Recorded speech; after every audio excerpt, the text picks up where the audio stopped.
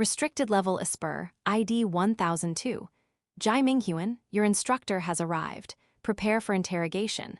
The cold announcement dropped from a ceiling-mounted speaker, shattering the silence that had ruled the cell for who knew how long. White fluorescent lights snapped on in sequence, flooding the room with a sterile glare that left no shadow untouched. Sound and light crashed down like a sudden storm striking a still lake, disturbing whatever had been resting at the bottom. On the narrow bed, Jai Minghuan stirred. Curled on his side like a fish, he slowly rolled over. His gaunt face tilted toward the ceiling as his eyelids fluttered under the harsh brightness. The boy in the hospital gown blinked several times, clearly struggling to adjust. His pale lips parted in a lazy yawn. Then, as if following a programmed command, he stiffly raised one hand and rubbed at his temples. Might as well just die. The mutter was soft, drained of emotion. His hand slid down from the bridge of his nose and fell limply beside the pillow, dangling off the edge like a snapped kite string. He lay still, corpse-like. Only when footsteps echoed faintly through the corridor did he stir again. Less than 5 seconds after closing his eyes, Jai Minghuan opened them. Blink. His unfocused pupils shrank under the light, snapping sharply into clarity. Wide awake now, he stared up at the familiar silver-white ceiling. His gaze drifted, settling on the black surveillance camera embedded above. Expression blank, half asleep, his nose twitched slightly as the footsteps drew closer. Jai Minghuan always noticed scent before sight. His sense of smell was sharp in a way that felt almost animal, and he hated the instructor's smell. That clean, cloying disinfectant stench made the man feel fake. It reminded him of the doctors who visited the orphanage for vaccinations. Masks hiding their mouths, cold eyes exposed, syringes in hand, detached, distant, clinical. Recognizing the visitor, Jai Minghuan turned his head toward the door. Heavy metal doors slid open one after another. At the far end of the corridor, a man in a white lab coat stepped forward right on cue. Slicked back hair, calm posture. The sterile scent clung to him as he approached. His steps were light, unhurried, yet each one echoed clearly inside the cell. Jai Minghuan pushed himself upright against the headboard and brushed the quilt aside. Moments later, the man passed through the last security door and entered the room. "Evening, instructor," Jai Minghuan said lazily. "Do you always have to come while I'm dead asleep?" His tone was casual, almost friendly, like greeting an acquaintance. The man didn't look sinister at all. In fact, his face was warm and refined, the kind you'd expect from a righteous mentor in a TV drama. Gentle eyes, calm smile. A symbol of wisdom and justice. Didn't matter. Jai Minghuan hated him anyway. Back in the orphanage, when he didn't like someone, Jai Minghuan would play the orphan card. Cry, throw fits, cause scenes, anything to get out of trouble. The price was being locked in the attic above the library. The other kids were terrified of that place, especially at night. Jai Minghuan wasn't. He didn't care about being alone, and he took some satisfaction in making the director furious. But this place was different. Here, being a parentless brat meant nothing. The cell was a sealed metal box. No windows, no sky, no sense of time. Everything he said or did was watched. When the lights were off, the black lens of the camera looked like a devil's eye staring down at him. Why he was here in the first place didn't even make sense. Every night, he lay with his hands folded behind his head, staring into darkness, replaying it all. A month ago, he'd been living in an orphanage in Lijiang. One night, he went to sleep in his dorm. The next thing he knew, he woke up here. No memory, no transition, like he'd been erased and pasted into this place. Later, the voice from the ceiling told him the truth. This was an experimental facility, and he was the experiment. A restricted level Esper, top tier, classified by the UN, supposedly dangerous enough to destroy the world. They wanted cooperation. Refusal, they warned, would bring consequences beyond imagination. Jai Minghuan couldn't understand it. If he really had powers that terrifying, how could he not know? No one cared. Every interrogation ended the same way. He leaned on his hand, rolled his eyes, and insisted he was normal. Ordinary. Replaceable. If they wanted a Jai Minghuan, surely they'd grabbed the wrong one. They never believed him. So he stopped resisting. Days passed in numb repetition, lying on the bed, staring at the ceiling, tracing circles on the floor when boredom became unbearable. Even his imagination felt trapped in the steel walls. Any attempt at self-harm triggered the collar around his neck. Electricity, paralysis, sedatives. Eventually, he learned compliance. The only people he ever spoke to were the instructor and the officer. One gentle, one brutal, good cop. Bad cop. Jai Minghuan saw through it immediately. The officer's cruelty meant nothing. The instructor was the real danger. The man who smiled while tightening the leash. Tonight was no different. The instructor pulled out a chair, sat at the desk, adjusted his glasses. "Sorry to disturb your rest." "No warning, as usual," Jai Minghuan replied, hopping off the bed. "Let's skip the niceties." "What do you want?" Barefoot on the cold floor, he dragged a chair over and sat opposite him, chin in hand. The conversation unfolded smoothly. Questions about the orphanage, about strange habits, about games he liked to play. When the instructor mentioned powers, Jai Minghuan finally showed interest. "A reality-altering esper," the man said, "the most dangerous category. And because you like games, your ability may take the form of one. A level. A system that guides you." "A game level," Jai Minghuan murmured. "So you're saying abilities think for themselves?" The instructor smiled faintly. "Perhaps." Then came the name, the mute girl. Jai Minghuan froze. "She has a name," he said quietly. "Kong Yuling." The room felt colder. "She's safe," the instructor said after a pause. "Less restricted than you." "Can I see her?" "Tomorrow." The promise hung in the air. After the instructor left, the lights dimmed once more. Alone again, Jai Minghuan lay sprawled across the bed, staring into nothingness. For the first time in a while, he didn't feel sad, just tired. As consciousness slipped away, weightlessness took hold. Falling, water, moonlight beneath ice, blue, endless blue, a voice echoed through the void. "Welcome, top player. Infinite Split has loaded." Entering character creation. That was the last thing Jai Minghuan heard. "Welcome, top player. Infinite Split has finished loading. Entering character creation." At first, Jai Minghuan thought he was hallucinating. His mind was awake, clear as day, yet his eyes wouldn't open no matter how hard he tried. It felt as if his eyelids had been sealed shut, fused to the skin beneath. Sleep paralysis? Back home, people called it ghost pressing down on the bed. Most people ran into it once or twice in their lives. Your brain surfaces first, your body lags behind, and you're left trapped in your own skin like something heavy is pinning you down. But Jai Minghuan realized quickly. This wasn't that. Something surfaced out of the dark.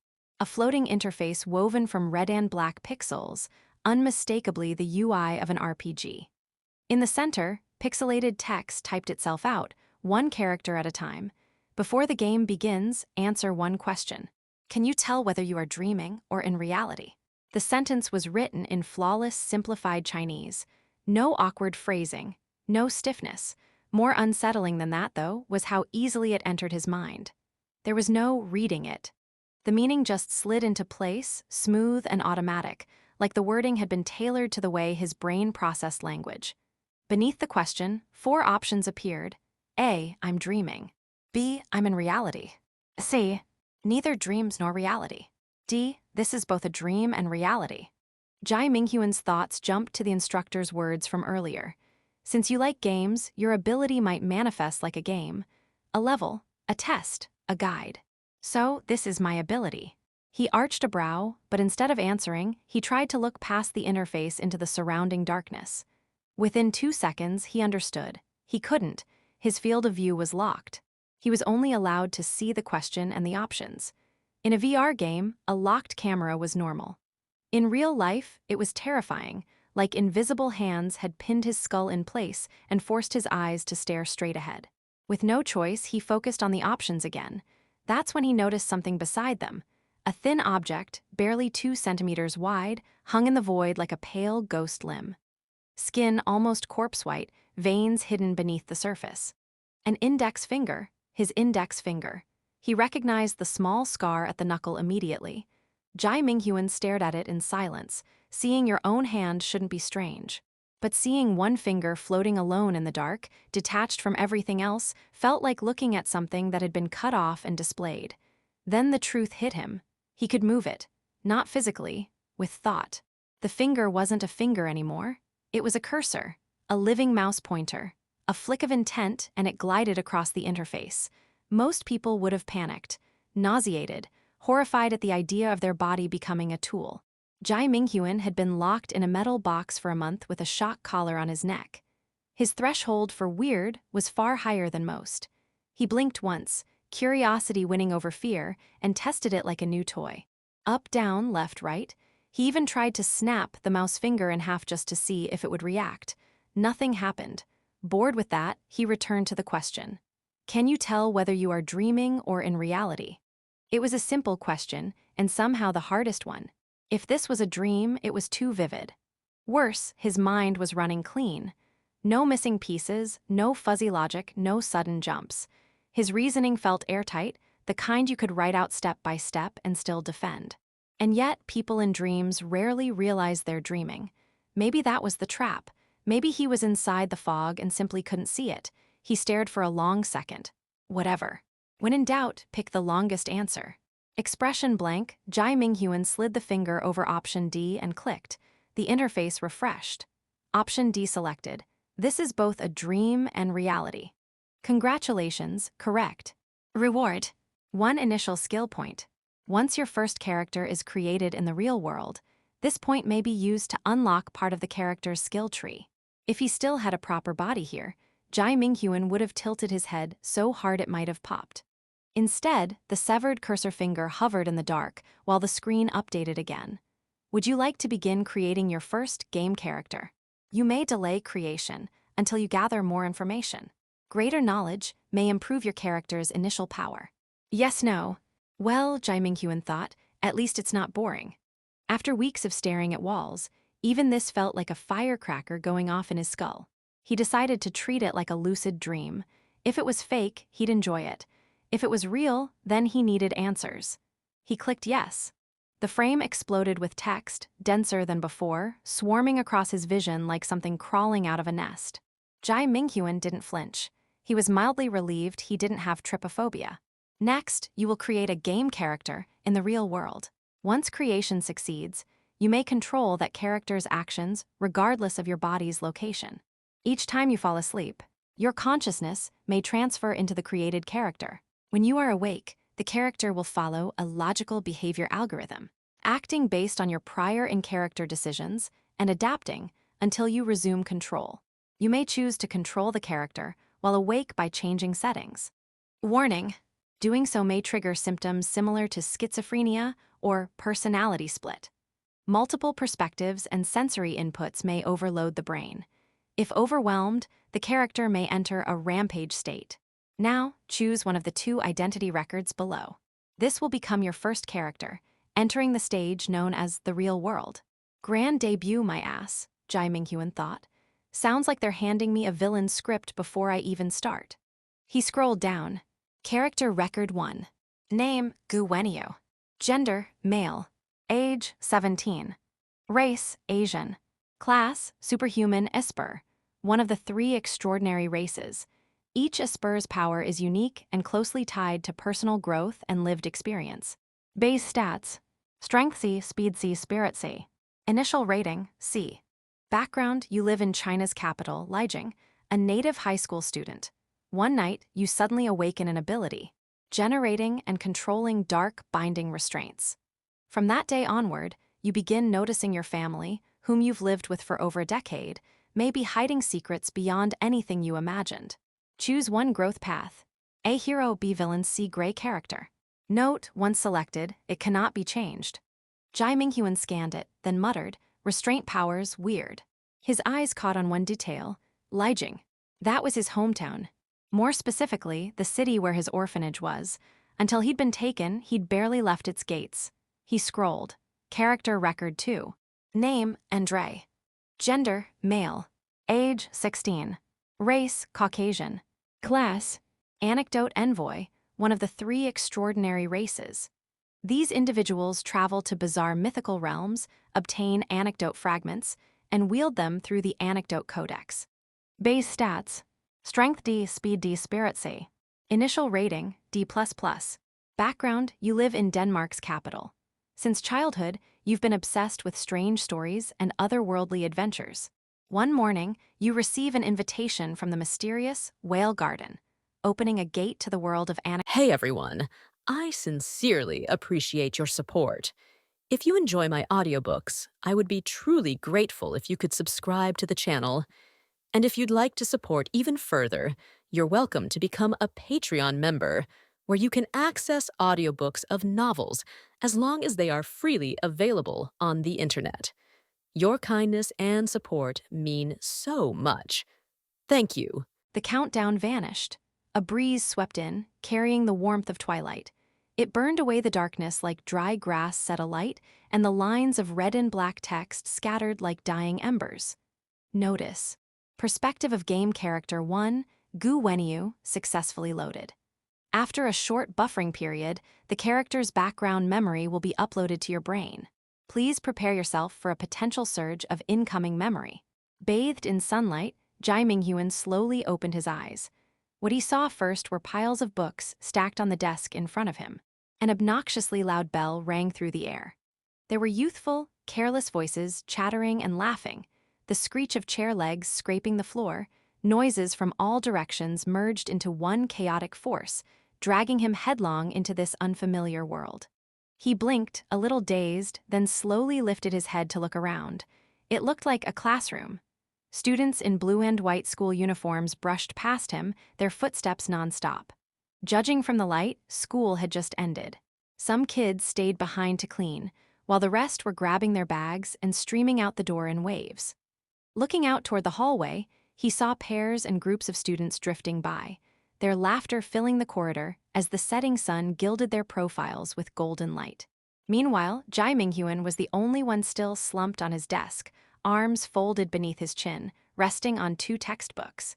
He glanced down and noticed he, too, was wearing the same blue and white uniform. He'd never set foot in a real school in his life, let alone attended one. This environment felt foreign. His gaze drifted to the bookshelf and bulletin board at the back of the classroom and paused there before slowly pulling away. No way. Still lying on his desk, he tilted his head and looked out the window again. Outside, the sun was sinking, spilling its final light across the city skyline. That last golden ray before dusk felt like a mischievous kid on a sled, sliding down a crimson mountain called Sky, disappearing into a jungle of glass, steel, and neon, darting between buildings and alleyways, tinting the glass walls a fiery red. It finally filtered through the classroom window and fell across Jai Minghuan's body, washing away the pale gloom a month in confinement had painted over him. Letter 1E59 Letter 1D4EA, Nebeta Epsilon Letter 1E63. Bathed in orange light, the boy stared absent-mindedly at the sunset over the city's edge. His eyes still struggled with the brightness, but he couldn't look away. He hadn't seen sunlight in over a month. By the time he came back to his senses, most of the class had already cleared out. The scraping of chairs against the floor faded, replaced by a voice calling from behind. Gu Wenyu, wanna come over later? Jai Minghuan turned halfway in his seat. The one calling him was a student in uniform. Handsome, tall and lean, with shoulder-length black hair tied into a short ponytail. He probably got love letters stuffed in his locker on the daily. Jai Minghuan studied him curiously, thinking about how to respond. Just as he opened his mouth, a neutral, raspy voice echoed in his ears. Character memory successfully loaded. The words had barely faded before a tidal wave of broken, chaotic memories crashed into his brain. His head buzzed as if someone had pried his skull open with tongs and poured in boiling water. Within the burning pain, scenes not his own flickered past like a film reel playing on fast forward. Even he couldn't help but flinch. 2 seconds, that's all it took to absorb a whole other life. These memories clearly weren't Jai Minghuan's.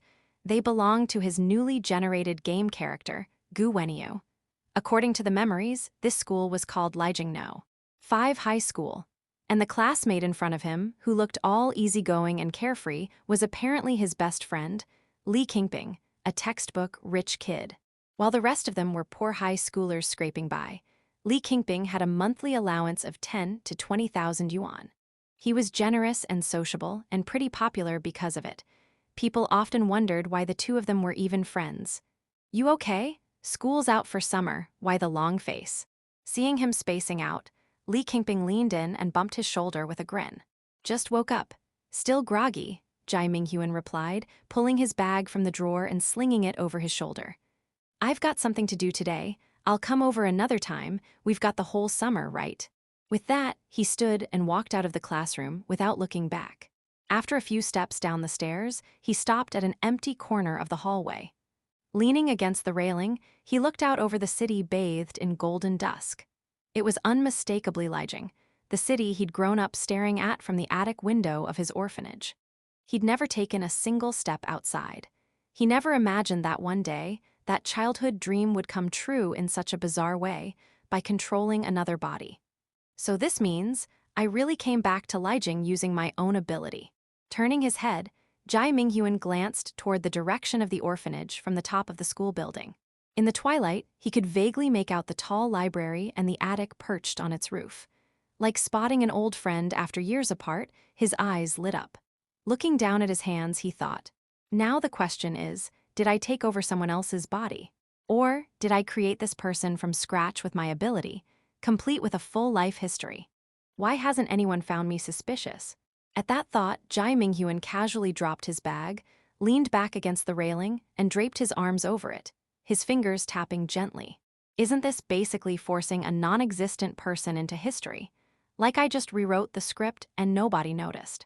From another angle, did I just create a parallel world? Isn't that butterfly effect thing about how one flap of wings in a different timeline can cause a storm? And here I am, inserting a whole new person into reality. That's gotta cause a tsunami. In theory, even if this character was completely unremarkable, even if he died in bed on his second day alive, he could still change the course of the future. Jai Minghuan inhaled deeply, his head lowered, his eyes hidden beneath his bangs. No wonder, he murmured, thinking back to that hellish month in the lab. A quiet laugh escaped him, lips curled with a hint of mockery.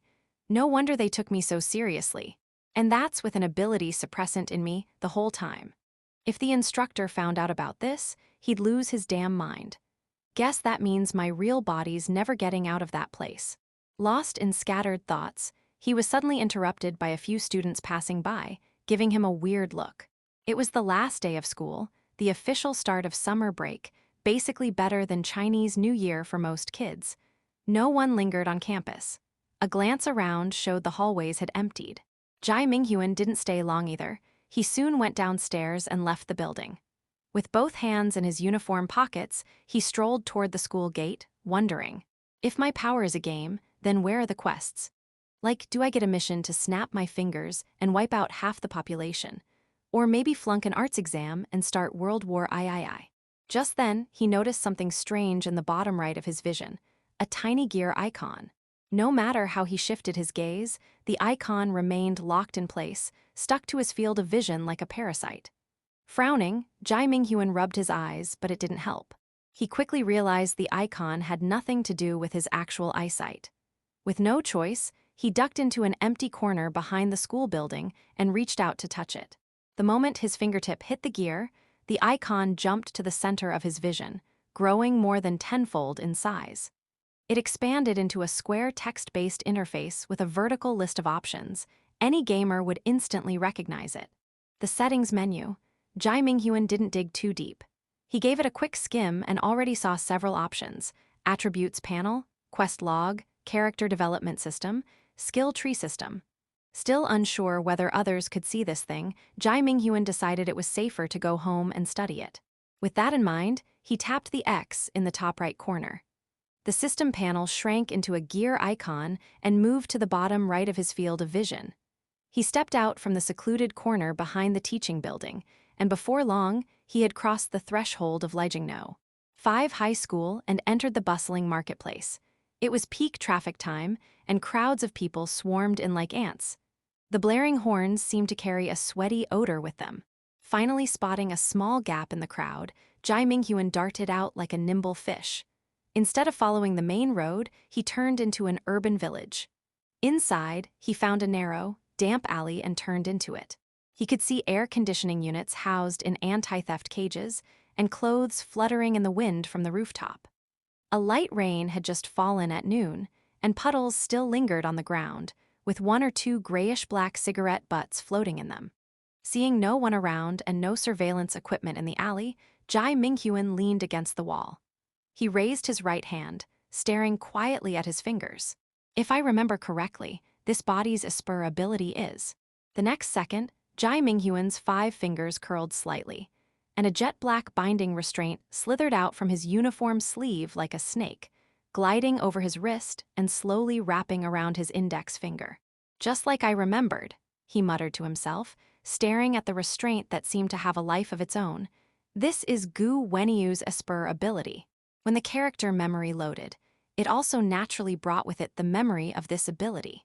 In the setup, the time Gu Wenyu awakened his Esper powers was less than a month ago. His control over the binding restraint was only at a beginner level, and he hadn't fully grasped the rules of the ability yet. Even so, the body had muscle memory from repeated training with the ability. Jai Minghuan didn't need to consciously control it. As soon as a thought crossed his mind, his body reacted instinctively, and the binding restraint followed suit. Leaning against the wall of the alley, Jai Minghuan quietly recalled Gu Wenyu's early experiments with his powers. A moment later, he raised an eyebrow, as if he had found something in the memory that Gu Wenyu himself had never realized. He lifted his backpack with one hand, held it over his head, and let the black restraint stretch out from his sleeve. Releasing his grip, the heavy backpack immediately dropped toward the back of his head. But surprisingly, Jai Minghuan didn't feel any sudden impact on his head. Instead, the restraint wrapped around his wrist suddenly sank a bit, its surface caving downward. Jai Minghuan scratched his head, eyes fixed with interest on the backpack that had fallen to the ground. That's pretty fun. Indeed, even though the backpack had just hit him hard, his head wasn't affected at all. Just as he suspected. The binding restraint could share the force acting on his body, and during the transfer of that force, it would be weakened to a certain extent. Letter 213, A umlaut, neo circumflex e hatchek letter 1d668. If Jai Minghuan's body was a sink, and the force he endured was water flow, then the binding restraint was like a few small pools dug beside the sink. When water hit the sink, it would immediately flow into the side pools, and during the diversion, the soil would absorb some of the water, reducing the total amount. With that in mind, he realized he could use the mechanism of the binding restraint to move at high speed atop tall buildings without risk. Even if he slipped and fell, the restraint could absorb the impact of landing. Basically, it acted as a safety cushion. Of course, this only worked if the impact force didn't exceed the restraint's maximum capacity. If it did, and the restraint shattered, he'd probably be a pile of bones. In Gu Wenyu's memory, he had never realized this. He once jumped from 5 meters high without injury, mistakenly thinking his body had become tougher after awakening his powers, when in fact, the restraint had absorbed 90% of the impact at the moment of landing. That said, his physical strength had indeed improved significantly after the awakening. Thinking of this, Jai Minghuan blinked suddenly. Right, so what if it's not an instantaneous impact, but a continuous force? He summoned all his restraints, letting the black bands swirl around him. From afar, he looked like a foreign object trapped in a black vortex. Raising an eyebrow, Jai Minghuan tried to continuously transfer the gravity acting on his body to the restraints. Then he tapped the ground lightly with the tip of his shoe. With just that small push, he shot into the air, effortlessly clearing halfway up the wall, reaching a height of 4 meters. Then he drifted down like a falling leaf, his body feeling as light as if he were floating in space. So it works with gravity too. Landing on the soles of his feet, Jai Minghuan retracted the restraints into his sleeves, a hint of surprise flashing in his eyes. Only now was he certain that the previous move worked not just on instantaneous force, but also continuous force. Which meant, Jai Minghuan could use the mechanism of the restraint to reduce the effect of gravity on his body, making himself lighter and gaining superior mobility. As long as he let the restraints continuously share the gravity acting on him, and as the gravity transferred to the restraints would also be slightly reduced in the process, the total gravity acting on his body plus the restraints would drop. As a result, his body would feel more than twice as light. But this also came at a cost. It was easy to exceed the restraint's load limit. Jai Minghuan could already feel that after just a short period of sharing gravity, the restraint around his wrist was starting to heat up. If I keep this up too long, won't the restraint catch fire? Jai Minghuan mused. If it really does catch fire, could I use it like a flaming whip? He paused, but if I do that, I'll be the first when it burns. After testing the basic rules of the restraint, Jai Minghuan picked up the backpack he had tossed aside. Standing at the mouth of the alley, he diverted gravity to all the restraints on his body. With a leap, his figure shot upward, reaching 4 to 5 meters high. Then the restraints wrapped around his fingers extended outward, grabbing onto the anti-theft grill of an air conditioning unit. At that moment, he raised his right hand sharply, and gripping the restraint connected to the grill, his slim figure swung forward unsteadily. Like an acrobat in a circus. He drew a graceful arc through the air, flying past rows of rusted anti-theft grills. The buzz of the air conditioner was drowned out by the sound of air being sliced. As the restraint recoiled to his side, Jai Minghuan fell again. But before hitting the ground, he extended another restraint, tightly wrapping around a construction lift in the alley. Grabbing it, he used the force to swing up again, quickly leaping over a billboard directly ahead, like a storm petrel flying over the waves. His body, freed from the constraints of gravity, flew through the twilight like a bird. With just 2 attempts, Jai Minghuan had completely mastered the technique. The dusk was blood red. The pitch-black restraints danced like ink in the air, latching onto one anti-theft grill after another. The school-uniformed boy swung through the cramped alley using the restraints, and at the alley's end, his thin body dropped from over 10 meters high. His jacket flared like a bird's tail feathers. As he fell, the restraints converged toward him, like a torrent of black light swirling behind him, crashing down like a rainstorm. The puddle in the alley grew larger in his pupils, its reflection expanding endlessly. The moment his soles touched the ground, Jai Minghuan diverted the rising impact into every restraint, precise and flawless like a machine. He landed smoothly, his knees didn't even bend. Instead, the restraints around him drooped lifelessly, like dying snakes, sagging at his feet. In the dead, silent alley, he straightened his back and took a slow breath of the murky air. Then, eyes downcast, he pulled the burning, limp restraints back into his sleeves, adjusted the slipping backpack strap back onto his shoulder, stuffed his hands into his uniform pockets, and walked out of the narrow alley as if nothing had happened. Bathed in the glow of the setting sun, his silhouette slowly disappeared into the noise of the city. Lijiang, Gayamai neighborhood, in front of a 3-story residential building. Half the setting sun had already slipped below the horizon, and the last trace of crimson and gold lingering at the edge of the sky was slowly fading. It was approaching nightfall, yet the summer cicadas were still tirelessly singing in the trees. Under the shade, Jai Minghuan stood motionless, his face expressionless. He was wrapped in the oppressive summer heat, staring blankly at the door ahead. A drop of sweat rolled from his forehead, slid down his pale cheek, followed the line of his jaw, and soaked into the collar of his school uniform. It was so hot that he had already taken off his jacket on the way home and slung it over his wrist. Tugging at the damp collar, he let out a breath. At first, he didn't quite get why Gu Wenyu would wear a jacket to school in this kind of hellish weather. What, afraid no one at school would notice him? People might have thought he was sick. Now he understood. Gu Wenyu only wore the jacket to help conceal his Esper ability. The binding restraints were hidden in the long sleeves, making them harder to spot. Like during PA, if things got intense and he accidentally summoned the restraints, the jacket would give him at least some chance to cover it up. In a short-sleeved shirt, he'd be totally exposed in an instant. Standing outside the door, he glanced down at his phone. The time now was July 9th, 2020, 5:30 p.m. He turned off the screen and looked back up at the reddish-brown front door. A light evening breeze swept down from the city skyline, gently lifting the hair at his forehead and bringing a trace of nighttime coolness. Family, that word sure feels foreign, Jai Minghuan thought. The reason he was still standing outside the door, instead of inside with the fan blowing, wasn't because he was stalling. He just needed time to figure out how to play the role of Gu Wenyu in front of his family.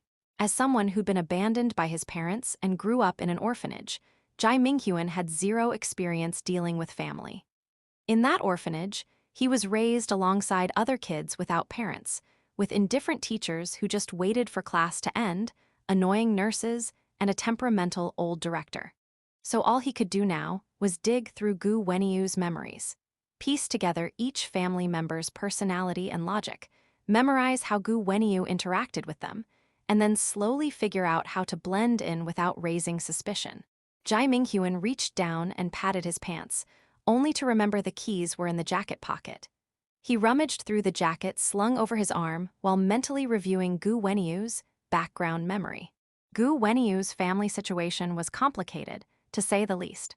Originally, the family had 5 members: Father Gu Zhuan, Mother Su Weiying, older brother Gu Kei, younger sister Su Zimai, and Gu Weniyu himself in the middle. At the beginning, they were basically the picture of a happy family: loving father, gentle and smart mother who was always patient and attentive to the kids' emotions. Gu Weniyu and his siblings all relied heavily on her, but everything changed 5 years ago. On June 15, 2015, his mother got caught in an accident. The official report said a member of Rainbow Wings, a top-tier Esper task force under the United Nations, was in the middle of a mission when they clashed with a powerful enemy.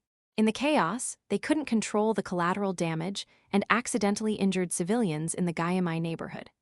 Our retroflex a circumflex, no vei grave es sedilla. And Su Weiying, their mother, was one of the ordinary people accidentally injured by a Rainbow Wings member. To be exact, not just injured, she was killed, with not even a trace left. Honestly, this kind of thing wasn't rare anymore. In today's world, normal people getting caught up in Esper battles was like ants getting crushed underfoot when people fought. It wasn't personal, just collateral. Who has the bandwidth to worry about an ant underfoot when they're fighting for their life? After that, the father filed complaints with the government multiple times, but Rainbow Wings had a ridiculously high status. It was the world's strongest Esper organization, made up of elite Espers selected by member countries, directly serving top UN officials. Rumor had it there were 12 members in each generation of Rainbow Wings, and all their information was top secret. Unless absolutely unavoidable, their identities and abilities could never be exposed.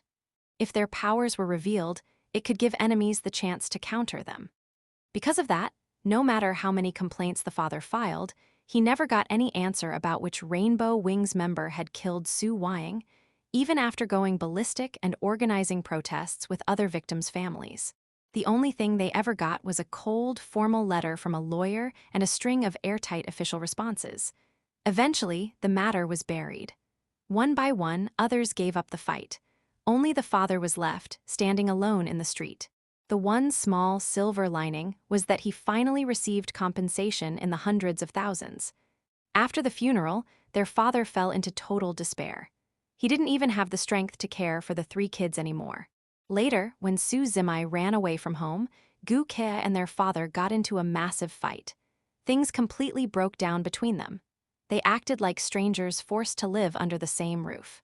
Now, the father worked long-term out of town. The only tie he had left to this family was the monthly living expenses he wired back and a few obligatory messages. To Gu Weniyu and Su Zimai, it was really their big brother who had raised and cared for them all this time. He was more like a father than their actual one. And the real father? He'd long since become nothing more than a distant concept, a faceless ATM who sent money once a month. He hadn't been home in 2 years. As for Gu Ke, he had gotten into a local top-tier university in Lijiang. The school wasn't far from the Gayamai neighborhood, a 30-minute subway ride, so he could take care of his siblings without interfering with his studies. Jai Minghuan yawned and tilted his head back to stare at the sky. When you think about it, it's actually not too bad. Since the dad's never around, I only need to deal with the brother and sister. As long as I keep interaction to a minimum, I won't risk getting found out. Oh right, he suddenly remembered. I think the character background during profile creation said, every one of Gu Weniyu's family members hides a secret no one knows. But from what I can tell in Gu Weniyu's memories, aside from his mom who's already gone and can't be verified, the other 3, dad, brother, and sister, they've always acted like normal people. Not a single slip-up. So what, the whole family's actually a bunch of secret agents? After a few moments of thought, he finally felt a hard object in his jacket pocket. He pulled out a silver-plated key and inserted it into the door lock. Just as he was about to turn it, there was a soft click, and the door opened from the inside. Jai Minghuan raised an eyebrow, pulled the key back out, and through the open door saw a familiar face. The one who opened the door was Gu Kei, Gu Wenyu's older brother. He had a tall frame, shoulder-length black hair, and sharp, well-proportioned features. His high nose bridge and the slight curve of his lips gave him a look that was somewhere between confident and cocky. He'd always had admirers, but to Jai Minghuan, he looked like someone asking for a punch. At the moment, Gu Kei was wearing a simple black t-shirt, jeans, and plain indoor slippers, with a silver cross necklace around his neck. "Been waiting forever," Gu Kei said with a grin. Leaning against the doorframe, he casually tossed his little brother a bottle of ice-cold cola. "Thanks, bro." Jai Minghuan caught the bottle without blinking and unscrewed the cap as he spoke. With a hiss, cool vapor escaped from the can. He brought it to his face to cool down a bit. Gu Kei crossed one arm over his chest, using his other hand to check a message on his phone. Without looking up, he asked casually, "Why are you back so late? Didn't you say school let out early since vacation starts tomorrow?" Jai Minghuan took a sip of the cola, then wiped the sweat from his jaw with the back of his hand. He explained helplessly, "Couldn't help it. Our homeroom teacher just wouldn't shut up. The other classes left ages ago, but he was still going on and on up there." As he spoke, he glanced up at Gu Kei. Right at that moment, a long text panel popped up in front of him. Main Quest 1, uncover what your brother Gu Kei is hiding. Quest reward, 1 split point, collect enough to create a new game character in the real world, 1 skill point. Usable in the character skill tree, 1 attribute point, can boost a stat on the attributes panel. Main Quest 1, investigate what your brother Gu Kei is hiding. Quest reward, 1 split point, 1 skill point, 1 attribute point. The sky was nearly dark. The quest log hovered against the twilight, glowing faintly with flickering light, casting alternating brightness and shadow in Jai Minghuan's pupils. He drank his cola calmly, gaze slipping past the quest window to land on Gu Kei's face.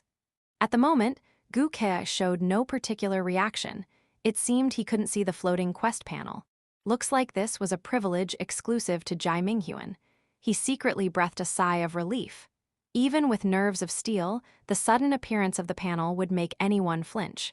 But unintentionally, this did confirm something. Other people couldn't see the game elements derived from his Esper ability.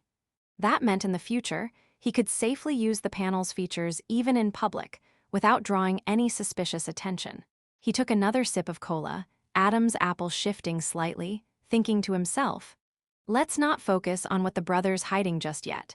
The quest reward is a split point, and split points can be used to create new characters.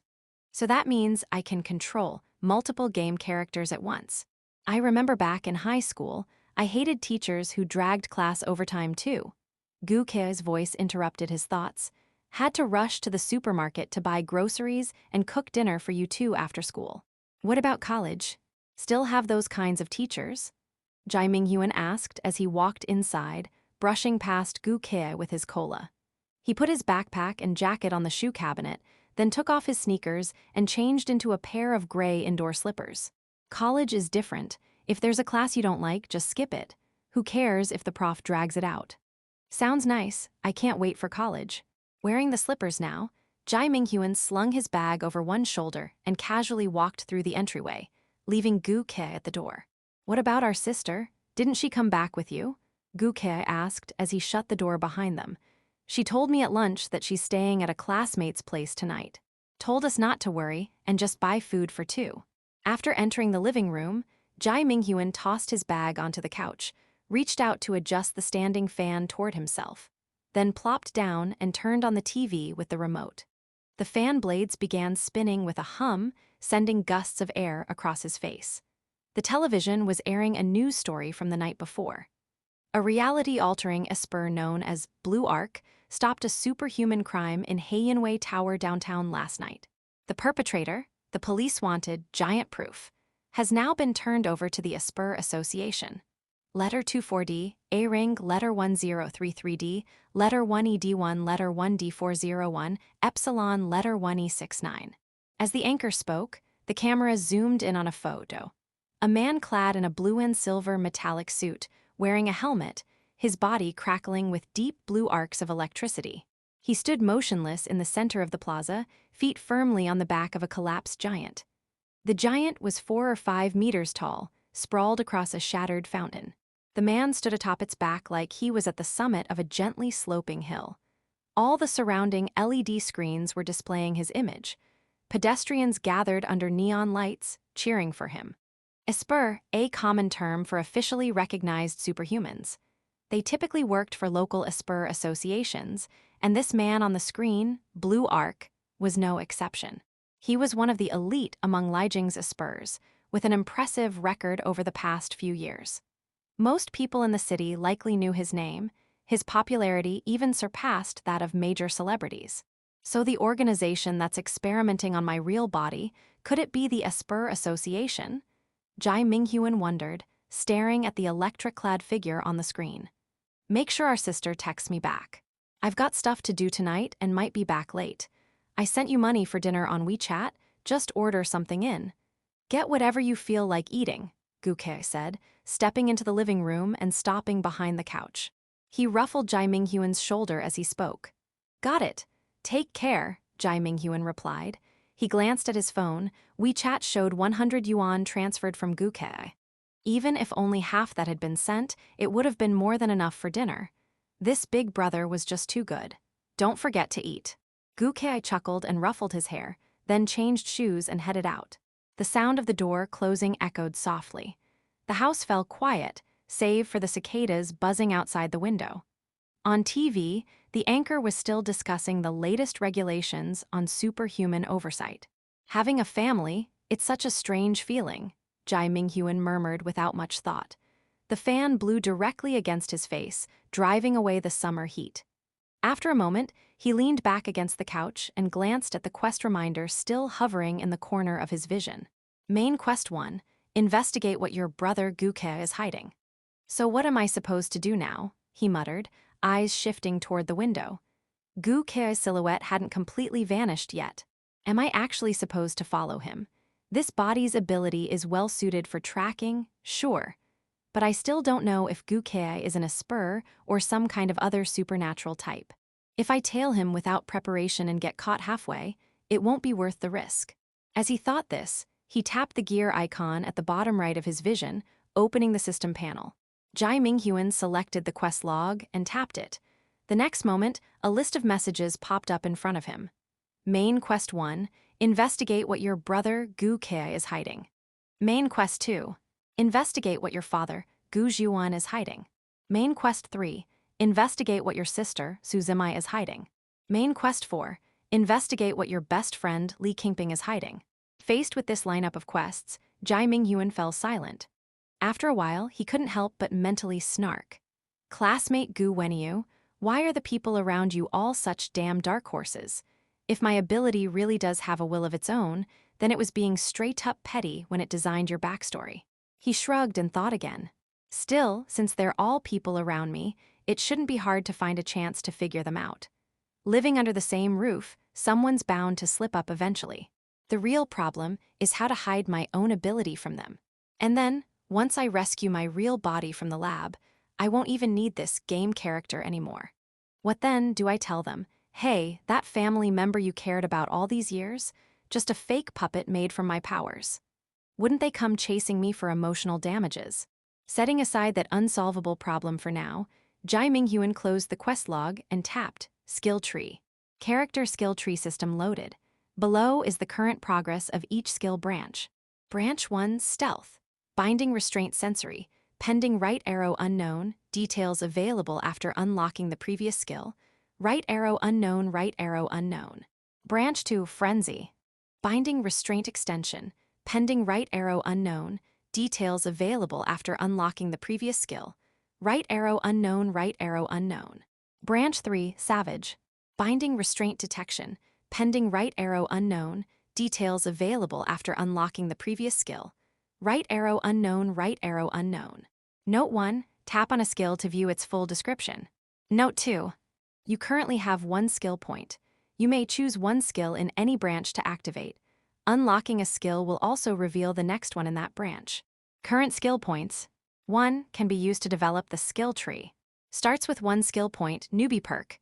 Jai Minghuan raised an eyebrow, then blinked and recalled where that skill point came from. Oh wait, I think I got this skill point during that Q&A session at the start. Looking back at everything that happened today, he finally realized why the answer to that first question was. This is both a dream and reality. And under those circumstances, the fact that he even managed to pick the correct answer was already 9 parts miracle out of 10. Unfortunately, he couldn't remember the exact question process anymore. There must have been some kind of solid logical reasoning behind it, and not something dumb and straightforward like the elementary school level logic of pick the long 1 out of 3 short and 1 long. He clicked the first skill on each of the 3 branches, and information windows popped up in front of him. Branch Stealth, Binding Restraint Sensory. Grants your binding restraints, vision, and hearing. When you press the binding restraints against a separating surface, such as a wall or floor, you can clearly see and hear what's on the other side. Learning this skill consumes 1 skill point. Branch Frenzy, Binding Restraint Extension. Increases the maximum extension range of your binding, restraints from 8 meters to 15 meters. Learning this skill consumes 1 skill point. Branch Wrath, Binding Restraint Detection. When you use the binding restraints to touch an opponent, must be human or humanoid, a set of their data attributes, abilities will appear in your mind. Learning this skill consumes 1 skill point. 1 out of 3, learn 1 skill from a branch, and the next skill on that branch unlocks. Back in the computer lab, tons of RPGs I played had similar mechanics. For Jai Minghuan, this familiar skill tree system was like reuniting with an old friend. He was just short of shedding 2 emotional tears. If my Esper ability really does have its own intelligence, then it sure knows how to win me over, he thought. This felt like a brand designer customizing a product just for you based on your preferences, purely to hook your interest and pull you in completely.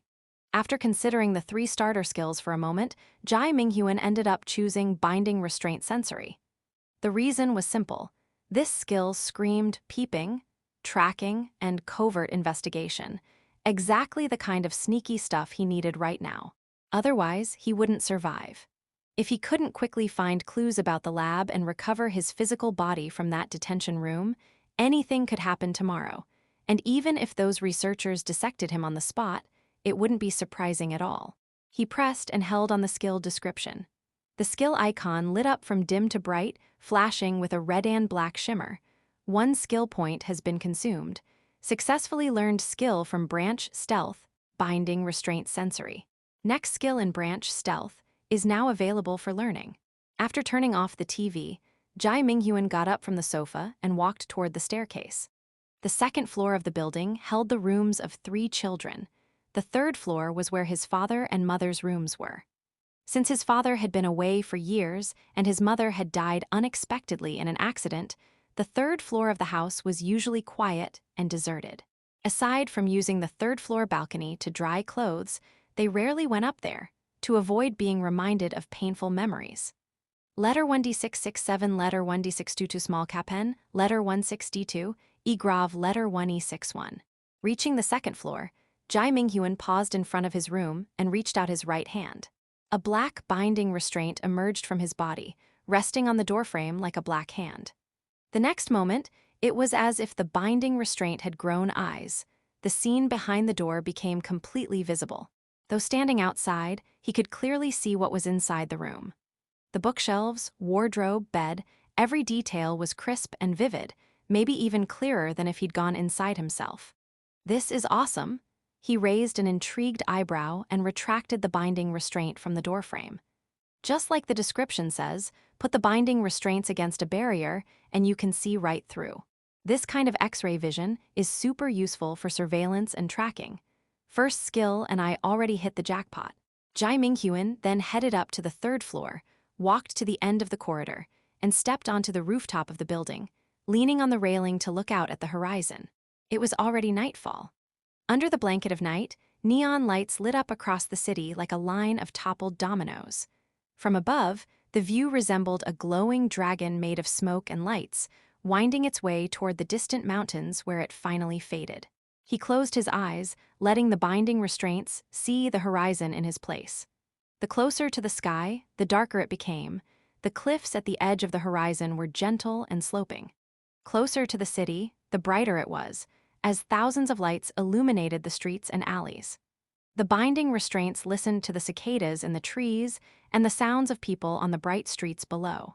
A summer breeze gently brushed his cheeks. The black binding restraints twisted in the wind like little snakes, experiencing the world in their own unique way.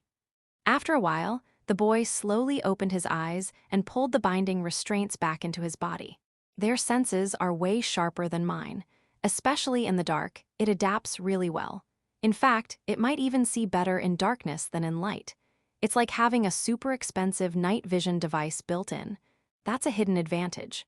If there's ever a blackout in a mall and everyone's plunged into darkness, I can rely on the binding restraints to regain vision first and strike before anyone else. Jai Minghuan murmured. Totally worth learning this skill. He leaned against the rooftop railing, enjoying the breeze while checking the character skill tree interface. Branch 1, Stealth. Binding Restraint Sensory, learned right arrow binding restraint Verity, requires 1 skill point to learn right arrow unknown, unlocks after previous skill is learned right arrow unknown. Jai Minghuan raised his hand and tapped the newly unlocked skill. Its description popped up in front of him. Binding Restraint Verity. After binding a target with your binding restraints, you can compel them to speak the truth in their hearts. This one looks super useful too, he muttered. If only I could catch one of those researchers from the lab. Even just one would be enough to force the lab's location out of them. Thinking about it, he glanced toward the direction of the orphanage. The guy in my neighborhood was a bit far from the orphanage, so even from this height, all he could see was a vague, blurry silhouette. The attic of the library seemed to be lit up. Probably another kid got punished by the director. Jai Minghuan smirked. Every time the nurses locked them in the attic, they'd cut the power from the first floor, otherwise no one would be scared of spending the night up there.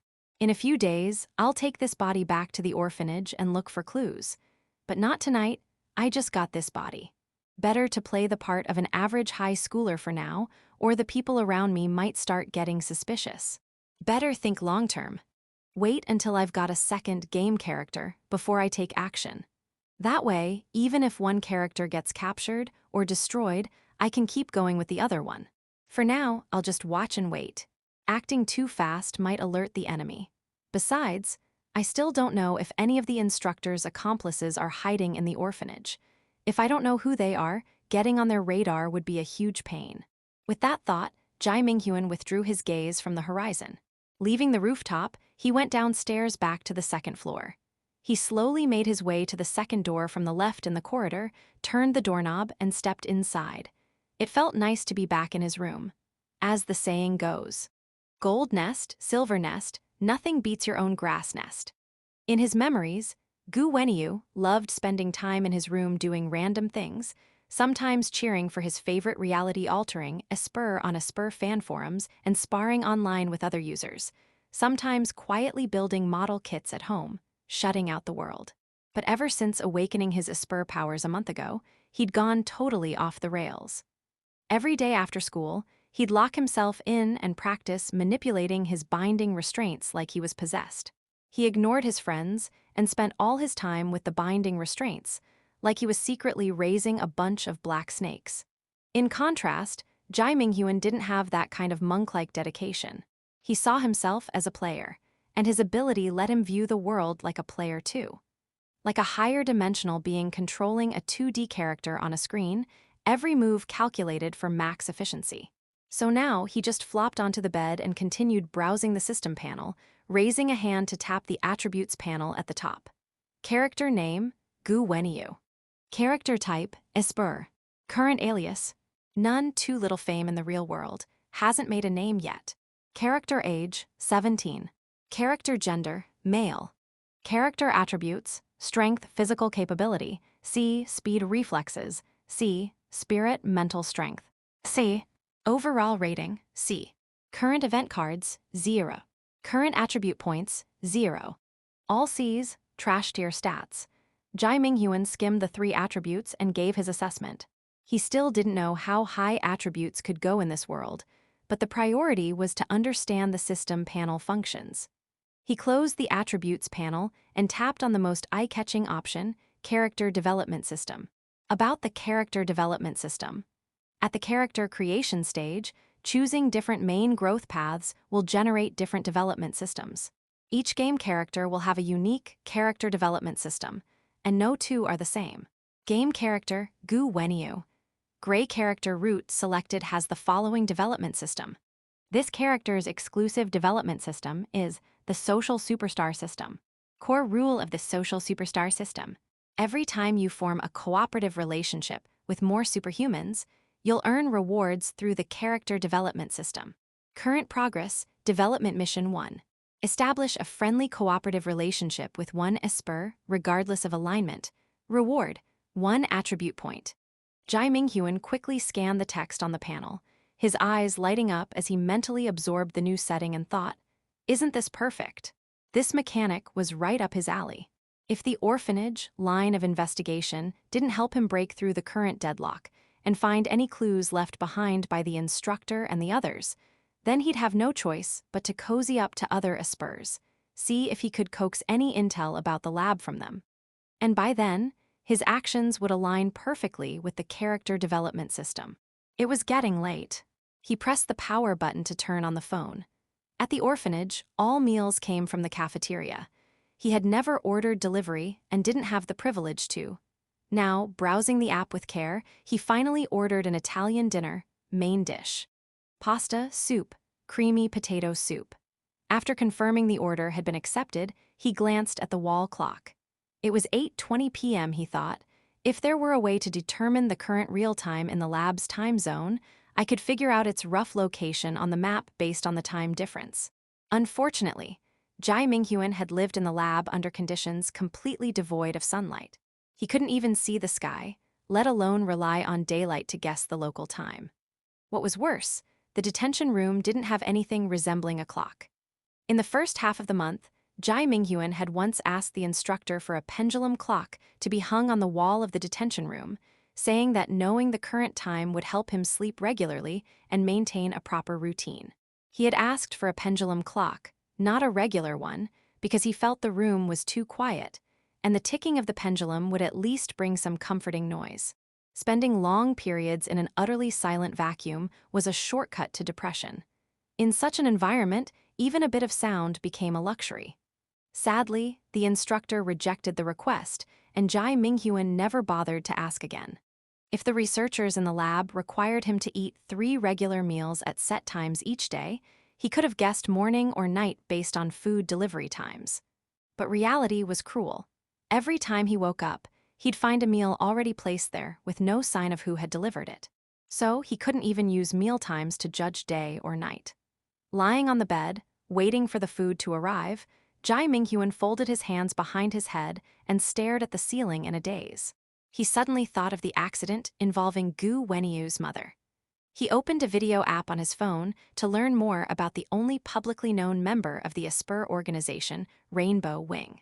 Fan Donking, the only Rainbow Wing member whose identity had been made public so far. Why was he the exception in such a secretive organization? Simple, his ability was far too flashy. Every time he appeared, it was accompanied by an over-the-top spectacle. There was no way to hide it, so revealing his identity became a matter of necessity. Fan Donking first appeared before the public during a crisis involving a meteor about to crash into the capital city of Leijing. That time, he used his Esper ability, Wrathful Green Arc, to intercept the meteor in midair, saving the city from catastrophe. Jai Minghuan searched for keywords like meteor and rainbow wing and clicked on a video that captured the event. Out of nowhere, a sonic boom ripped through the night. A fiery streak tore across the sky as the meteor plummeted toward the city, becoming a massive fireball due to the intense heat from atmospheric friction. People stared in horror at the descending meteor, their hoarse screams rising in waves and drowning out the entire Leijing Plaza. At that moment, a colossal, floating dragon boat appeared from the dark sky, slowly cruising through the night. The reporters zoomed in on the boat. Lanterns and soundboards were hanging from its sides, and burly men in ancient robes rowed with large paddles. The air cracked and roared from the strokes, and the lanterns glowed a deep blood red, casting a wide, ominous shadow over the city. As the oars stirred the air, the soundboards on the boat opened and shut with crisp clacks. The whooshing of swinging lanterns, the thunderous rowing, and the rhythmic percussion of the boards, all of it blended into a powerful, chaotic symphony that roared across the capital's sky, resonating in every direction. Letter 1E5D, letter FF41, Ograv letter 162, Ihachek letter 1D634. Soon after, the video feed cut out, probably due to extreme electromagnetic interference. The screen turned to black and white static, with scratchy audio cutting in and out. Regardless, from that day on, Fan Donking became the first Rainbow Wing member to publicly reveal both his identity and power. The other 11 members remained hidden, likely known only to the highest-ranking officials at the UN. After finishing the video, Jai Minghuan quietly turned off his phone. He thought, if I want to find out who killed Gu Weniyu's mother, I'll have to find a way into Rainbow Wing and become one of them. That's the only chance. The alternative, becoming a top politician, is far less feasible. Not even worth considering. Bored, Jai Minghuan followed memory flashes and dug out a mask and a black trench coat from the corner of the room, both of which Gu Weniyu had hidden away. According to his game character setting, Gu Weniyu was a total chuny, a textbook case of adolescent delusions of grandeur.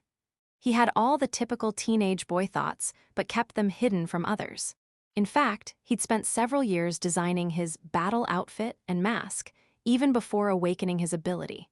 But ever since his awakening a month ago, perhaps because he hadn't mastered his powers yet, he never got a chance to actually wear those items.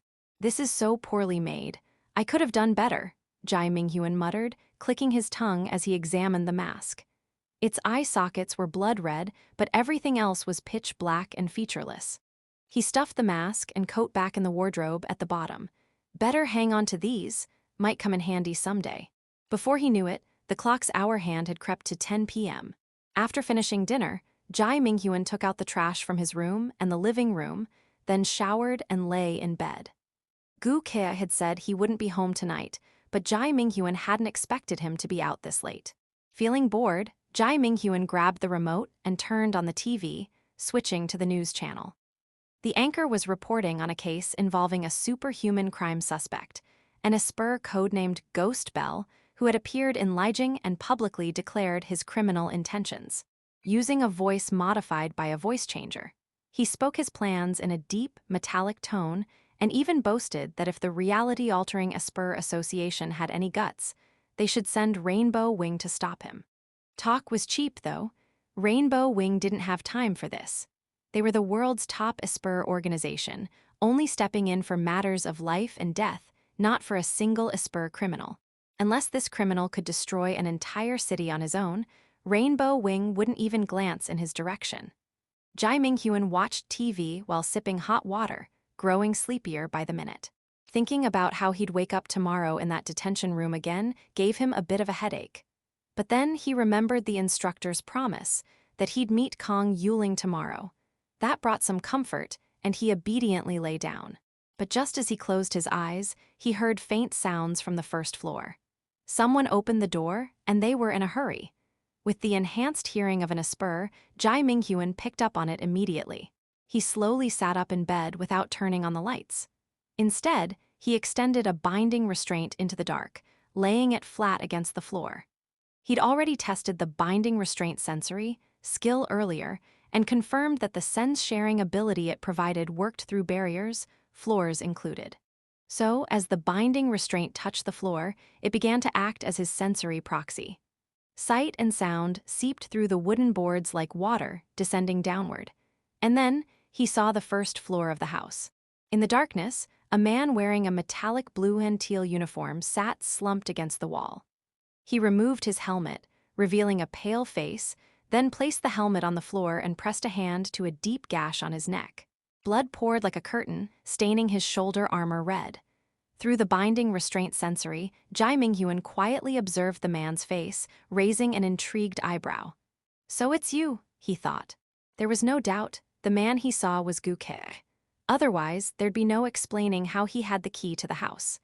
The key detail, though, was the metal uniform he was wearing and the helmet on the ground. They matched exactly with someone Jai Minghuan had seen on TV earlier today. That reality-altering Esper's code name was Blue Arc, the very same lightning-controlling Esper he'd seen on the news earlier. Through the binding restraint sensory, Jai Minghuan observed the scene in the first-floor living room and instantly confirmed a shocking truth. Gu Ke was none other than the famed reality-altering Esper of Lijiang City, Blue Arc. A string of system panels popped up, flickering in the pitch-black room. Main Quest 1 completed. Investigate what your brother, Gu Ke, is hiding. Quest rewards: 1 split point, 1 skill point, 1 attribute point. Main Quest 1 updated. Form a cooperative relationship with the reality-altering Esper, Blue Arc, and begin building social connections within the reality-altering Esper Association. In the darkness, Jai Minghuan ignored the panels for now, brushing them aside as he focused on using his binding restraint sensory to keep a close watch on Gu Ke's every move. Even though Gu Ke was downstairs while Jai Minghuan remained in his room upstairs, he didn't make any sudden moves. He kept perfectly still, avoiding even the slightest sound, because he had no idea how sharp someone like Gu Ke's hearing might be. For all he knew, just flipping on a light upstairs could be enough for his brother to hear it from below. Let him get away again. That's twice now. Downstairs in the living room, Gu Ke leaned against the wall. He set the metal helmet beside him and mumbled as he wrapped a bandage around the gash on his neck. He's damn hard to catch. No wonder the Esper division next door hasn't been able to get him for years. Looks like I overestimated myself. Then he scoffed at himself. Now that he's crossed into our territory, we're in for some real work. Jai Minghuan took in every word through the binding restraint sensory, his bright eyes shifting slightly in the dark as he guessed. So, an Esper criminal from the neighboring city? Gu Ke's strength is obvious. There are only a handful of Espers who can take him in a fight, which means he probably clashed with that Ghost Bell guy from the news earlier. The anchor said Ghost Bell just arrived in the city and challenged the association. Gu Ke is Blue Arc, basically the face of the Lijiang division. It makes perfect sense he'd be sent to investigate. He glanced at Gu Ke's injuries and made another deduction. Judging from those wounds, they must have just fought. Gu Ke was outmatched and forced to retreat home to treat his wounds. With that thought, Jai Minghuan picked up his phone and started searching for information on Ghost Bell, while still listening through the binding restraint sensory to Gu Ke downstairs. Ghost Bell, a notorious Esper criminal. Over the past few years, he had killed many Espers in the neighboring city of Liangcheng and destroyed numerous culturally significant landmarks. Strangely, though, he had never harmed ordinary people nor committed any acts of robbery. It felt as if his crimes were merely for the sake of drawing attention. No one knew what he truly wanted. Only Ghost Bell himself might have the answer. From the looks of it, Gu Ke had just finished a fight with this Esper criminal, Ghost Bell, and had to flee home wounded. In Gu Wenyiu's memories, he had never seen his brother in such a sorry state, though maybe that was simply because Gu Wenyiu had never discovered this side of him. So Ghost Bell is really that strong? Jai Minghuan wondered. After bandaging his neck wound, Gu Ke took a deep breath, rested the back of his head against the wall, and closed his eyes. Sitting there motionless in the dark, he looked like a meditating monk, and Jai Minghuan couldn't help but wonder if he was going to pass out like that. A few minutes later, Gu Ke's phone suddenly rang.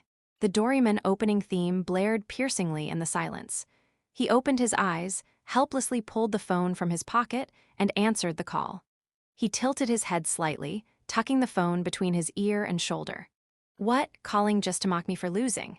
A cold female voice responded on the other end. No, there's a criminal at Lijiang Plaza. He's taken hostages and specifically demanded that you appear. He said he'll kill one hostage every 10 minutes. R tilde letter 1D608, letter 1033D, letter 20F, letter 10331, E circumflex letter 1D4E2. Gu Ke froze, then asked cautiously, Don't tell me it's Ghost Bell again. No, it's not him. Ghost Bell fled the harbor after fighting with you. The rest of the team is still pursuing him. He hasn't been spotted at the plaza. Then who is it? The criminal at the plaza is another Esper, codenamed Green Wing. The woman paused, then added, You have too many enemies. Tonight really won't quit, huh? Gu Ke sighed as he took off the upper half of his uniform, his toned body exposed in the dark. Through the binding restraint sensory, Jai Minghuan could clearly see a horrifying gash across Gu Ke's waist. The skin around it was stained bright red with blood, and the untreated wound was clearly worsening. Thankfully, Gu Ke was in a spur. A normal person would have passed out already. "You better move fast. They're about to kill the first hostage," the voice on the phone warned. "If someone dies on a public livestream, the damage to the association's image will be severe. I know, stall him for now. Do whatever it takes to protect the hostages. I'll be there soon." Gu Ke, still holding the phone with his shoulder, looked down and began wrapping bandages around the gash on his waist. He didn't even disinfect the wound. "Got it," the woman paused again, her voice softening. "Are you seriously hurt?" "I'll manage," Gu Ke said nonchalantly, then suddenly yanked the bandage tight around his waist with both hands, gritting his teeth through a low groan. Once the bleeding was under control, he let out a breath, pulled his blue and teal metal combat suit back on, put on the signature helmet of the reality-altering Esper, Blue Arc, and turned toward the foyer. As Jai Minghuan watched Gu Ke's silhouette disappear down the hallway, he slowly retracted the binding restraint from the floor. His sensory link vanished, and his superhuman hearing faded with it. Still going out, even in that condition. Hearing the front door close downstairs, Jai Minghuan raised an eyebrow and muttered with amusement. From Gu Ke's conversation, he gathered that Gu Ke had just barely survived a fight with Ghost Bell, and now another Esper criminal had appeared in the center of Lijiang, one who called him out by name and threatened to kill hostages unless he showed up. Under these extreme circumstances, as the public face of the Lijiang division of the reality-altering Esper Association, Gu Ke had no choice but to respond, even seriously wounded. He had to go. Not just to save lives, but to maintain public trust in the association. If he ignored the threat, or if a hostage were killed during a livestream, it would trigger a massive public backlash. Jai Minghuan didn't turn on the lights in his room, just in case Gu Ke happened to glance up and notice the upstairs window still lit. He slid off the bed lightly, crouched by the floor-to-ceiling window like a wildcat, and peered down at the street under the moonlight. The moment Gu Ke, clad in his blue arc battle suit, stepped out the door, his figure turned into a streak of deep blue lightning, streaking off into the darkness at the end of the street, vanishing from Jai Minghuan's view in an instant. So fast, even injured, he's still this fast. No wonder he's Lijiang's superstar. Jai Minghuan couldn't help but genuinely admire him. He stared at the empty street for a moment, then slowly pulled his gaze back from the window. In the moonlight, his eyes drifted toward the black mask and the folded swallowtail trench coat he had tossed in the corner of the room earlier. The next moment, Jai Minghuan suddenly extended his right hand toward the mask. The black binding restraint unfurled like a bandage, swiftly slithering to the mask and wrapping tightly around it, then pulled it back to him. He held the mask in his palm, stood up, and walked toward the door. As he passed the wardrobe, he casually used the binding restraint to pull up the trench coat from the bottom, then stepped slowly out of the room. Time: July 9, 2020, 10:20 p.m. City Center, Lijiang Square. From the entrance of the square, the view was a forest of steel formed by a cluster of towering buildings. Neon lights flooded in from all directions, merging into a sea of light. Electronic signboards of various colors were densely arranged, like a deck of playing cards spread out at random across a table. However, every advertisement embedded in the building facades was now broadcasting emergency evacuation alerts. The neon lights had turned into dazzling and dangerous alarm signals, surging across the entire square like a tide. A few exception-making LED displays focused like cameras on the same image. At the center of the square, a green-skinned freak stood tall, yelling at the onlookers, with 5 hostages kneeling behind him. "Blue Arc, how long do you plan to keep hiding? In 10 seconds, we'll execute the first hostage." The green-skinned freak growled, then began a one-sided countdown. 10, 9, 8, 7, 6, 5, 4, 3. He rolled his eyes, glancing around with a chilling clarity, enunciating each word slower and more ominously. 2, 1. Just as the countdown hit 1, a grin suddenly appeared on the freak's face, bloodshot eyes wide. Gu Ke, or more precisely, now he should be called Blue Arc, arrived with a thunderous boom, like a bolt of deep blue lightning. He slowly came to a halt in the center of the square, deep blue arcs of electricity rippling from his body in all directions, then scattering like embers. Blue Arc stood upright and looked through the electronic lens embedded in his helmet at a man in a vest and black pants standing across from him. The man had a wildly feral appearance, green skin exposed, and a pair of huge green wings on his back, a hybrid between man and beast. An identity analysis popped up on the electronic lens. Subject number 509, a frequent ISPER criminal active in Lijiang, Green Wing.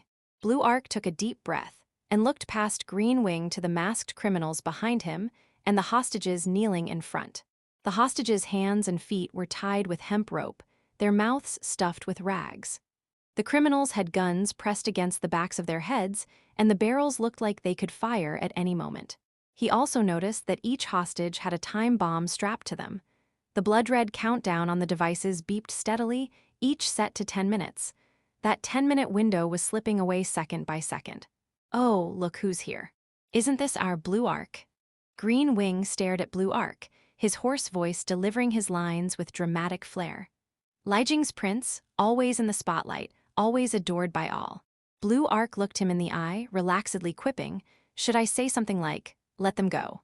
If you've got a grudge, take it out on me.'" Such a cliché line, Green Wing chuckled. "It really is." Blue Arc laughed too. "So what do you want this time?" Their eyes locked. "You surrender and come with me right now, and I'll release them."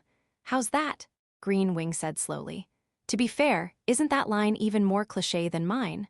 Blue Arc sighed, then asked, "Instead of obediently following you, why don't I rescue them first, then arrest you?" Letter 1d640, letter 1d656, and letter 189, ve epsilon execute. Green Wing let out a cold snort. "Because they have time bombs strapped to them. Never mind whether you can act faster than my men and save them before the bullets fly. Even if you pull it off, I have another group hiding in the crowd with the detonators. The moment they see you act, they'll trigger the bombs and blow you and the hostages sky high." Blue Arc raised an eyebrow. "Hugh, that's some thorough planning." Just then, a voice came through the headset inside his helmet. He lied. Green Wing's men aren't among the crowd. The detonator signals are coming from somewhere else. Our people are searching the mall near the square for his accomplices. Once all 5 are located, we'll take them down at once and seize the detonators. In the meantime, stall Green Wing. "Got it," Blue Arc whispered in reply. "So what's your plan?" Green Wing tilted his head and spread his green wings like a bat, arrogantly opening his arms as if to embrace his enemy. "Gonna take me out? It's just a few hostages dying. Won't mean much to you, right? You've seen plenty of corpses. A few more won't matter." Blue Arc remained silent. If he were uninjured, he'd have every confidence in his ability to wipe out the criminals in an instant, rescue the hostages, and dismantle the bombs before Green Wing's allies could detonate them. But tonight was different. He had just gone through a brutal battle, body covered in wounds. The injuries were serious enough that he wouldn't make it without help from the association's medics. He had only managed a quick bandage job back home. There hadn't been time for more. Using full force now might tear open the wounds or even cause them to worsen instantly. At that point, he couldn't guarantee his own survival. "No." Blue Arc shook his head and slowly raised his hands.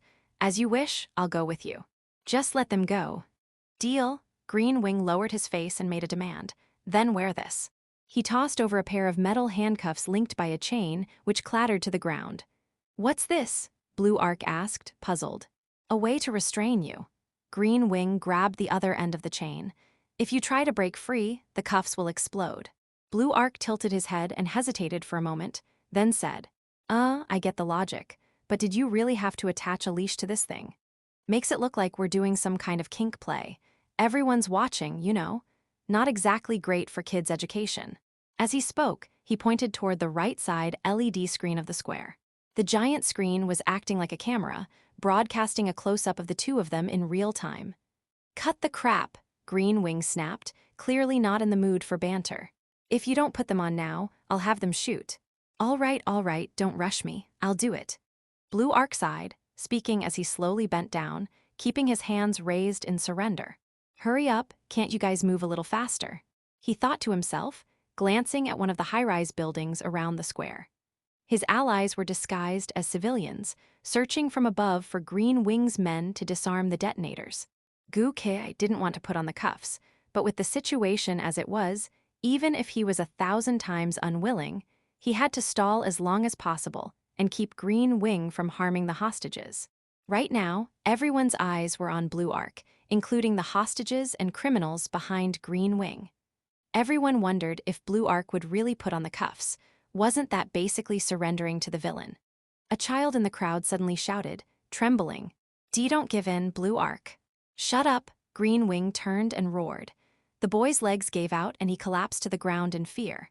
But in that brief, dead silent second, the 5 criminals behind the hostages were suddenly bound by jet-black binding restraints, like snakes coiling around their throats. The restraints yanked them upward, some suspended on advertisement signs, others hanging from traffic lights. The criminals screamed and struggled, their guns clattering to the ground. Hearing the commotion, Blue Arc and Green Wing both froze, then turned to look. Below a fashion billboard, a massive, pitch-black cocoon now hung in midair. Bathed in moonlight, the strange thing stood silently overhead. Up close it looked like a cocoon, from afar like a spider. Dark webs spread outward from it, ensnaring all 5 criminals. They looked like prey caught in a trap, dangling midair in binding restraints, utterly helpless. At first, they cursed and thrashed. But the more they struggled, the tighter the restraints squeezed. Eventually, all that came from their mouths were muffled sobs and agonized screams, the cursing gone without a trace. Seeing this, Green Wing froze for a moment, then slowly raised his right hand in fury. Pointing at the black cocoon, he turned and shouted at Blue Arc, "These are your people. I told you, if you make a move, I'll have the hostages blown up immediately." "No." Blue Arc frowned and slowly shook his head. "He's not one of ours."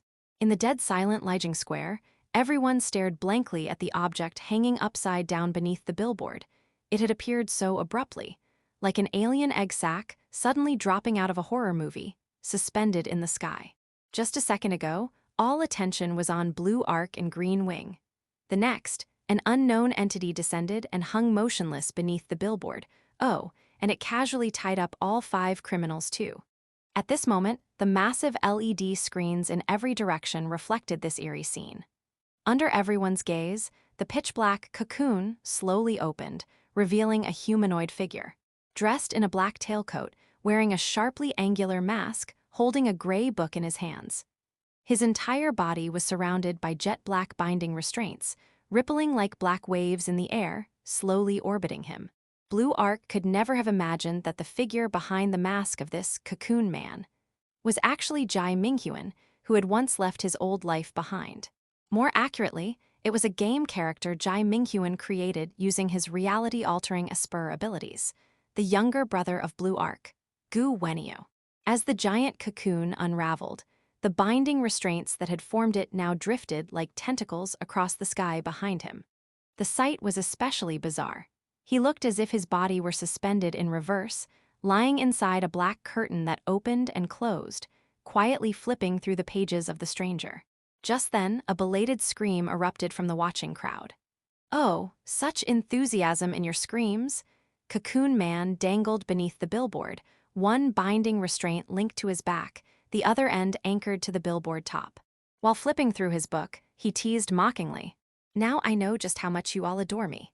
I'll say it again, get that man out of here, or I'll detonate the bombs strapped to the hostages." Green Wing roared in fury, pointing at the thing hanging midair. "I said, he's not one of ours," Blue Arc reiterated. "Then who the H*LL is he?" Green Wing's forehead bulged with veins as he shouted up at Cocoon Man. "I don't care who you are. Leave immediately, or I'll blow everything sky high. Not just the hostages, half of Lijiang Square will be turned to ash." But his threats were met with dead silence. Behind the mask, Cocoon Man stared at him without moving. He shut the book calmly and said, "Easy there, Mr. Green Wing. But if you've really got the guts to blow everything up, then go ahead. Though I doubt you're that dumb. Even if your brain's mostly mush, you should realize, once the hostages are dead, you lose your bargaining chips. And then which side will really be at a disadvantage? Prescription A circumflex letter 1ED7 letter 10331 epsilons. You. Green Wing was stunned. Cocoon Man's words hit a nerve. He could use the hostages to threaten someone like Blue Arc. But this masked freak clearly wasn't the heroic type. He didn't give a damn about the hostages. So Green Wing's leverage meant nothing.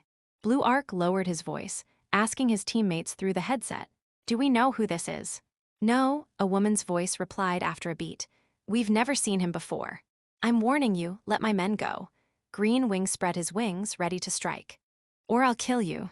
"Let them go," Cocoon Man paused. "All right, as you wish."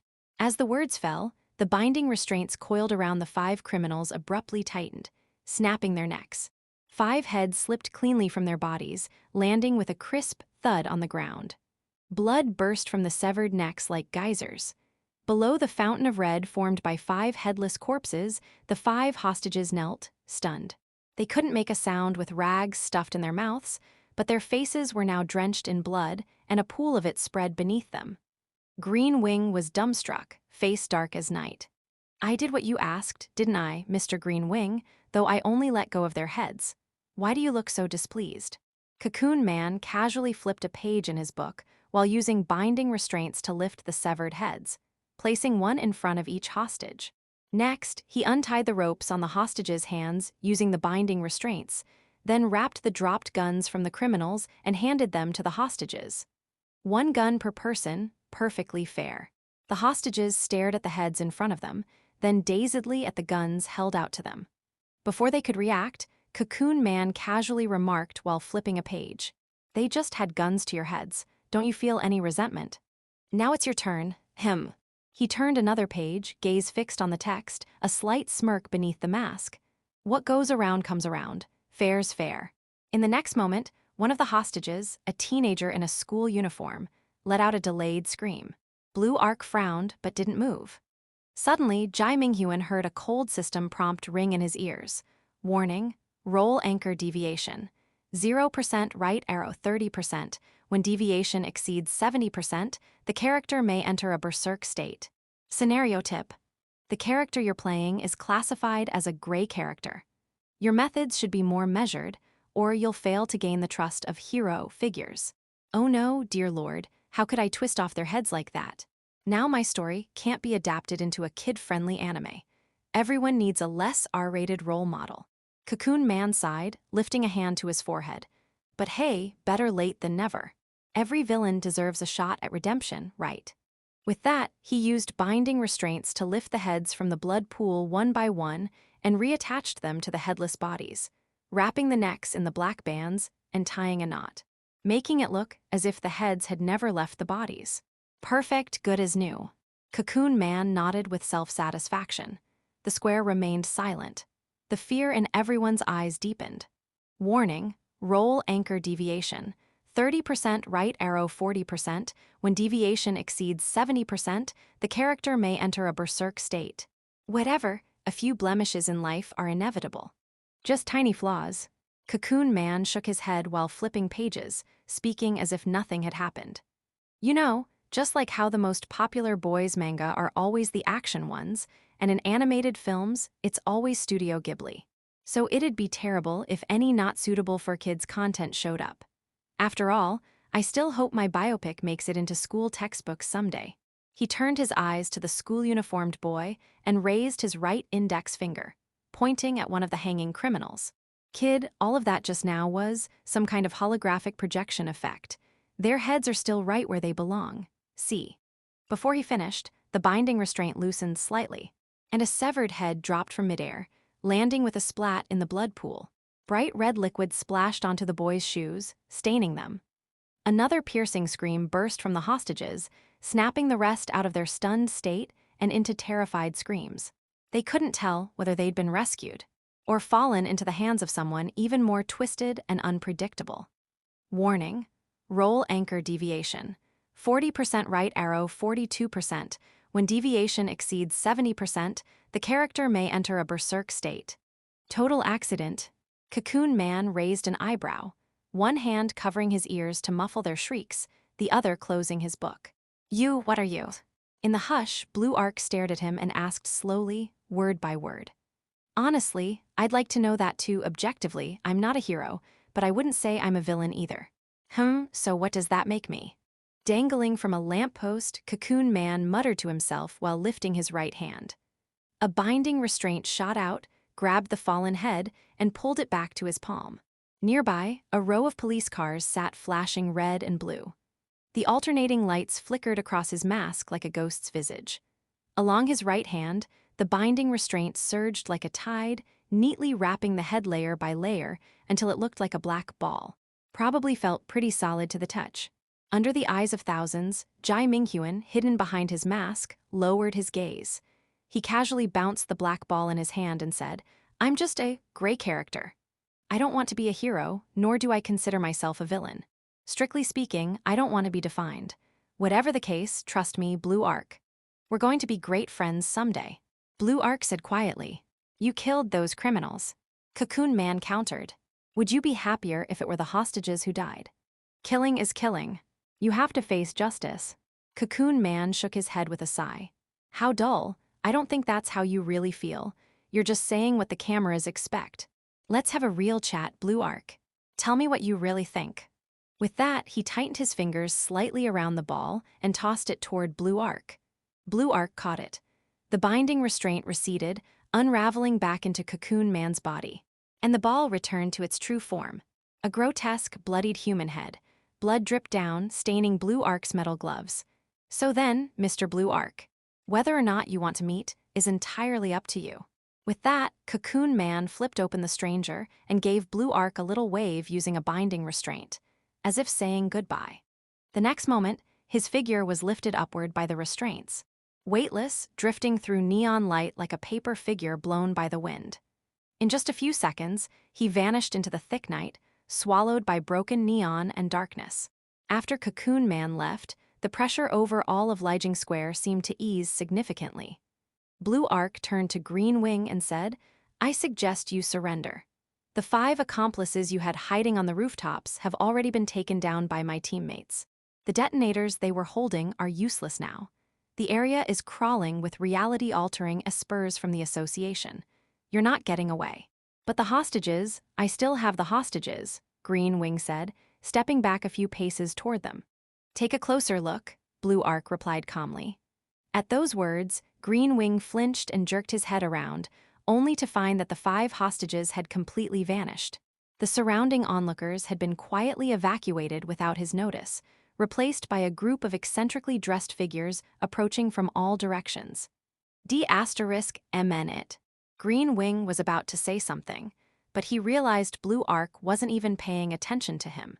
From beginning to end, the eyes behind the helmet had remained locked in the direction where Cocoon Man had disappeared. The next second, Blue Arc's figure dissolved into a streak of deep blue lightning and vanished. The LED screens dimmed for 1 second and only resumed broadcasting once the arcs of static lingering in the air had dispersed. 1 minute later, down a secluded alley near Lijiang Square. "I knew you'd follow me, Mr. Blue Arc." The black cocoon hung upside down beneath a street lamp. The yellowish light flickered dimly as the cocoon opened, revealing a tall, slender silhouette. Jai Minghuan, mask still on, head lowered as he flipped through an old newspaper. His expression was focused. His right hand held a ballpoint pen, idly twirling it as he read, giving him the look of a meticulous scholar. "What are you exactly?" Blue Arc asked. "I don't have a code name yet, nor a real name, but I believe I'll get one soon. That's the charm of being a public figure. If people like you, or fear you, sooner or later, they'll give you all kinds of lovely nicknames." Cocoon Man muttered to himself, turning to the next page of the newspaper. The paper was clearly years old, its headline reporting on a tragic incident 5 years prior. A woman named Su Wying had been accidentally killed by a reality-altering esper from the association. Her devastated husband had filed multiple lawsuits against the government, but to no avail, not even able to learn the identity of the esper, because the person came from Rainbow Wing and their identity was classified. Letter 1D42B, A umlaut, new letter 1ED7, letter 1D587, check letter 1D640. Only then did Blue Arc notice the image in the article. Beneath the helmet, his expression visibly tensed. "Mr. Guke, you were only 13 when that happened, right? It happened right in front of your eyes. Your mother went boom." Cocoon Man exaggerated the sound effect, then spread his hands. blown into a pile of meat paste. Tragic, really? A childhood without a mother's love is incomplete. I sympathize with your experience more than anyone. Of course, my childhood lacked a mother's love too. Jai Minghuan chuckled to himself behind the mask. Blue Arc remained silent, never once asking how this bizarre man knew all these things. Seeing his silence, Cocoon Man continued. From that day on, you've resented those who abuse their power in the name of justice, those so-called reality-altering espers. He paused, and that resentment is precisely why you became a reality-altering esper. You wanted to gain enough recognition inside the association, to be handpicked by the top brass through unmatched performance, and gain access to the UN organization Rainbow Wing, so you could find the esper who crushed your mother like an ant and get your revenge. Utter nonsense. Blue Arc took a deep breath. The fire in his eyes was nearly ready to explode. Is it really nonsense? Cocoon Man sneered. You know deep down it's not. And then, Blue Arc asked, and then I appeared. Cocoon Man folded up the newspaper and casually tossed it into a trash bin at the corner of the alley. Through the mask, his eyes lifted to look at Blue Arc, upside down from his hanging position. I'm here to help you, Mr. Blue Arc. Let's work together. I'll help you get into Rainbow Wing. I'll help you find the esper who killed your mother. And together, we'll stage a spectacular revenge. As he spoke, he raised a single finger, encased in a black glove. And you only need to do one thing for me, one trivial little task. What task?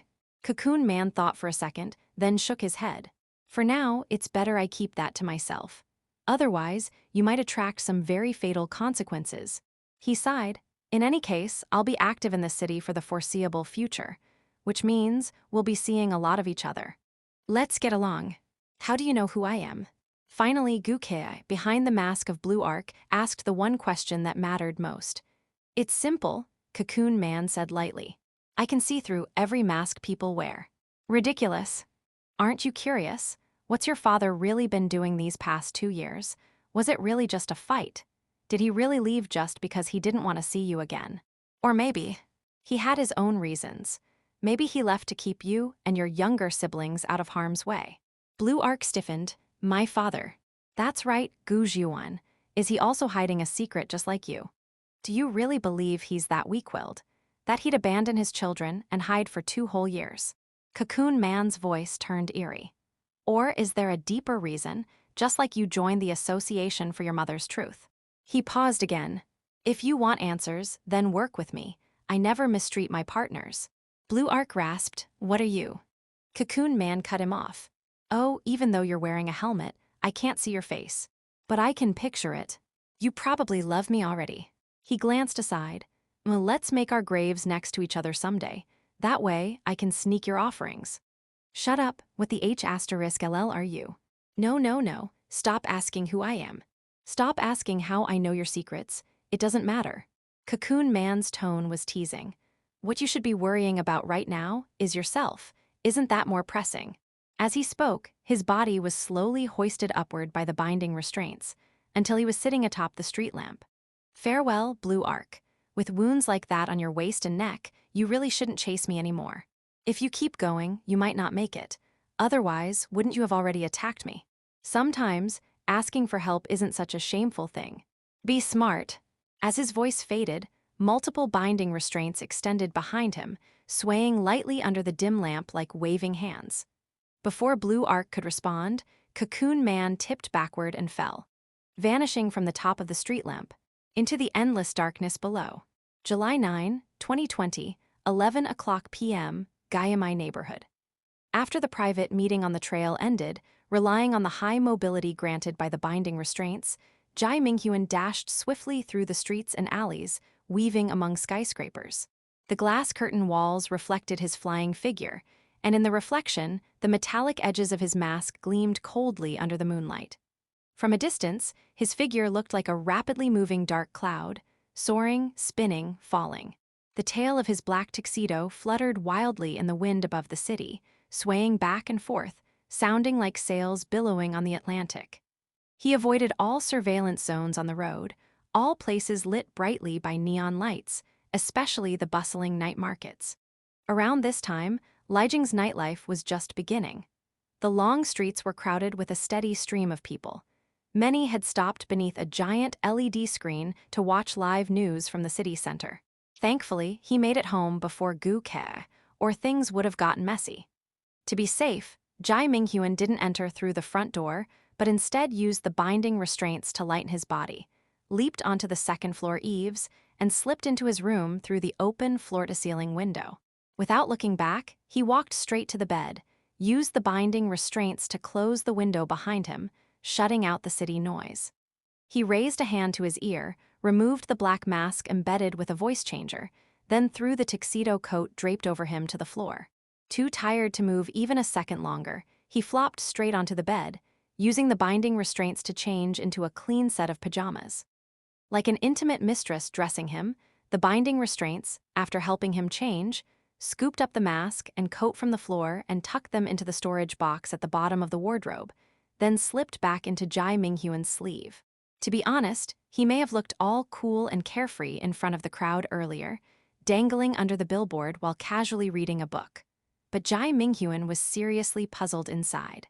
While hanging upside down, he had to use one of the restraints to keep the coat's hem in place, or else the coat would have drooped down the moment he opened his mouth, completely covering his mask. That scene probably would have cracked everyone up. Our comrade Blue Arc isn't back yet, huh? What a pain. Jai Minghuan yawned and mumbled in the dark. He knew in his heart, Gu Ke couldn't have moved that fast. After all, unlike him, Gu Ke was an officially employed reality-altering esper. Gu Ke had to report the mission and file details with the association, especially since he had just ditched Green Wing to meet Jai Minghuan, who was playing Cocoon Man, alone in a remote alley off Lijing Square.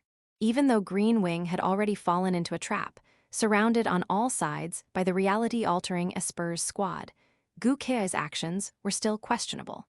Especially considering Jai Minghuan had just used suggestive lines like, "Wanna come talk to me?" It wouldn't be hard for others to assume that Cocoon Man had invited Blue Arc for a shady meeting. That place had no surveillance, was far from residential and urban zones, and no one could have heard their conversation. So the association would definitely grill Gu Ke about it, wanting to get to the bottom of this mysterious esper that had suddenly shown up. Of course, Jai Minghuan wasn't worried this would cause any real trouble for Gu Ke. He figured Gu Ke would just play dumb in front of the higher-ups, or rather, had no choice but to. After all, from Gu Ke's point of view, this mysterious Cocoon Man still knew his identity and motives. If he fully disclosed their conversation in the report, the one in danger wouldn't be Cocoon Man, it'd be Gu Ke himself. Only an idiot would lay out everything from that talk. And Gu Ke clearly wasn't dumb enough to make that mistake. So, when questioned by the association, he'd probably just make an excuse like, "I got injured, slowed down, and lost him." Especially since he had just participated in 2 Esper crime capture operations and was badly wounded. That would be his get-out-of-jail-free card. Given his injuries and past achievements, the association folks wouldn't push too hard. They'd likely just send him home to recover and temporarily shelve the matter. Rain started falling outside the window. The rain pattered steadily. Jai Minghuan opened his eyes, staring absent-mindedly at the glass now streaked with raindrops. Large drops pounded the eaves, shattering into mist, crawling up the window. After a moment, he raised a hand and tapped the gear icon in the lower right corner of his vision, opening the system panel and pulling up the main quest. Our Retroflex Alpha, Litterwinda 616 Letterwinda Favwinf E. Main Quest 1 Stage 2.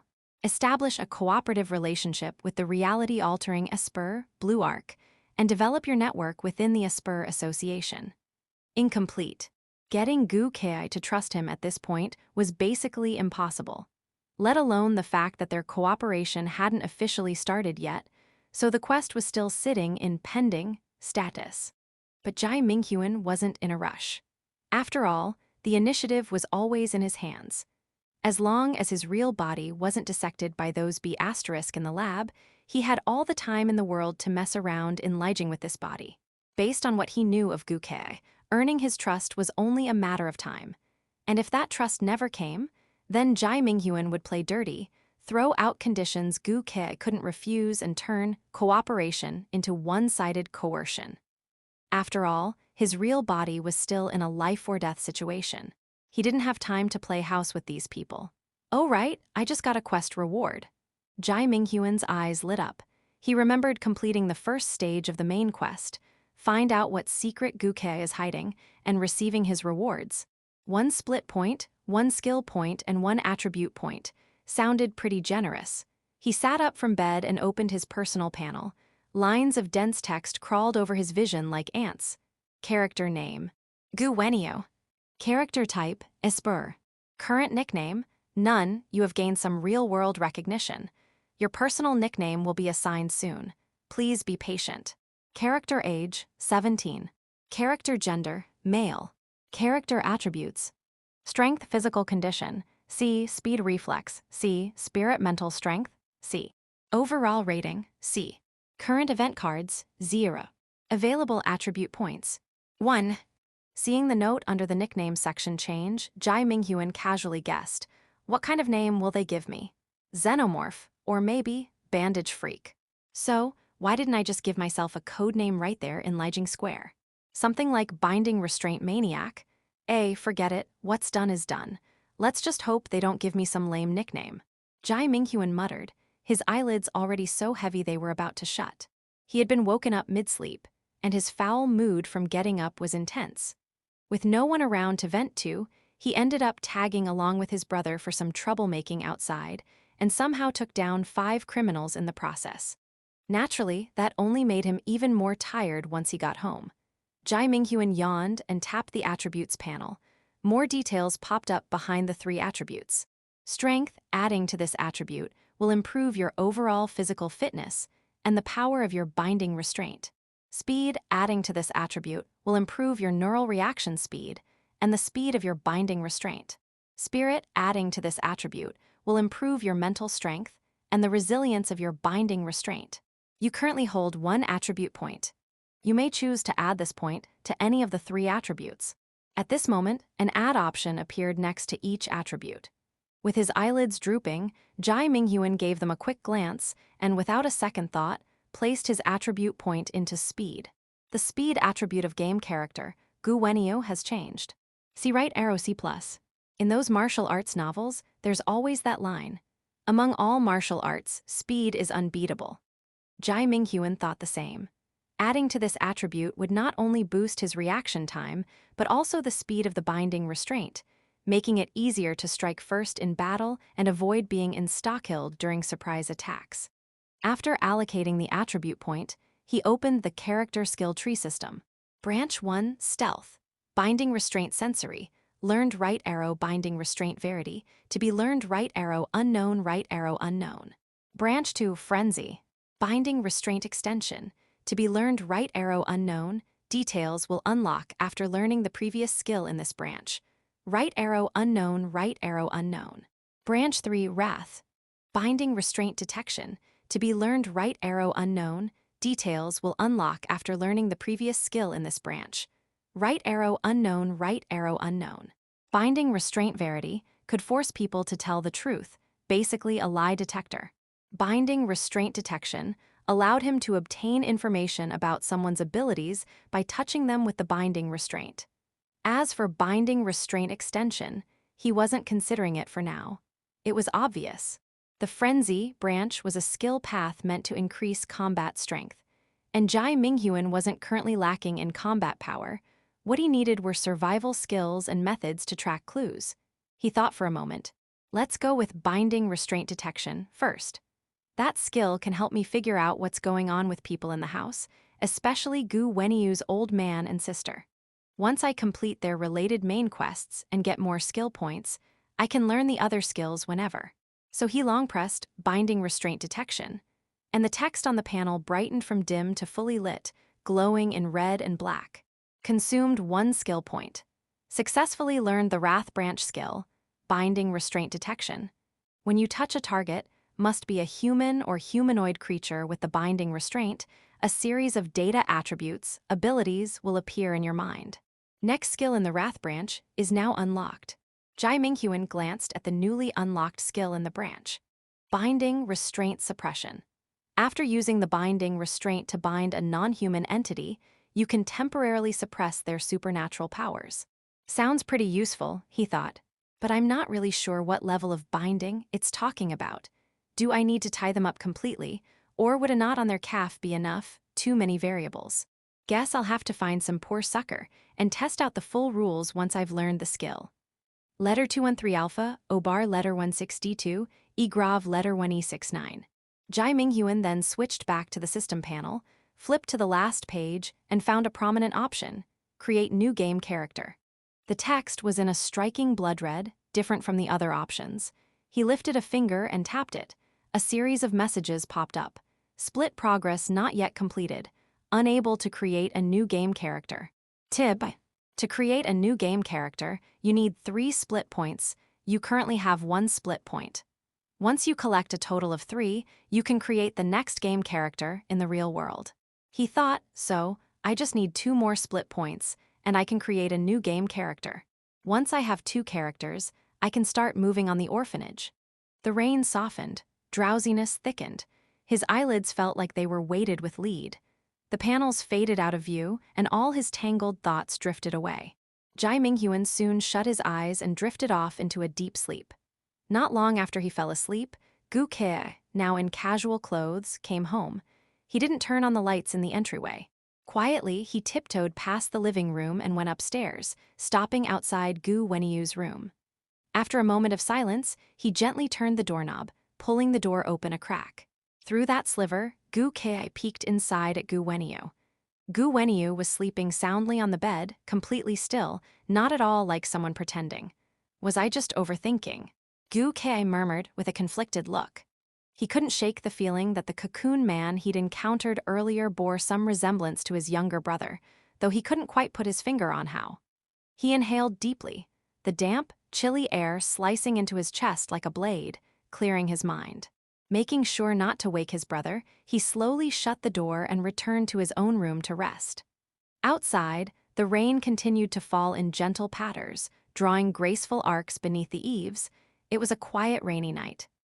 Restricted level Esper, code 1002, Jai Minghuan, your instructor is here. Prepare yourself for interrogation. That all-too-familiar announcement echoed in his ears again, followed by a wash of cold lighting that fell across the bed, waking Jai Minghuan from his side sleep. He opened his eyes, rolled over, and rubbed the temple on his left.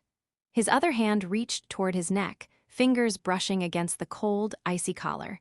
His instructor had once told him, the moment his Esper ability was detected, the collar would immediately inject him with a massive dose of sedatives and Esper inhibitors.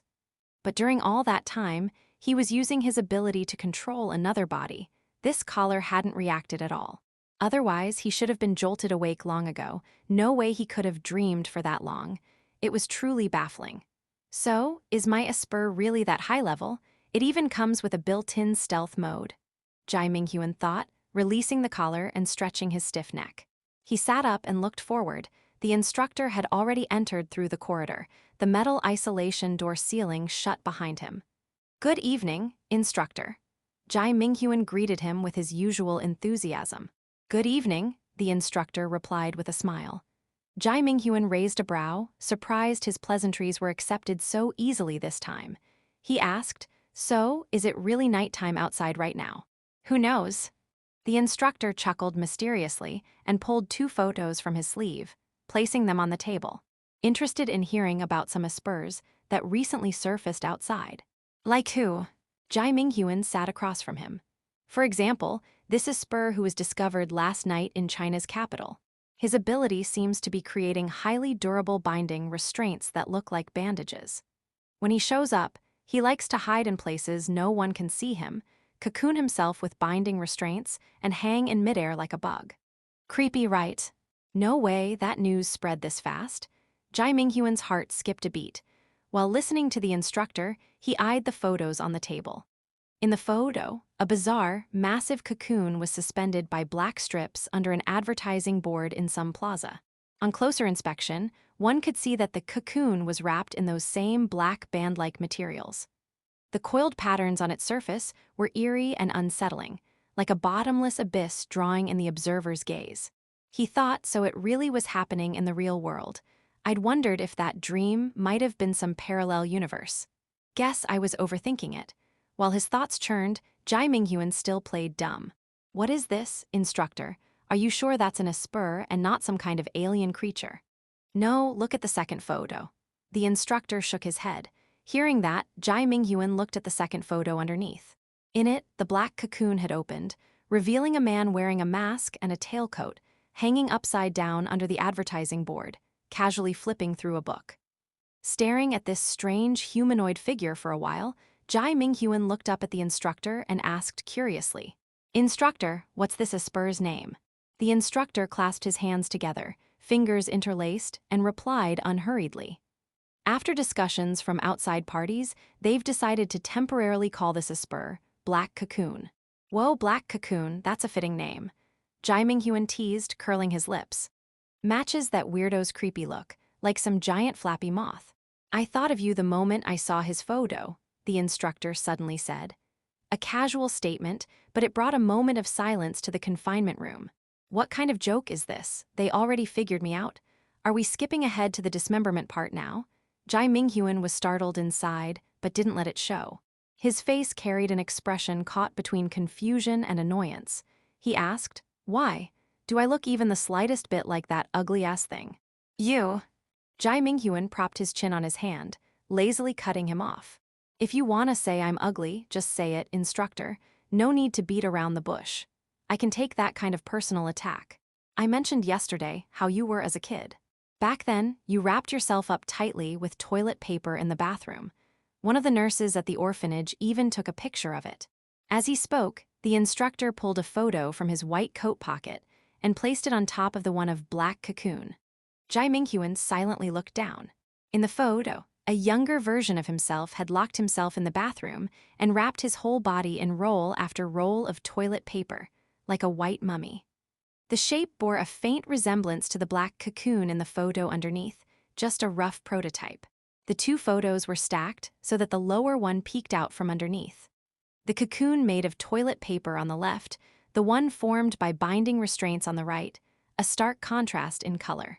Jai Minghuan stared for a moment, clicked his tongue, and defended himself. "Come on, I already explained this. It was just some dumb sh*t I did when I was a clueless kid." He spoke absent-mindedly while recalling. "At least I never had a habit of dressing up like a giant moth in public to scare people. Back at the orphanage during Halloween, the scariest thing I ever dressed up as was Ghost Dog. You know, the kind that barks and says trick or treat, totally harmless. I just meant maybe when your Esper ability awakens, it'll turn out to be similar to his." The instructor smiled. "Well, that's freaky as hell. Who in their right mind enjoys wrapping themselves up like a mummy?" Jai Minghuan sighed. "If you guys ever catch this Esper, I suggest sending him to neurology first. Make sure there's nothing wrong upstairs." The instructor put the photos away and asked with a smile, "So, are you a little more interested in Esper powers now?" "I know my limits. A muggle is a muggle, being interested doesn't help." Jai Minghuan paused. "Besides, even if I were as amazing as you say, I'd have already busted out of this dump instead of sitting here taking your crap. But if you really were just an ordinary person, we wouldn't have gone to such lengths to lock you up." The instructor didn't take his words seriously. "I still don't get it. Why exactly did you guys catch me? Hasn't a month been enough to prove I'm just normal? Someone predicted you'd destroy the world." "Ha ha." Jai Minghuan gave two dry, emotionless laughs. Then he asked, "Did that person binge too many Hollywood movies?" He sighed.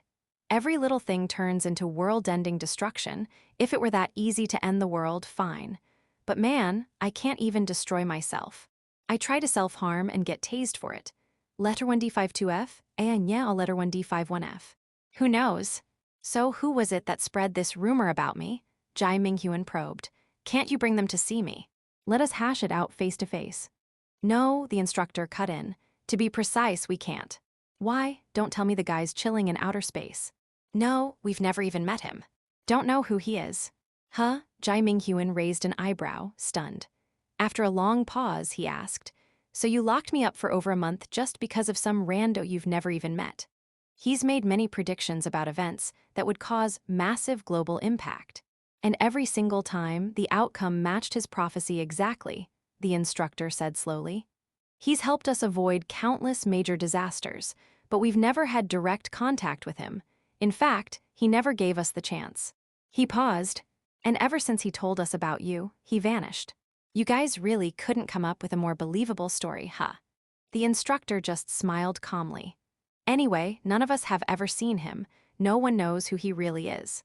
He's like a ghost, just watching the world from afar.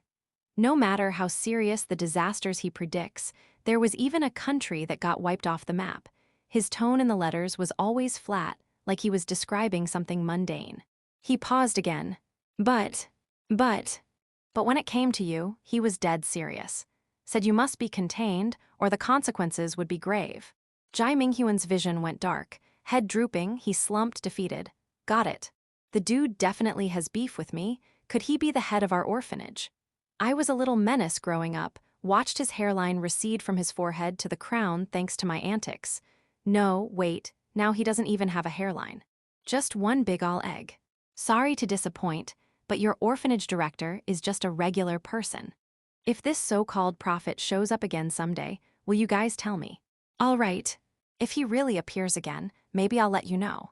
Cool, Jai Minghuan went quiet for a bit, then casually added, by the way, didn't you say yesterday? He already knew. The instructor was probably gonna bail again. Yes, I'm here today for that very thing. This time, the instructor took yesterday's lesson to heart and made sure to name her. Kong Yuling will be here in 5 minutes to see you. I'll give you 2 privacy. No one will disturb you. Say whatever you want. For real? Of course it's real. The instructor smiled calmly. I'm leaving now, wait here. With that, he got up from his chair and walked out of the monitoring room. As his figure disappeared behind the descending isolation door, the rows of cool-toned lights dimmed, and the whole world fell into darkness. Jai Minghuan sat quietly in his chair, staring motionlessly at the isolation door shrouded in darkness. After a while, he closed his eyes, slumped his shoulders, and looked like he had dozed off in the chair. Haven't seen her in so long, he thought. This was perhaps the longest 5 minutes of Jai Minghuan's life. It felt as if a clock inside his mind was ticking, click-clack, click-clack, the second hand circling slowly clockwise. He couldn't wait for these pointless 5 minutes to end. But the hour hand was moving rapidly in reverse, dragging him back to memories of his time in the orphanage. When Jai Minghuan first met Kong Yuling, he was only 9 years old. It was one morning 3 years ago. He'd heard from the nurses that a new child had arrived at the orphanage, a pale, almost frighteningly white mixed-blood girl who was deaf and mute. Because of her, the nurses made all the kids learn sign language in advance. Some couldn't sit still and blamed it all on her. Right from the start, no one liked her. She liked wearing a wrinkled white linen dress, always carrying a sketchbook with a pencil clipped inside. The first time she walked into the classroom, the kids were so startled by her appearance they froze in place and immediately fell silent. Her whole body was deathly pale, even her hair and eyelashes were white.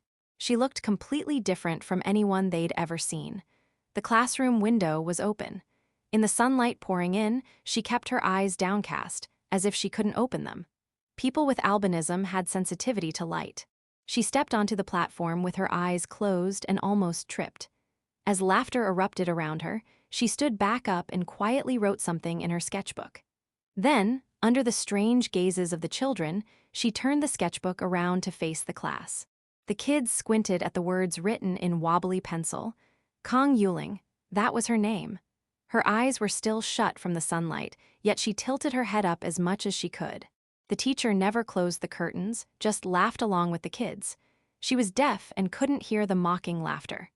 In the sunlight, she squinted open her eyes and saw the smiling faces, thinking they must really like her. So even though she didn't like to smile, didn't really know how, she still lifted the corners of her mouth ever so slightly, forcing out a little smile. That day, Jai Minghuan, sitting in the corner of the classroom, paused for a moment. The girl smiled alone in the sunlight, her snow-white hair swaying gently in the breeze. He didn't laugh, didn't speak, just quietly watched her. Jai Minghuan knew well enough, she could have just had the teacher write her name on the board. She didn't need to do that herself. Later, Jai Minghuan asked her why she did it that way. She wrote in her notebook that she didn't like others learning sign language just because of her. It made her feel like a burden. Letter 24 once Relikea Nibeta. She was a considerate child, never wanting to trouble others. But even so, the kids often gave her a hard time. They all knew the nurses made them learn sign language not for her, but just to keep them from messing around in class, something else to occupy them. No one dared to mess with the nurses, so they picked on the white-haired girl. Some said she was a freak even her mom didn't want, thrown away for being too ugly. Others said she was the child of a foreigner who used her mom and abandoned them both. Someone even said she was a demon, that demons had red eyes. They didn't know it was just because her irises were semi-transparent from a lack of pigment, which made her pupils look red to others. She couldn't hear what they said, so she wrote in her notebook, but no one responded. She once wrote halfway, "Do you want to play with me?" That was when Jai Minghuan suddenly stood up in the corner of the classroom and took her hand to run. They ran fast, like they were riding a gust of wind. The other kids chased after them but couldn't catch up. In the end, the two of them hid in the attic above the library. The kids in the orphanage didn't dare go there. It was where the headmaster punished people. They were all afraid the nurses would lock them inside, so no one followed. In the quiet attic, the only sound was the ticking of the wall clock. Jai Minghuan climbed a mountain of old books stacked high, stepped onto the top of the bookshelf, and leapt toward the skylight, climbing onto the roof. Then he turned and reached a hand down to her. The girl looked up at him. The sunlight that day was intense, and the light pouring from the skylight made it hard for her to open her eyes, but she blinked through it and looked seriously at the boy's smile and the hand he extended. She hesitated for a second, then she ran. It was the first time Jai Minghuan saw her run. She ran fast, her pale legs rising and falling, light-footed like a white deer crossing a river. She stepped across 2 or 3 increasingly tall bookshelves, leapt into the light toward the skylight. Jai Minghuan grabbed her hand and pulled her onto the roof. That evening, the two children sat shoulder to shoulder on the rooftop, bathed in twilight, watching the sun slowly sink beyond the horizon. Jai Minghuan had read a lot and knew people with albinism were sensitive to light, so he gently placed a book, randomly picked up from the attic, on her head. Under the book's shadow, she opened her eyes and quietly studied the boy who usually didn't talk much. "Kong Yuling, your name sounds really nice." The boy took her sketchbook without asking and wrote in it with a pencil. "You don't hate me? I can't speak, and I can't hear anything." The white-haired girl wrote in the notebook, "I'm also really ugly." The book still balanced on her head, like a little frog hiding under a lotus leaf. Jai Minghuan took her notebook and pencil, wrote something down, and handed it back. On the page were a few neat words. "You're not ugly at all." Kong Yuling looked down at it, then wrote again, "But everyone hates me." She thought for a moment, then kept writing. Finally, she turned the notebook toward Jai Minghuan. "Is it because I'm disabled?" Jai Minghuan stared at those words, stunned for a long while. He took the notebook and wrote in it, then quickly turned the page to her. "You're disabled." "Well, I'm mentally ill." At that, he mischievously blinked like a puppy. "I'm telling you, I often see weird things. Sometimes it's me in World War II, soldiers around me yelling in a language I don't understand. Sometimes it's me playing violin on a street in Paris while people applaud, and sometimes I see myself destroying the world. I dream I'm sitting on the moon, staring at an empty earth, and I raise my right hand. Black bandages like giant snakes coil around the entire planet, and then..." Kong Yuling blinked and wrote in the notebook. And then I swallowed the earth whole." He let out a few smug hums and wrote it in the notebook with exaggerated seriousness. "You're amazing." Right, Jai Minghuan scribbled, his crooked handwriting full of unexplainable pride. That year, Kong Yuling was 8, and Jai Minghuan was 1 year older, just 9. The two kids sat on the roof's edge, gazing at the crimson sky, contrails from planes drifting over their heads. The sun dipped below the horizon, taking the last light with it. In the pitch-black night, where you couldn't see your hand in front of your face, Jai Minghuan held himself up on the rooftop tiles and looked up at the sky. The first silver moonlight shone down over him. He mouthed silently with his lips, "We're the same, both weirdos. You're not alone." Bored out of his mind, Jai Minghuan drifted through old memories, and before he knew it, 3 minutes had passed. He opened his eyes and saw the isolation door to the confinement room was still closed. Leaning back against the chair, he shut his eyes again, continuing to reminisce. 3 years after his first encounter with Kong Yuling, the once quiet and withdrawn Jai Minghuan suddenly transformed into the most mischievous child in the orphanage. He often got into trouble, like talking back to the headmaster or deliberately driving away adults interested in adopting him. As punishment, he'd be locked in the little attic at the top of the library to sleep alone. The nurses would lock the door and cut the power to the library at bedtime. The attic lights wouldn't turn on no matter how you tried. Because of this, all the kids were afraid of the attic. It was dark at night, and no one else was around. The crooked bookshelves looked like clawed monsters in the moonlight. Every time a child was locked up there, they'd cry loudly, admit their mistakes, and beg the nurses to let them out. Over time, no one dared to misbehave anymore. But Jai Minghuan was different. He liked that attic. Rather than sleeping with the other boys, he preferred being locked up there alone at night, listening quietly in the dark to the tick-tock sound from the wall clock. He was the only one in the orphanage who could spend the night in that eerie attic without a peep. So he became the only kid brave enough to talk back to the headmaster. All the little brats in the orphanage admired Jai Minghuan. They thought he dared to do the things they never could and looked up to him like a leader. Probably no one in the whole orphanage knew how such an unremarkable boy had changed so drastically. The nurses only knew that Jai Minghuan often spent time with Kong Yuling.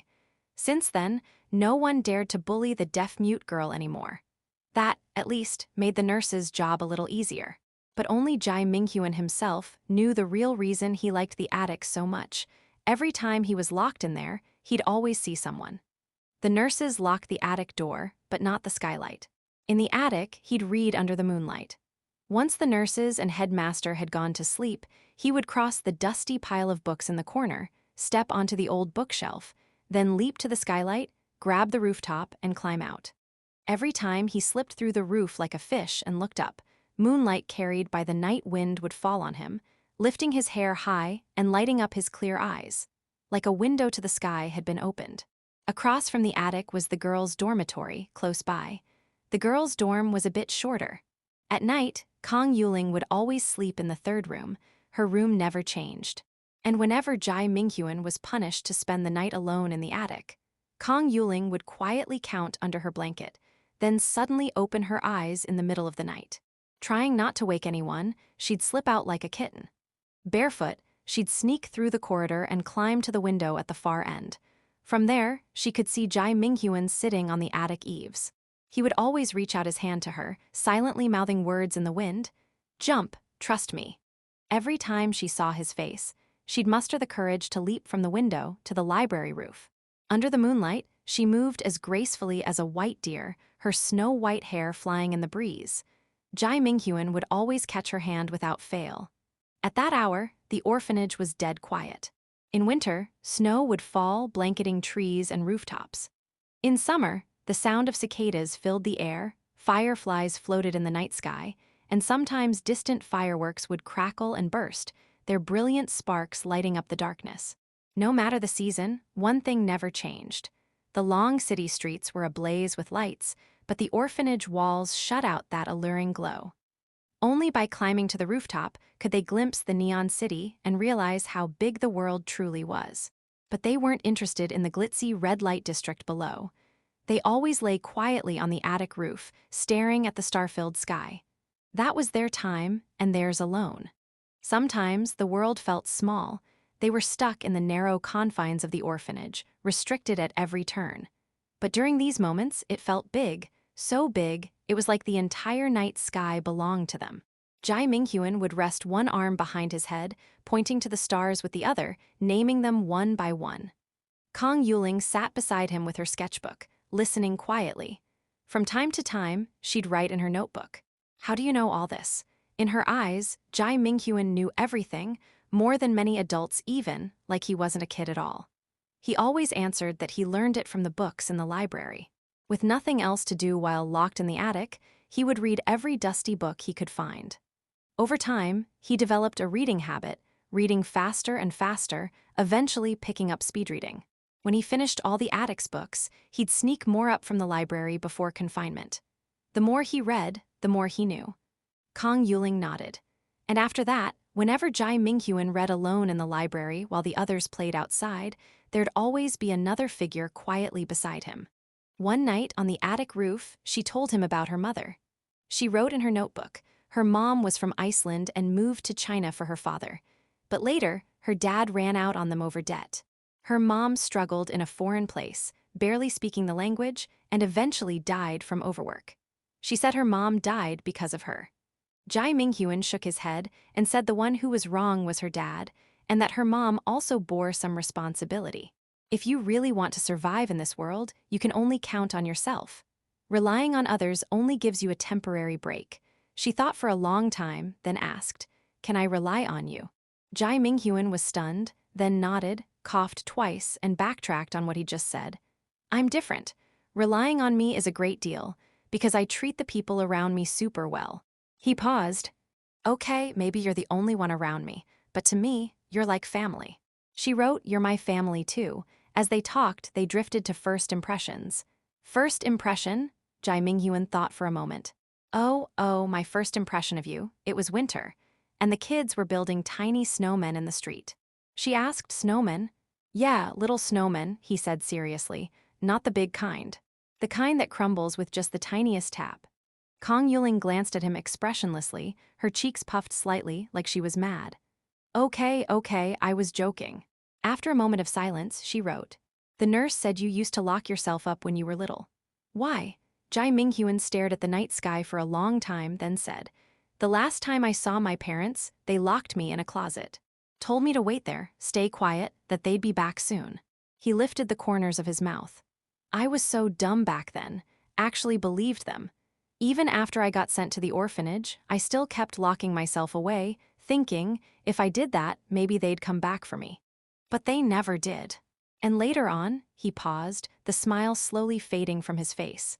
"Later, I grew up. I didn't need them to come find me anymore. I still feel like I don't really know you." The girl stared at his sad expression, froze for a moment, and began writing again in her notebook. Jai Minghuan was silent for a long time before speaking in a low voice. "Actually, I act like a different person in front of everyone. I'm always pretending. I'm terrified of being abandoned, just like I was by my parents. So I always try to please others, act like the kind of person they like. Sometimes I really want to get close to people, but then I remember what it felt like to be abandoned, and I cut ties first. I really don't want to be thrown away like garbage. But you're different, I want you by my side. When I'm with you, I don't have to pretend, I don't have to please anyone. That's why I want to always be with you." As he said this, his voice suddenly dropped lower. "Kong Yuling, will you abandon me like my parents did?" Kong Yuling turned slightly, quietly watching him for a while. It was the first time she'd seen this arrogant, reckless, always in control person show a vulnerable side, lonely, afraid, anxious.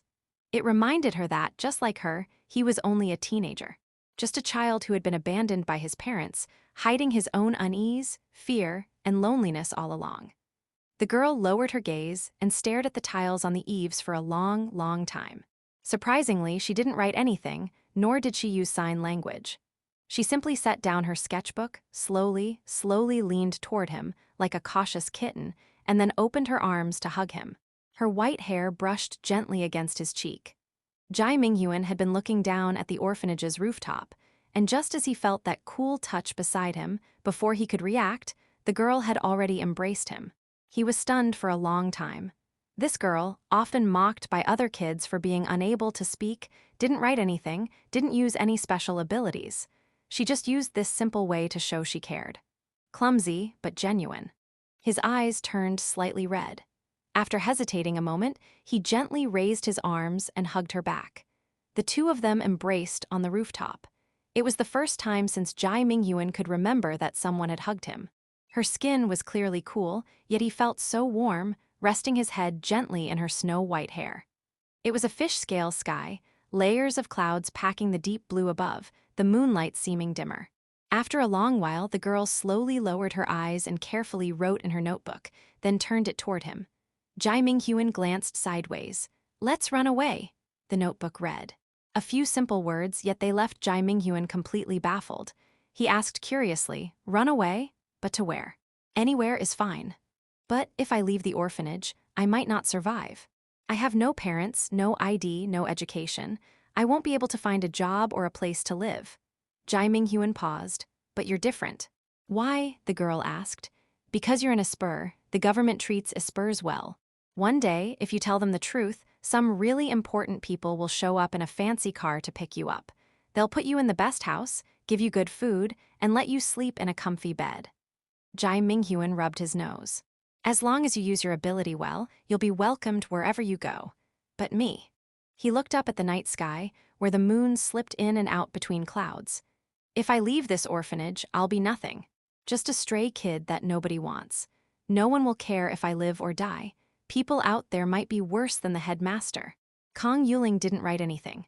She lowered her head, thought quietly for a while, then peeked sideways at him. She raised her right hand and extended her pinky. Pinky promise, she said silently, lowering the notebook and mouthing the words. Huh. If I'm with you, then it's not me, it's us. At this point, Kong Yuling repeated what he had said earlier, only she replaced I with we. She said, we don't have parents, no ID, maybe no jobs or places to live once we leave the orphanage, but we, as long as we're together, will find a way. As long as we're together, we'll survive. The moon that night was bright and clear. The girl's hair flew like ribbons spun from early winter snow, dancing in the evening wind. Her light-sensitive eyes were opened wide with sincerity, brighter than ever before. She didn't make a sound, yet every word she mouthed hit Jai Minghuan straight in the heart. He sat there stunned for a long time. Then he gave a soft laugh, reached out his finger, and hooked her pale pinky with his. My mom said, when you make a pinky promise, you have to keep your word. She curled her lips into a smile and mouthed, we'll stay together forever. Okay, we'll stay together forever. That sentence seemed to drift through the moonlit memories, gently echoing in Jai Minghuan's ears. In the pitch-black confinement room, he lifted his eyes groggily and saw the isolation door was already open. A figure was stepping through the entrance, a white-haired girl in an inmate's uniform marked with codes, her figure as graceful as ever. When she saw Jai Minghuan, she stopped in her tracks, quietly standing still. Jai Minghuan froze for a moment, then gave her a playful wink. Long time no see. Kong Yuling sat down across the table, holding her sketchbook, and lifted her red eyes. Under the cold-toned lighting, she stared at Jai Minghuan without moving, like a penguin from Antarctica dumbly studying a human.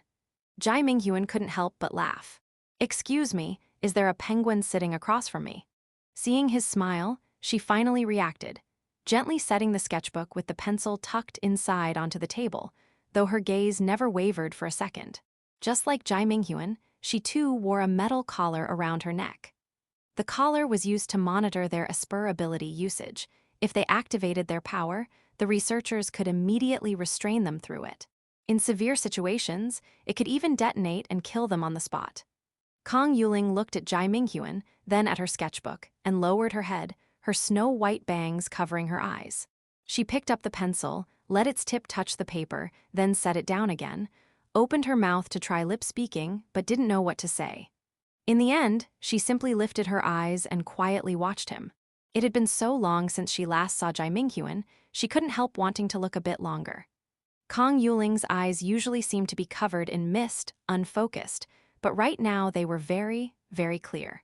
She arranged the sketchbook and pencil neatly on the table, sat obediently upright, and waited quietly for Jai Minghuan to speak first. Jai Minghuan said nothing, carefully scanning her from head to toe to see if she had any injuries. After confirming she wasn't hurt, he lip-spoke, "Are you injured?" Kong Yuling shook her head, her snow-white hair swaying gently. She wrote in the sketchbook, then turned the page to him. "I said it so many times, but they wouldn't let me see you." Jai Minghuan said, "Me too." After thinking for a moment, he added, "Did they end up making you do something? Like asking me questions, and only then would they let you see me?" She wrote and held up the sketchbook. "They told me to ask you." "Ask me what?" Jai Minghuan tilted his head. "Ask you what your Esper ability is." The white-haired girl kept writing. What she was doing now went against what the instructor and the others wanted. There was no way they would let her ask such a direct question about Jai Minghuan's Esper ability. But Kong Yuling didn't care whether she'd be punished. Jai Minghuan paused for a second, then shook his head. He lip-spoke silently. Even if you ask me like that, I still don't know. I mean, something that doesn't exist just doesn't exist. This was the first time Jai Minghuan had lied to her. Deep down, he knew. If he told her what his ability was, the two of them would never leave this place again. Okay, Kong Yuling wrote, got it. After a moment's pause, she added a few more words to the page with her pencil, writing slowly this time. I miss you very much. Jai Minghuan looked at those 4 small black words on the page and, surprisingly, didn't say anything. He just slightly opened his mouth, stared at her for a while, then stood up from his chair and leaned forward. He raised his hand, just about to touch her hair, when the collar around his neck suddenly sparked with electricity, surging instantly through his body. His pupils shrank, his body trembled for a moment, and his right hand dropped onto the table like a cut string. Physical contact is prohibited. A cold, iron-hard voice came from the speaker horn. If it happens again, you will be stunned. Jai Minghuan sat back down, gave a slight nod, and lowered his head, his bangs covering his eyes. He curled his lips and took a while to recover from the electric jolt. He glanced down and saw that both his hands were still twitching faintly. Kong Yuling stared at him, stunned. Her pencil slipped from her fingers and dropped lightly onto the floor. Her eyes were filled with fear, as if she'd done something wrong. It's okay. It's not your fault, it's mine. Jai Minghuan said softly, then bent down from his chair and picked up the pencil from the ground. His trembling hand had to try several times before it could hold it properly. Then he grabbed the sketchbook from the table, carefully avoiding touching her. Back in his seat, Jai Minghuan lowered his head, focused, and started drawing something with the pencil. After a while, the corners of his mouth curved slightly, and he looked up, turning the sketchbook toward the girl. Kong Yuling looked at the drawing in the notebook. It was a sketch of a very well-behaved, adorable spotted cat.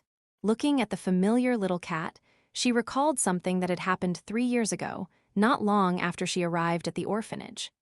Back then, the kids at the orphanage had adopted a stray spotted cat. Kong Yuling liked it very much, but could only watch from afar as the other children played with it. Later, the cat passed away from illness. The other kids were heartbroken. That was when Kong Yuling, every morning before class, would draw a small, cute spotted cat in the corner of the blackboard, as if it were still with them. The kids would giggle in class. The teacher, seeing how happy everyone was, let it slide. At first, everyone was curious who kept drawing it. Until one day, Kong Yuling got sick and the cat stopped appearing on the blackboard. That's when they realized the drawings had been hers. The little girl missed the cat too. She had wanted to play with it like everyone else, not always sitting alone hugging her knees from afar. But the others all disliked her. When Kong Yuling recovered and came back to class, she was surprised to find the little spotted cat still drawn on the corner of the blackboard. She was curious who had drawn it. The kids all burst out laughing and pointed at Jai Minghuan, saying he drew it every day she was gone. Jai Minghuan hadn't said anything then. He just propped his chin on his hand and gazed out the window, as if he didn't care what was happening in the classroom. Back to the present, Kong Yuling looked up from the sketch of the spotted cat and met Jai Minghuan's gaze. Now we're the same, Jai Minghuan thought with a faint smile. In every sense of the word, I'm in a spur now too. A freak just like you. To be honest, he wasn't sure if Kong Yuling could fully grasp what he meant through the drawing. It was a bit abstract, but that didn't matter. Jai Minghuan tilted his head and stared at her for a while. She still seemed stuck in the moment when he got shocked, her expression dazed, pale eye rims tinged red. Chill out, chill out. That zap won't kill me. I've been shocked so many times in here I'm used to it. Jai Minghuan paused, then frowned. Why are you crying? She was silent for a moment, then wrote. If I didn't come to see you, this wouldn't have happened. Oh, come on. Are you a grade schooler? You really blaming yourself for this? Jai Minghuan froze. Oh, wait, we are grade schoolers. He let out a deep sigh and said firmly, even if you didn't come see me, I would have gone to see you. Got it. The girl nodded. Jai Minghuan rested his chin on his hand, his gaze drifting away from her face, and said casually, don't look at me like that. You know I hate heavy atmospheres. Next time we meet could be a long time from now, so how about we talk about something else, something fun. After that, the two chatted idly for a few minutes before a group of people in white coats entered and announced the visit was over. Jai Minghuan sat quietly in his chair, pulled at the corner of his mouth, and made a goofy face at Kong Yuling, waving one hand to say goodbye. Seeing his silly face, Kang Yuling gently lifted the corners of her mouth. She looked at Jai Minghuan for a long moment, then turned and left with the group of people in white coats. In the corridor, the instructor walked in with his hands clasped behind his back, coming from the opposite direction. He sat down across from Jai Minghuan, taking the seat Kang Yuling had just left. At that moment, the white-haired girl's silhouette was swallowed by the overlapping isolation doors. Jai Minghuan withdrew his gaze, crossed one leg over the other, and looked down, idly picking at his fingernails. The instructor took a sip from his thermos, then said, "If you behave well, you'll get to see her again in the future." "Oh, well, now that you've seen her, do you believe us? We really didn't hurt her." Jai Minghuan leaned back in the chair, didn't even bother looking at his face, and sneered indifferently. "Wow, how saintly of you guys. You locked up an 11-year-old girl here, and you're proud just because you didn't hurt her. That's really something. Your moral baseline must be real flexible." The instructor chuckled. "Honestly, if you hadn't brought it up, I'd forget sometimes that you're only 12. "Why?" "Because you're always putting up a front. What normal 12-year-old thinks like this? Or maybe, just maybe, I'm an idiot who comes off as smart. Just a regular kid, only really dumb, and that makes you think I'm clever." "If only that were true," the instructor said. "After listening to your conversation with her today, I started thinking, what if the reason you haven't awakened your Asper ability is because the prophet's prediction was wrong?" Jai Minghuan's eyes lit up. He looked up and asked, "So you're saying you believe I'm just a normal person?" "No," the instructor shook his head, playing coy. "You might not be an Asper, but that doesn't mean you're normal." "Why not?" Jai Minghuan raised an eyebrow and followed his lead. "Are you saying there are other types of superhumans besides Aspers in this world?" "Of course there are," the instructor said casually. "What I suspect is that you might actually belong to a different superhuman species. All our experiments so far have been way off target." "So, what's this other superhuman species you're talking about?" "Not today. I'll tell you more about that tomorrow, after you've had some rest." "Fine," Jai Minghuan shrugged.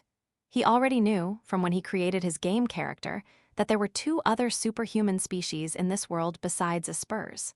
But he only knew the name of one, Anecdote Envoy. He still didn't know what the other one was called. If he could get intel from the instructor, that'd be great. It'd help him decide more wisely next time he created a game character. "Oh, can I ask you something?" Jai Minghuan suddenly asked while the instructor was still seated. "Go ahead, since you all know I'm destined to destroy the world." Jai Minghuan paused and looked him straight in the eye. "Why haven't you just killed me?" "We have our reasons." "Oh," Jai Minghuan stared at him and said carelessly, "Even if we back things up a mile. If I really do have that kind of power, and I end up losing control and destroy this facility, won't you regret it?" "You want the truth," the instructor looked at him. "Say it." "The reason we haven't killed you is exactly that.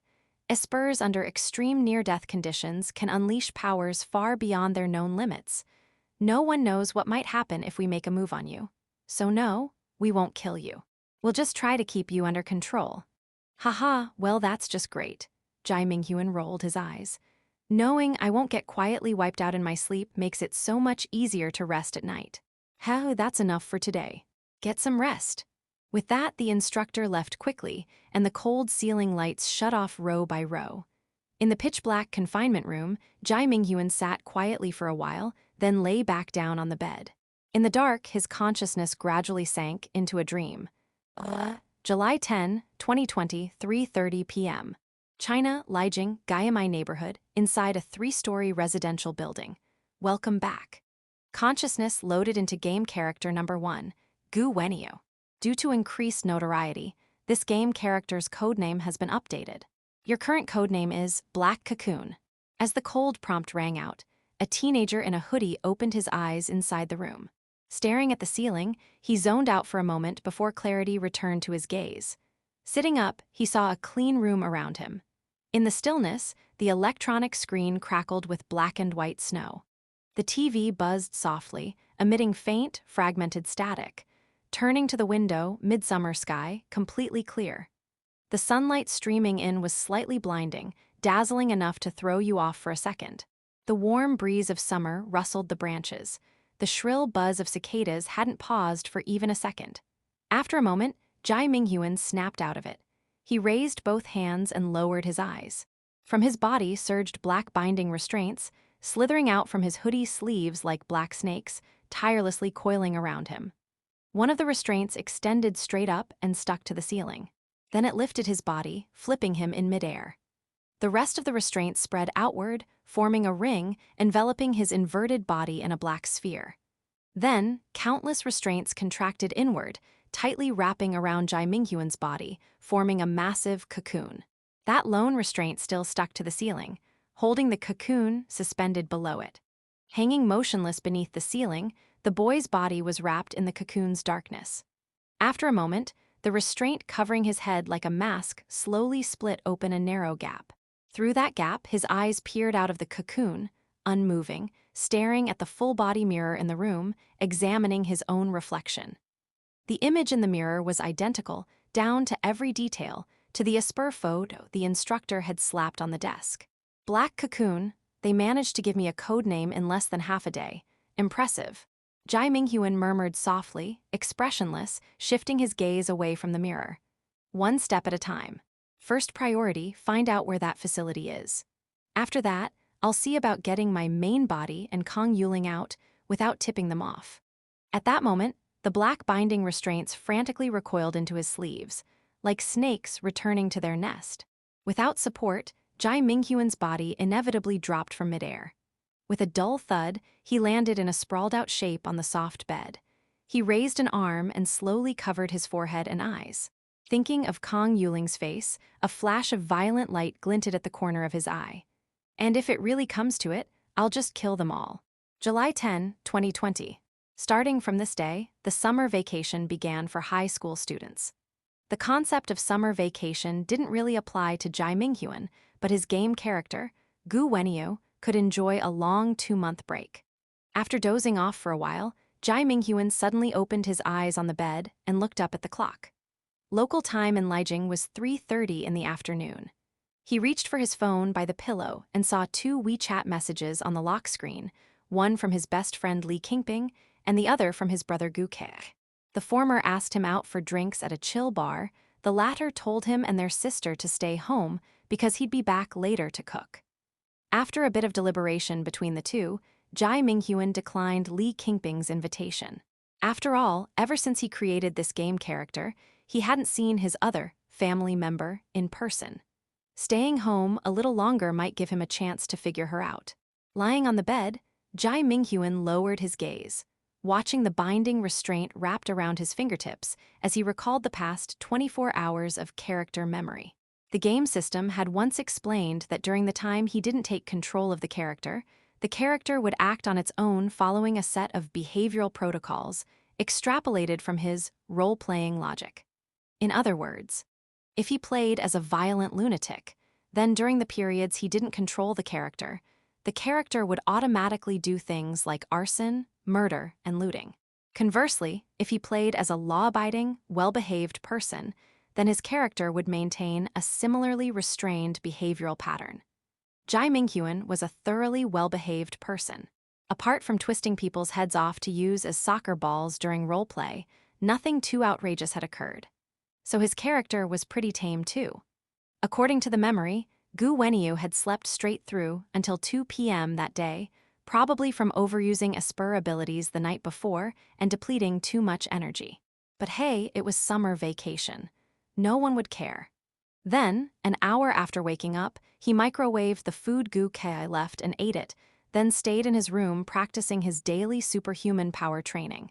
He trained for an hour, and at 3:30 p.m., Jai Minghuan entered the dream state from the confinement room and took control of Gu Wenyu's body. This lack of control sucks. I remember there's a setting in the system for 24-hour control of the game character, but it also said, doing so would put too much strain on the mind, equivalent to simultaneously controlling both the main body and the character's body, keeping your consciousness in a high-stress, multitasking state, which could easily lead to schizophrenia. Yawning, Jai Minghuan blinked away the sleepiness with tears welling in his eyes and smacked his lips a few times unconsciously. If I go crazy, then so be it. At least I'll have some company in the confinement room. Clearly, he wasn't willing to give even an hour of free rein to the character. Manual control felt safer. Throwing on his school uniform jacket, he left the room and went downstairs. Stopping at the stairway, he glanced sideways. From there, he could see a tall figure in the living room. That was Gu Weniyu's sister, Su Zimai. She'd stayed over at a classmate's place last night, so Jai Minghuan hadn't seen her in person, just had a general idea of her from Gu Weniyu's memory. Su Zimai had medium-length hair down to her ears and was dressed in a green tennis outfit. Her facial features took after their mother's brightness, but her contours were sharp like their father's, giving her a more androgynous look. Honestly, she probably had the kind of appearance that attracted a lot of lesbians. From memory, Su Zimai was 16 and in her first year of high school. Gu Wenyu was 17, in his second year, and would be entering the third year after the new term. Their older brother was 19 and in his first year of college. But among the three, Gu Wenyu looked the youngest, probably because of his droopy eyes and his usual sickly appearance. His vibes might be weak, but with good genes, he looked quite delicate. With just a bit of grooming, he'd have no trouble getting asked for his number when he went out. Letter 1D597 Cyrillica, letter FF40, letter 1ED3, Uganekas Hatchik. As for why Su Zimai's surname was Su and not Gu, it was because their parents had agreed that sons take the father's surname, daughters take the mother's. Su Zimai was a daughter, so she took her mother Su Wang's surname. The two brothers followed their father Gu Zhuan's surname. At that moment, she was leaning sideways against the back of the sofa, quietly watching TV. Jai Minghuan sat on the other side of the sofa and casually turned on the electric fan next to him. With a click, the blades started spinning. He glanced out the window. The city's overpass shimmered in a wave of heat, the rail tracks distorted in the haze, looking like a mirage from afar. So lazy. Waking up at 3 p.m., Su Zimai said, not even glancing at him. She was fiddling with her phone, occasionally looking up at the TV, which was currently tuned to Giant Elephant News. Brother said he'll be home to cook tonight. Told us not to go out, Jai Minghuan said. Oh. Jai Minghuan leaned his head back against the sofa and looked up at the TV, stealing glances at Su Zimai out of the corner of his eye. After just 2 seconds, a prompt window popped up in front of him. Main Quest 3, investigate what your sister, Su Zimai, is hiding. Quest reward, 1 split point, 1 attribute point, 1 skill point. So, this sister was hiding some secret too? Could she be in a spur just like their brother? Jai Minghuan was curious. It's already 3 p.m. Aren't you going to find something to eat? Su Zimai asked without lifting her head. I already ate after I woke up earlier. Just went back for a nap. Pig. Give me a break, it's summer vacation. Why are you teaching? Am I your older brother or your younger one? Why are you wearing a jacket? I'm cold, okay. In this weather. Cold? You don't get it. High school guys like to stand out. What's wrong with wearing a jacket in summer? Jai Minghuan leaned forward, grabbed a pack of gum from the table, unwrapped it, and popped it into his mouth. After 2 chews, he said casually, turns heads when I walk. Childish. Just then, something on the news caught his attention. This is the Lijiang Daily News live broadcast, said a poised female anchor. The studio background showed a freeze frame from the city square's surveillance, a black binding restraint coiled around a lamppost. The anchor looked straight at the camera and calmly reported last night's news. At 10:20 p.m. last night, an unidentified Esper appeared in the city center square, intervening in a hostage situation orchestrated by the Green Wing organization. The Esper used black ribbon-like material to kill 5 criminals and successfully rescued 5 hostages, without any civilian casualties during the operation. She glanced down at her script. According to eyewitnesses, the Esper was entirely wrapped in black restraints, resembling a cocoon hanging upside down beneath an advertising board. The reality-altering Esper Association has sealed off the scene and is currently analyzing residual substances. The anchor looked back up. Next, we'll hear from the vice chairman of the Lijiang branch of the Reality-Altering Esper Association. The screen switched to the association's signature blue announcement backdrop. Then a long-haired man wearing sunglasses and a suit appeared on screen. Hands clasped behind his back, he spoke in a stiff official tone. After an emergency meeting by the association's expert panel, based on the Esper's ability traits and appearance, We officially name the Asper Black Cocoon and temporarily designate Black Cocoon as a Class B observation target. Jai Minghuan sneered inwardly. Heh, guess I got to feel what it's like to be famous. He stared at the enlarged full body shot on the screen. It was a bizarre silhouette hanging upside down from a billboard. Right then, Su Zimai happened to glance up and saw the man slowly emerging from the black cocoon on TV. He wore a trench coat and a metallic mask that looked like a Cayman rider. She raised an eyebrow and scoffed. That getup is so ugly. What is that, a giant flapping moth? Jai Minghuan leaned his elbow on the armrest, chin in hand, and fired back with what he said earlier. You tell me, does it turn heads or not? Sure, he thought it looked ugly too, but all he had was the outfit Gu Wenyu had made. He'd change it later when he had the chance. Your taste is trash, but whatever. That black something cocoon, he's also a high school boy like you, she asked. Who knows? The cicadas outside screamed desperately, and the hum of the electric fan drowned out the unrelenting noise. The shot on the TV screen cut back to the studio, where the host read the script while glancing down.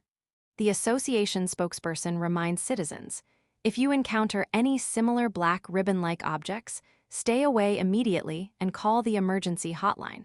The identity and motives of Black Cocoon are still under investigation. Our station will continue to follow the developments. Next up, weather updates. At that, Jai Minghuan looked away from the TV screen. He thought, before Guke comes home, I should use binding restraint detection to check what new abilities Su Zimai has. Who knows, I might just complete the main quest directly. With that in mind, he opened the skill tree panel again to double-check the skill's effect. Binding restraint detection learned. When you use the binding restraint to touch a target, must be human, a set of their data attributes, abilities will pop up in your mind. He hadn't tried it in practice yet, but judging by the description, a simple touch should be enough. He figured, want a drink? Jai Minghuan asked as he got up from the sofa. Cola, Su Zimai replied. Okay. Jai Minghuan walked to a corner of the living room, opened the fridge, took a bottle of cola from the freezer, and then pulled out a round tube ice cream from the lower compartment. He slowly walked toward Su Zimai, raised the hand holding the cola, and from the sleeve of his school uniform jacket, a binding restraint emerged. He quietly and slowly reached out toward her shoulder from behind. In that moment, the pitch-black binding restraint, like a small thread snake, darted out from his sleeve, slithering over the veins on Jai Minghuan's wrist. Then, it gently touched Su Zimai's shoulder. Condition met. Physical contact with target established. Passive skill, binding restraint detection, activated. On the sofa, Su Zimai shivered while playing on her phone. The sensation felt like a venomous snake suddenly coiled around her neck. She was still trying to figure out what touched her when she whipped her head around, only to see a bottle of cold cola. Fresh from the fridge, the red can was still releasing a misty white vapor. At that moment, Jai Minghuan had already retracted the binding restraint into his sleeve. To distract Su Zimai, he pressed the cold cola against her neck, then let go. The can, icy as a block of ice, felt like a rock falling off a cliff. It dropped from Su Zimai's shoulder, only to be caught midair by her quick reflexes. Are you F*** king nuts? She side-eyed Jai Minghuan from over the back of the sofa, her gaze cold and her voice sinking.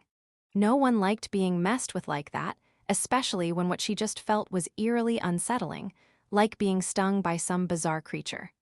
I got you a drink and this is your attitude. Next time, I won't bother, Jai Minghuan said as he unwrapped the ice cream, and at the same time checked the ability panel generated by binding restraint detection. Target gender, female. Target attributes, strength, D grade. Speed, C++ grade, spirit, B grade. Extraordinary species, X or Sus. Rank, first tier, X or Sus are ranked into 3 tiers. Tiank power, magic hand rarity, A grade and Tiank currently bound demon. Fridge demon. What the hell is all this? Jai Minghuan expressionlessly gnawed at the ice cream, then opened the quest log, only to see that the main quest, find out what your sister is hiding, was still incomplete. Letter 10342, a small capen letter 22b, letter 1d587 epsilons. Is it because I haven't seen her use her extraordinary abilities firsthand? Or because I still don't know exactly what kind of identity she holds in the Demon Hunters? He replayed last night's image of Gu Ke dressing his wounds in battle gear in the living room, and quickly drew his conclusion. Right, Suzimai suddenly said. What now? Dad said he's coming back tonight, Suzimai said. Jai Minghuan paused, then replied, but he didn't text me. He thought for a moment and muttered, guess he didn't text our brother either. Just told you. Then you tell him later. Sure, but if our brother hears Dad's coming back, he might not come home tonight. Whatever, Suzimai said blankly, but if he doesn't, I'm staying over at a friend's place too. Just then, the sound of the front door opening rang out. The two of them turned around on the sofa. Gu Kei stepped in from the entryway, carrying a heavy shopping bag. From its crinkled shape, it was clear it was packed with boxes of food ingredients. Gu Kei played with his phone in his left hand and lifted the shopping bag with his right. With a tone that sounded half-threatening, he said to the two on the sofa, I'm cooking tonight, you little punks better not run off. Wait till after dinner to go out. Jai Minghuan eyed his neck.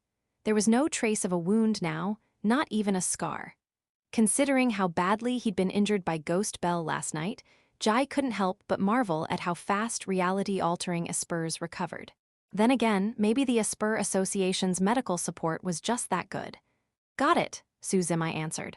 What about you, student Zio? Gu Kei asked Jai Minghuan as he walked toward the kitchen. You hear me. Jai Minghuan lazily replied, I'm not running off. But there's someone else coming for dinner tonight. Who? Gu Kei put the bag on the kitchen table, raised a brow, and looked back at them. A classmate? A friend? Then I better make something that looks decent. Gotta leave a good impression. It's Dad. The air in the living room suddenly fell silent. Gu Kei's expression froze on his face, staying there for several seconds. His reaction wasn't just because their father, Gu Zhuan, hadn't come home in 2 years. It was also because of what Black Cocoon had said when they met alone last night. Aren't you curious? What exactly has your father been doing these past 2 years? Did he really just stop wanting to see you after a fight? Or maybe he had other plans. To keep you and your siblings out of it, he had no choice but to leave. That's right, Gu Zhuan. Could it be that, like you, he's hiding some secret no one knows? Think about it. Is your father really the kind of coward who would avoid his own kids for 2 whole years? Or was something else forcing him to stay away? Just like how you joined the reality-altering Espers for the truth behind your mother's death. Snapping out of it, Gu Kei was silent for 2 seconds, then softly said to Jai Minghuan, End the ability panel derived from binding restraint detection. Suzimai's superhuman class was listed as Exorcist. And Jai Minghuan remembered the system, mentioning during character creation that there were 3 main superhuman species in the world. Back then, he had only seen Esper and Anecdote Envoy, so it seemed this was the missing puzzle piece. The last superhuman species was indeed Exorcist. Heavenly Drive, a power unique to Exorcists. According to the description, it appeared to grow stronger through contracts with demons.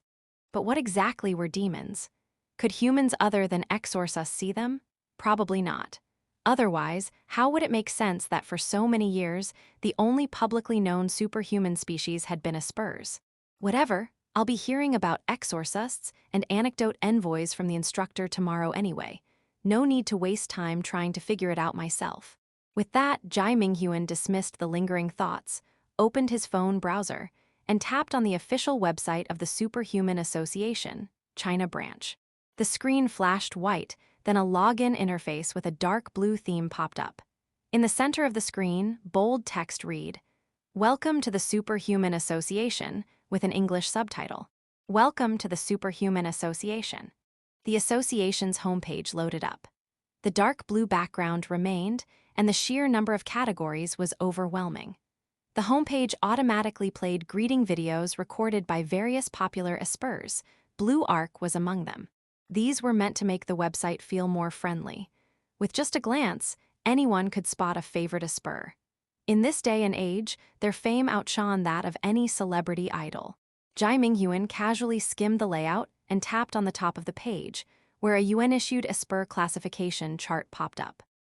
The chart was arranged from top to bottom based on the danger level of Espers, as designated by the United Nations. T0 tier. Restricted level, according to Superhuman Association records, there has only ever been one restricted level Esper in history, and they have been confirmed dead. Their data is highly classified and not publicly disclosed. T1 tier, Calamity Level Standard. Rainbow Wing members. Only those classified as Calamity Level by the association are eligible for nomination into Rainbow Wing. T2 tier, Dragon Level, the backbone of the Superhuman Association. T3 tier, Overlord Level top tier among Espers. T4 tier, Quasi-level stronger than Harmless level, but overall capabilities are average. T5 tier, Harmless level abilities are non-threatening. These Espers are not restricted by authorities and can work regular jobs. Example, someone whose hair can turn into spinning bamboo dragonflies. Only one restricted level Esper in history, and they're dead. Don't tell me they're talking about me. Jai Minghuan shrugged. The way I lived in that research facility, it was no different from being dead. Then he thought, if the Esper on the site is actually me, then were the people in the research facility really from the Superhuman Association? If that's true, then when the day comes that I fight the researchers from that facility, wouldn't that basically be declaring war on the United Nations? When that happens, all 12 Calamity-level Espers from Rainbow Wing will definitely show up to stop me. Will I seriously have to take them on alone after getting hit with inhibitors? Honestly, sounds like a long shot. Maybe. I should figure out a way to drag this whole family in as backup. R tilde letter 1F00, letter 1D40D letter 1ED7, letter 1D40, 1 E umlaut letter 1D8. If I play the fake family card right, leading them won't be hard. Besides, they already resent Rainbow Wing because of Mom's death, which makes it easier to stand on the same front. And if we count the people they could bring to the fight, it could become a force to be reckoned with. Thinking this, Jai Minghuan glanced at Gu Keo's back then, intrigued, searched for his dear brother's Esper codename, Blue Arc, in the site's Esper archive. The screen flickered, and the search results popped up quickly. He clicked into Blue Arc's profile. It didn't list Gu Keo's real name or identity, just his height, measurements, the surface-level effect of his Esper ability, and his position within the association. Blue Arc was classified as an A-rank Esper, which was already the highest level short of S-rank. Those were eligible for Rainbow Wing. In other words, Gu Kei was likely just one step away from being invited into Rainbow Wing. But that one step might still take a long time. At such a critical point, it was no wonder Gu Kei had been so tense last night, especially with someone like Black Cocoon suddenly appearing, someone who knew all his secrets.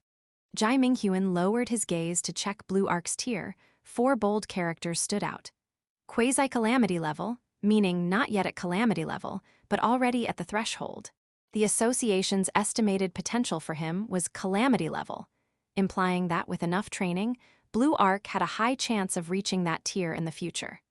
Thinking further, Jai Minghuan looked up the name of the evil Esper who had beaten Blue Arc severely the night before, Ghost Bell. The archive showed a figure wearing a metal Z-mark breathing mask and a black cloak. Blood-red eyes gleamed coldly from the shadows. This was Ghost Bell's usual outfit, a notorious Esper criminal, and without a doubt, one of the association's S-rank wanted criminals. The UN had assigned him the same rating, quasi-calamity level, just like Blue Arc. If my brother is on the same level, then how did he get beat so badly? Was it because he didn't understand Ghost Bell's ability? With that thought, Jai Minghuan looked again at Ghost Bell's Esper ability. The official record only offered a vague description, something about creating a massive clock tower and a giant humanoid shadow behind him. No specific effects were listed. It seemed that Ghost Bell's powers were highly complex and varied.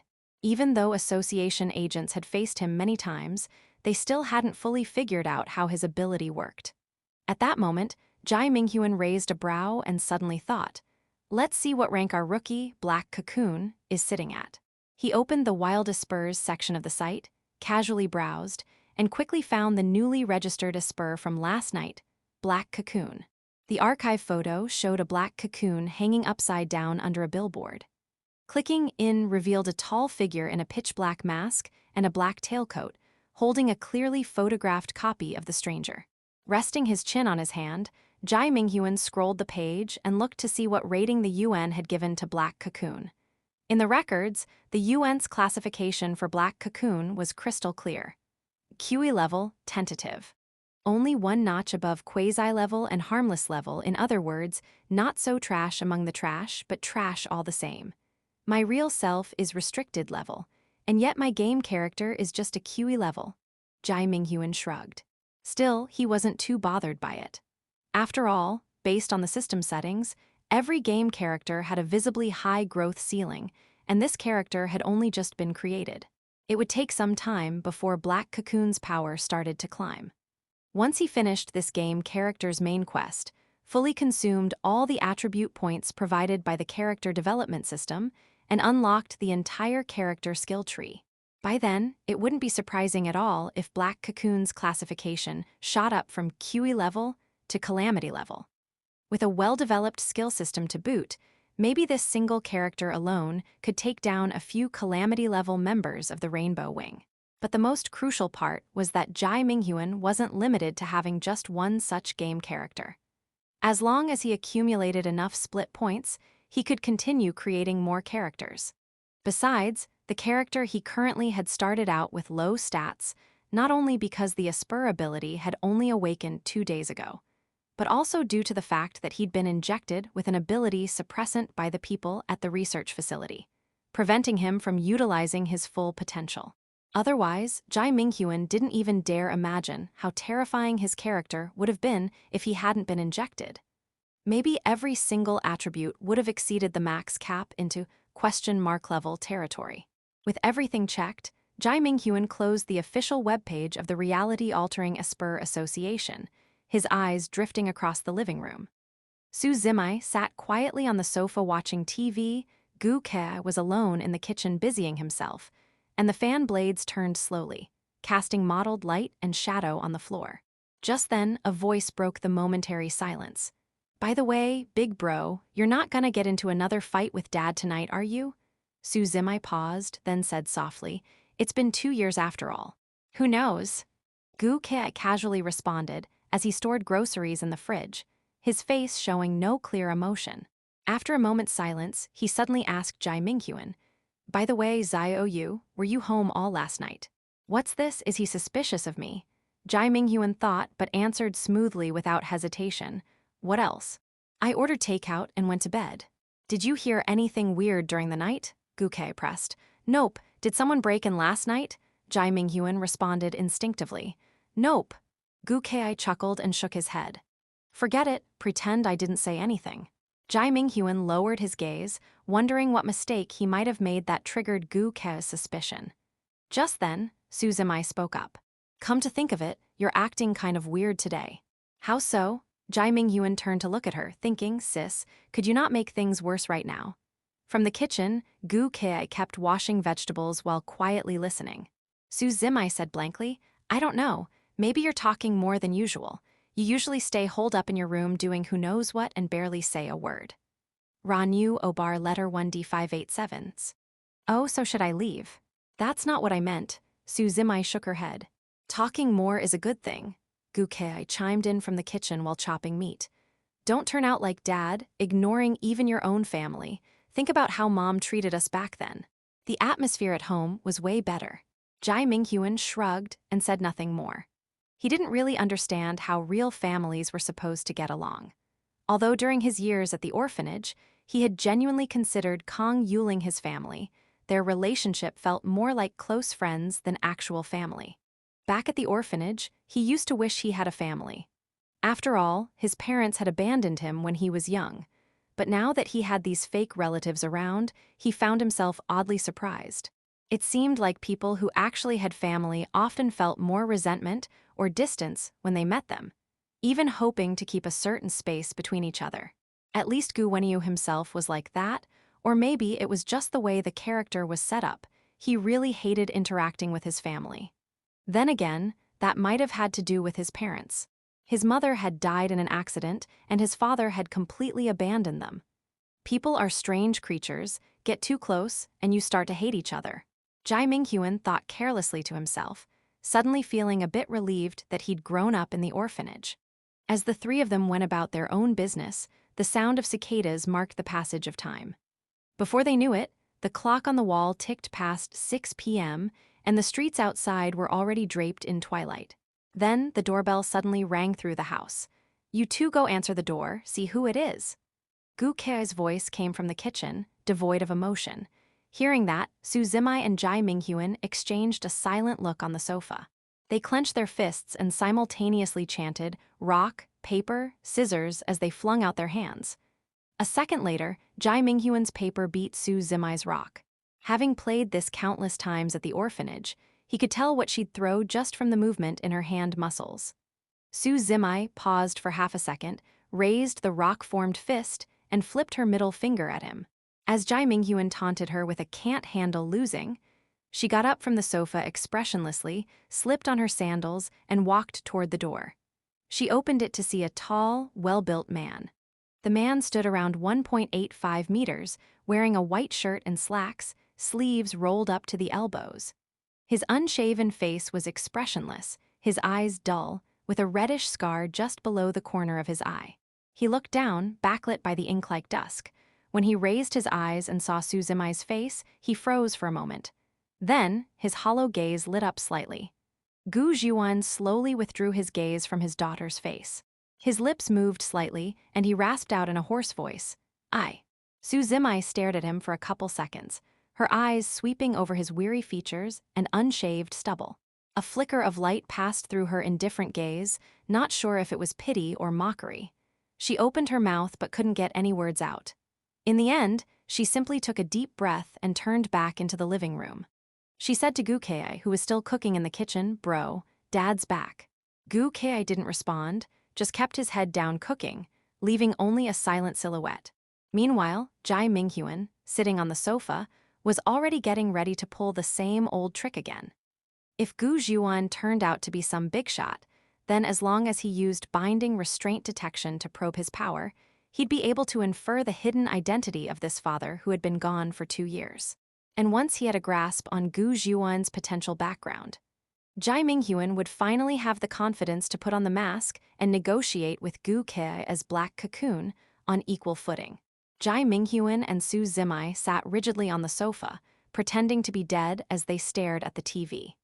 Neither of them expected that on the very first day of summer vacation, their father, who had been missing for 2 years, would suddenly come home without a word. This wasn't heartwarming at all, okay? It felt more like stumbling onto the set of a horror movie. Gu Kei was still in the kitchen. He placed the pot of lotus root soup on the table and turned on the rice cooker's keep warm function. Then he leaned against the disinfection cabinet, crossed his arms, and pulled out his phone from the apron pocket. At the same time, at the entrance, Gu Zhuan closed the door behind him and stood for a moment staring at the shoe cabinet. He then removed his leather shoes and changed into house slippers, slowly walking into the living room. At this moment, the estranged father and son were positioned back to back, one with his back to the kitchen, the other with arms crossed and head down on his phone. Neither seemed eager to acknowledge the other. Gu Kei's expression was a bit off. Since the argument with his dad 2 years ago, he hadn't seen the man again. He even relied on his late mother's bank card for living expenses, though to be fair, his father still deposited money into that card every month without fail. They had an unspoken understanding about it. It was as if his father knew he would be using that card. Every month, the exact amount was transferred on time, ensuring that the 3 brothers' lives were stable. Jai Minghuan eyed Gu Zhuan curiously.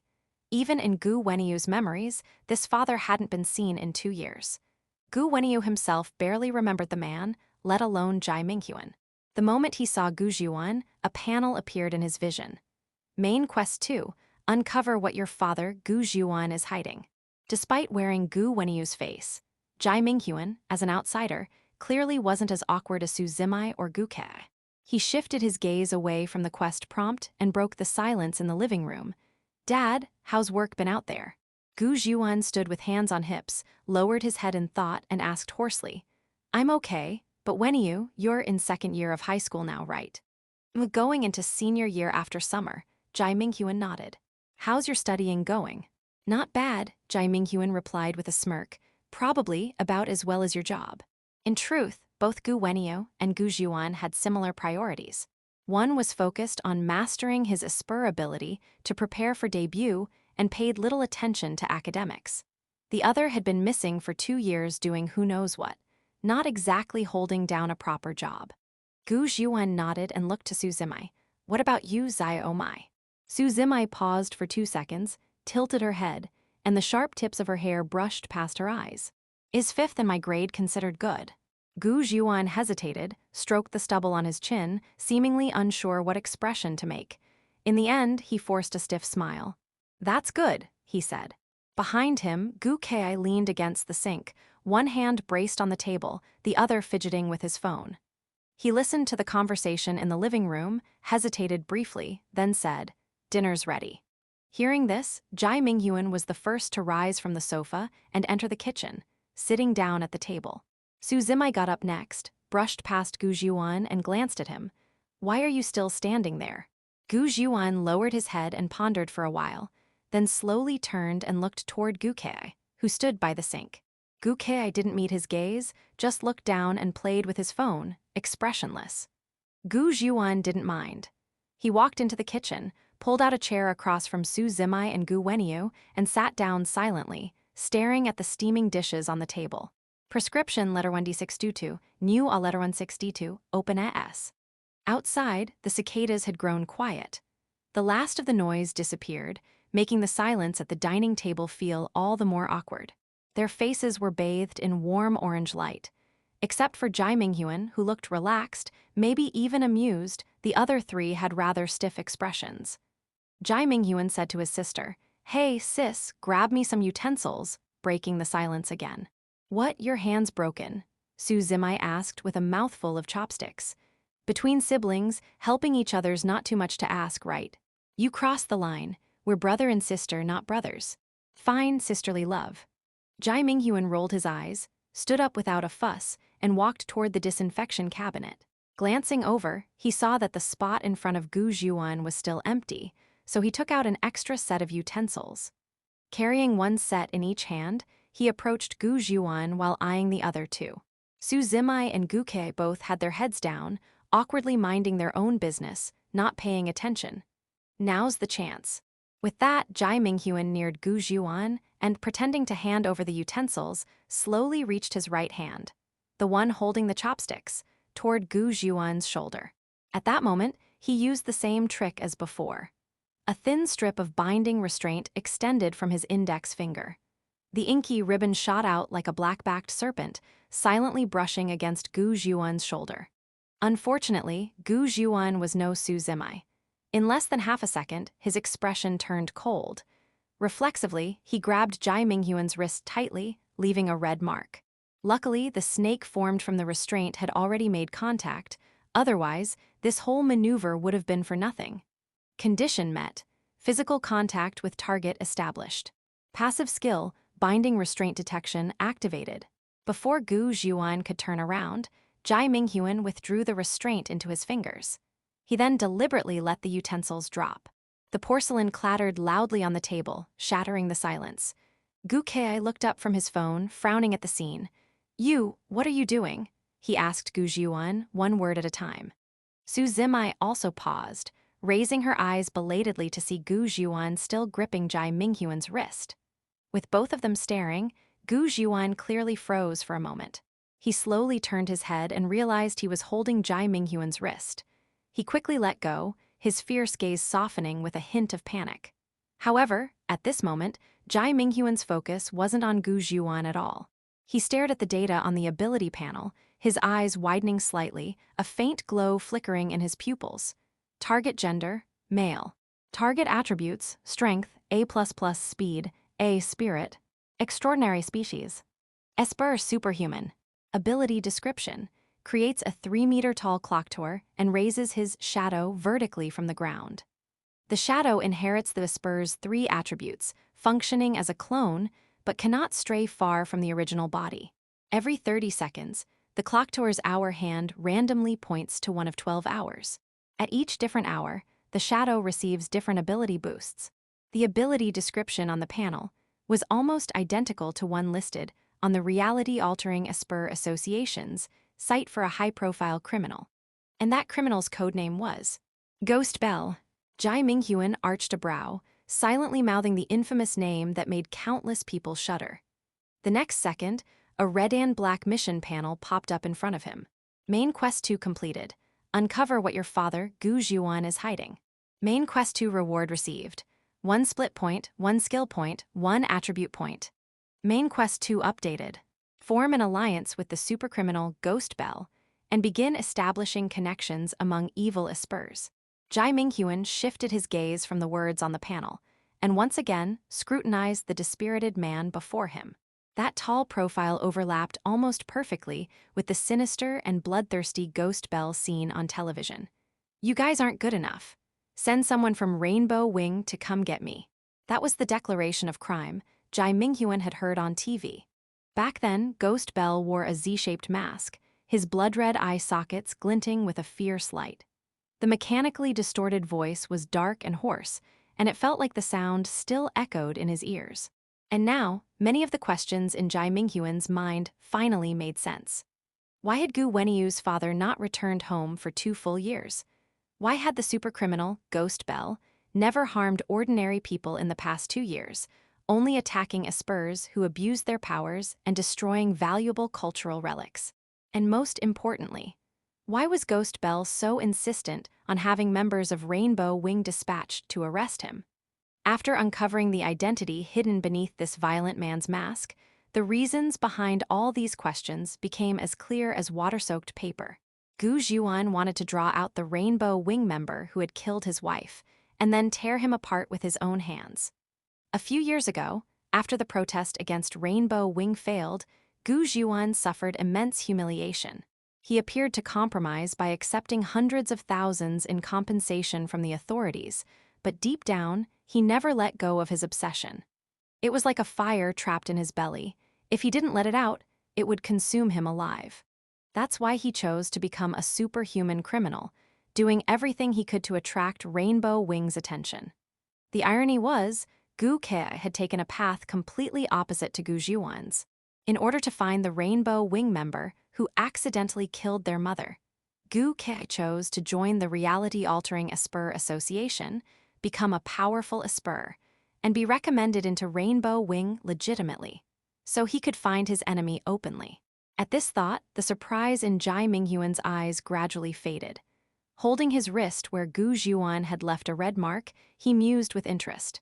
Their father and son, yet they took completely opposite paths for the same goal. Even more, they ended up on opposing sides by twist of fate, wearing masks like beasts trapped in a coliseum, tearing each other apart.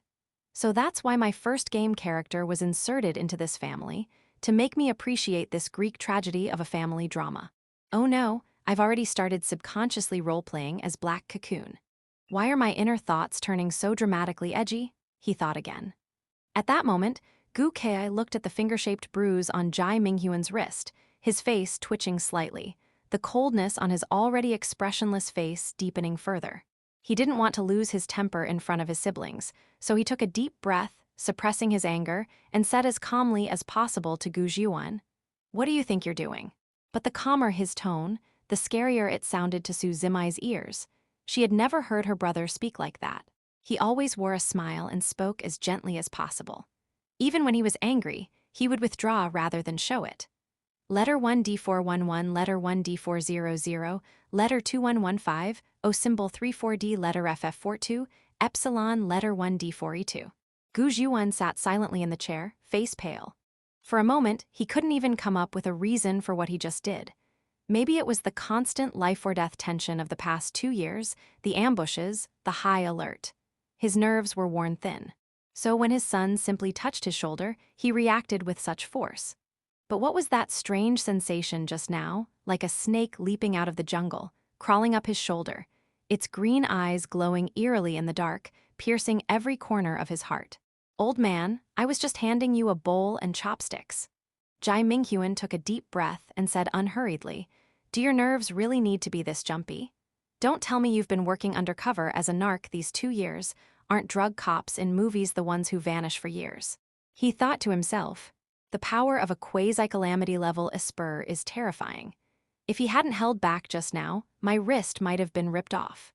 Seeing that Gu Zhuan didn't respond, Jai Minghuan silently opened the system panel, went to system settings, and turned the pain sensitivity from 50% down to 1%.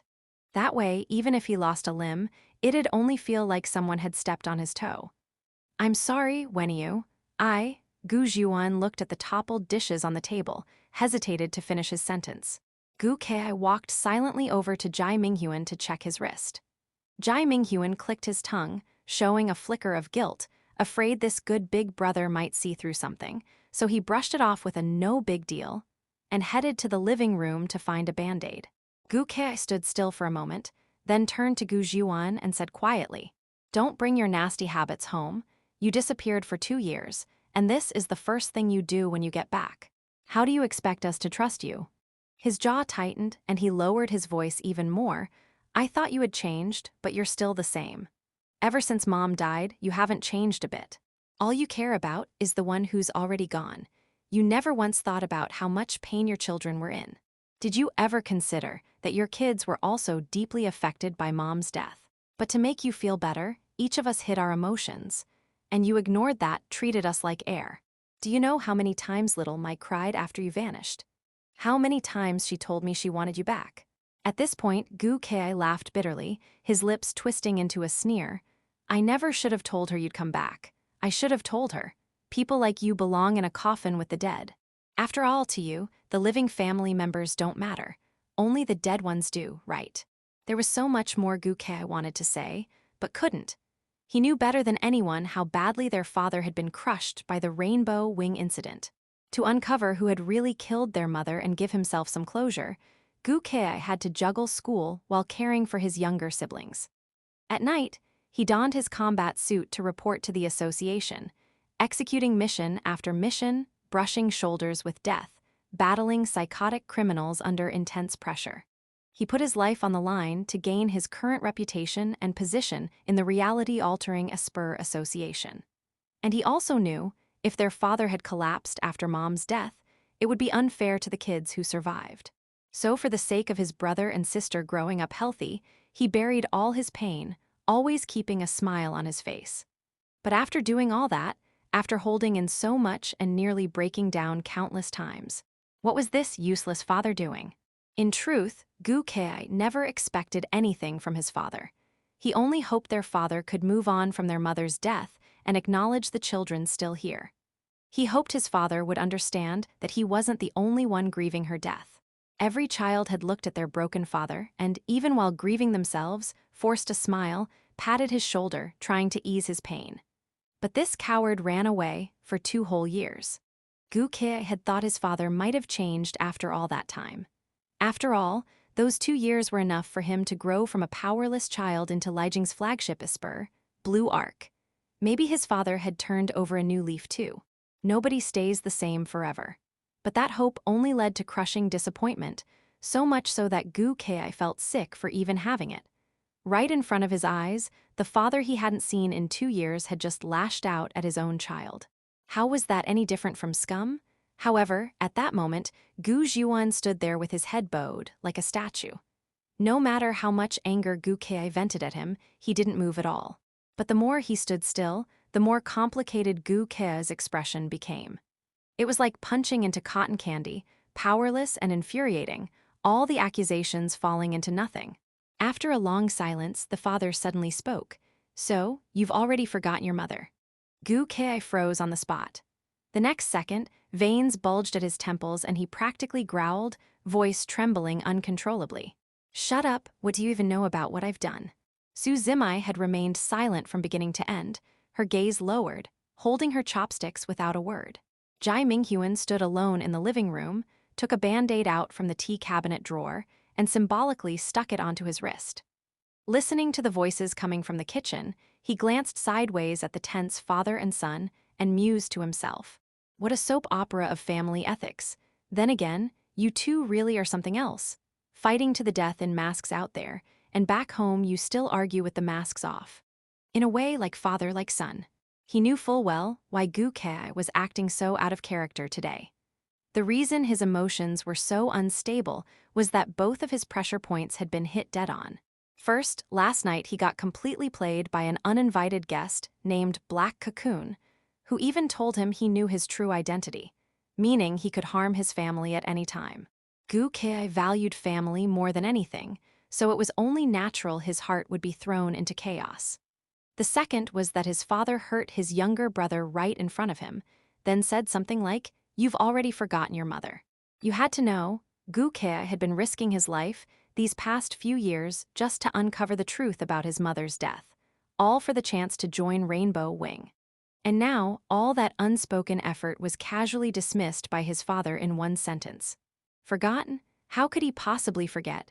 Though it looked like Jai Minghuan had sparked all of this, he didn't believe he was at fault. Because eventually, Gu Kei would have found out the truth anyway, that Gu Zhuan was actually the supercriminal Ghost Bell who had clashed with him twice. That, like him, Gu Zhuan had been fighting to uncover the truth about their mother. When that moment comes, the emotional fortress Gu Kei had spent so long building would likely collapse in an instant, shattered beyond repair. And Jai Minghuan? He was just nudging things along a bit for his own gain. This fire was bound to break out eventually. He just made it burn faster. He wasn't the one who lit it. "Are you two still going to argue?" Su Zimai suddenly spoke. She stared at the chopsticks in her bowl and asked in a low voice, "Weren't we supposed to have a nice meal?" Gu Kei paused, the heat of his anger gradually cooling, his Adam's apple bobbing. Gu Zhuan still didn't speak, standing silently like a sculpture. Jai Minghuan turned his head to look. Su Zimai had her head down, her eyes shaded by her bangs. She continued, "I'm going to stay at a classmate's place this summer. I'm leaving tonight. I hope none of you come bothering me." After saying that, she put her chopsticks down, stood from the table, walked quickly into the living room, grabbed her backpack with one hand, and turned to leave.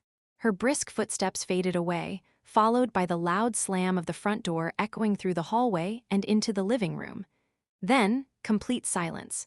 Not a sound in the entire house, except for the deafening cicadas outside the window. After a long pause, Gu Kei took a deep breath. He stood from where he was leaning against the disinfection cabinet, bracing his right hand on the edge of the sink, and said to Gu Zhuan, "I cleaned your room in advance. I don't want to see you right now." Gu Zhuan nodded, turned to look out the window at the fading light, and said quietly, "Little Mai she. She's none of your business," Gu Kei said calmly. "You haven't been taking care of her for 2 years anyway." Jai Minghuan immediately jumped in, "Then I'll go find sis." It was obvious he didn't enjoy this bitter, angst-filled family drama. As a spiritual outsider, it was better to steer clear. Otherwise, who knows when he'd suddenly channel his inner veteran actor and end up sobbing with these twisted father-son leads in a full-blown domestic melodrama. Gu Kei looked up at him, "But you haven't eaten." "No need, with all this going on, who could eat? No appetite. And didn't she say she didn't want to be bothered by you guys? If someone's going after her, it has to be me." Having thrown down that line like the instigator he was, Jai Minghuan walked straight out without looking back. The moment he closed the front door behind him, he pulled his phone from the pocket of his school jacket, using a random anonymous app to compose a message, while extending his binding restraint to search the dim surroundings for the direction Su Zimai had gone. After a moment, Jai Minghuan finished editing his message, typed in the recipient's number, and hit send. At the same time, using the sensory capabilities of his binding restraint, he picked up on Su Zimai's footsteps. He shoved both hands into his pockets and followed the sound. His silhouette slowly melted into the dusk. Meanwhile, alone in the kitchen, Gu Kei sat with his hand to his forehead, eyes lowered, muttering, "I shouldn't have lost my temper in front of little Mai."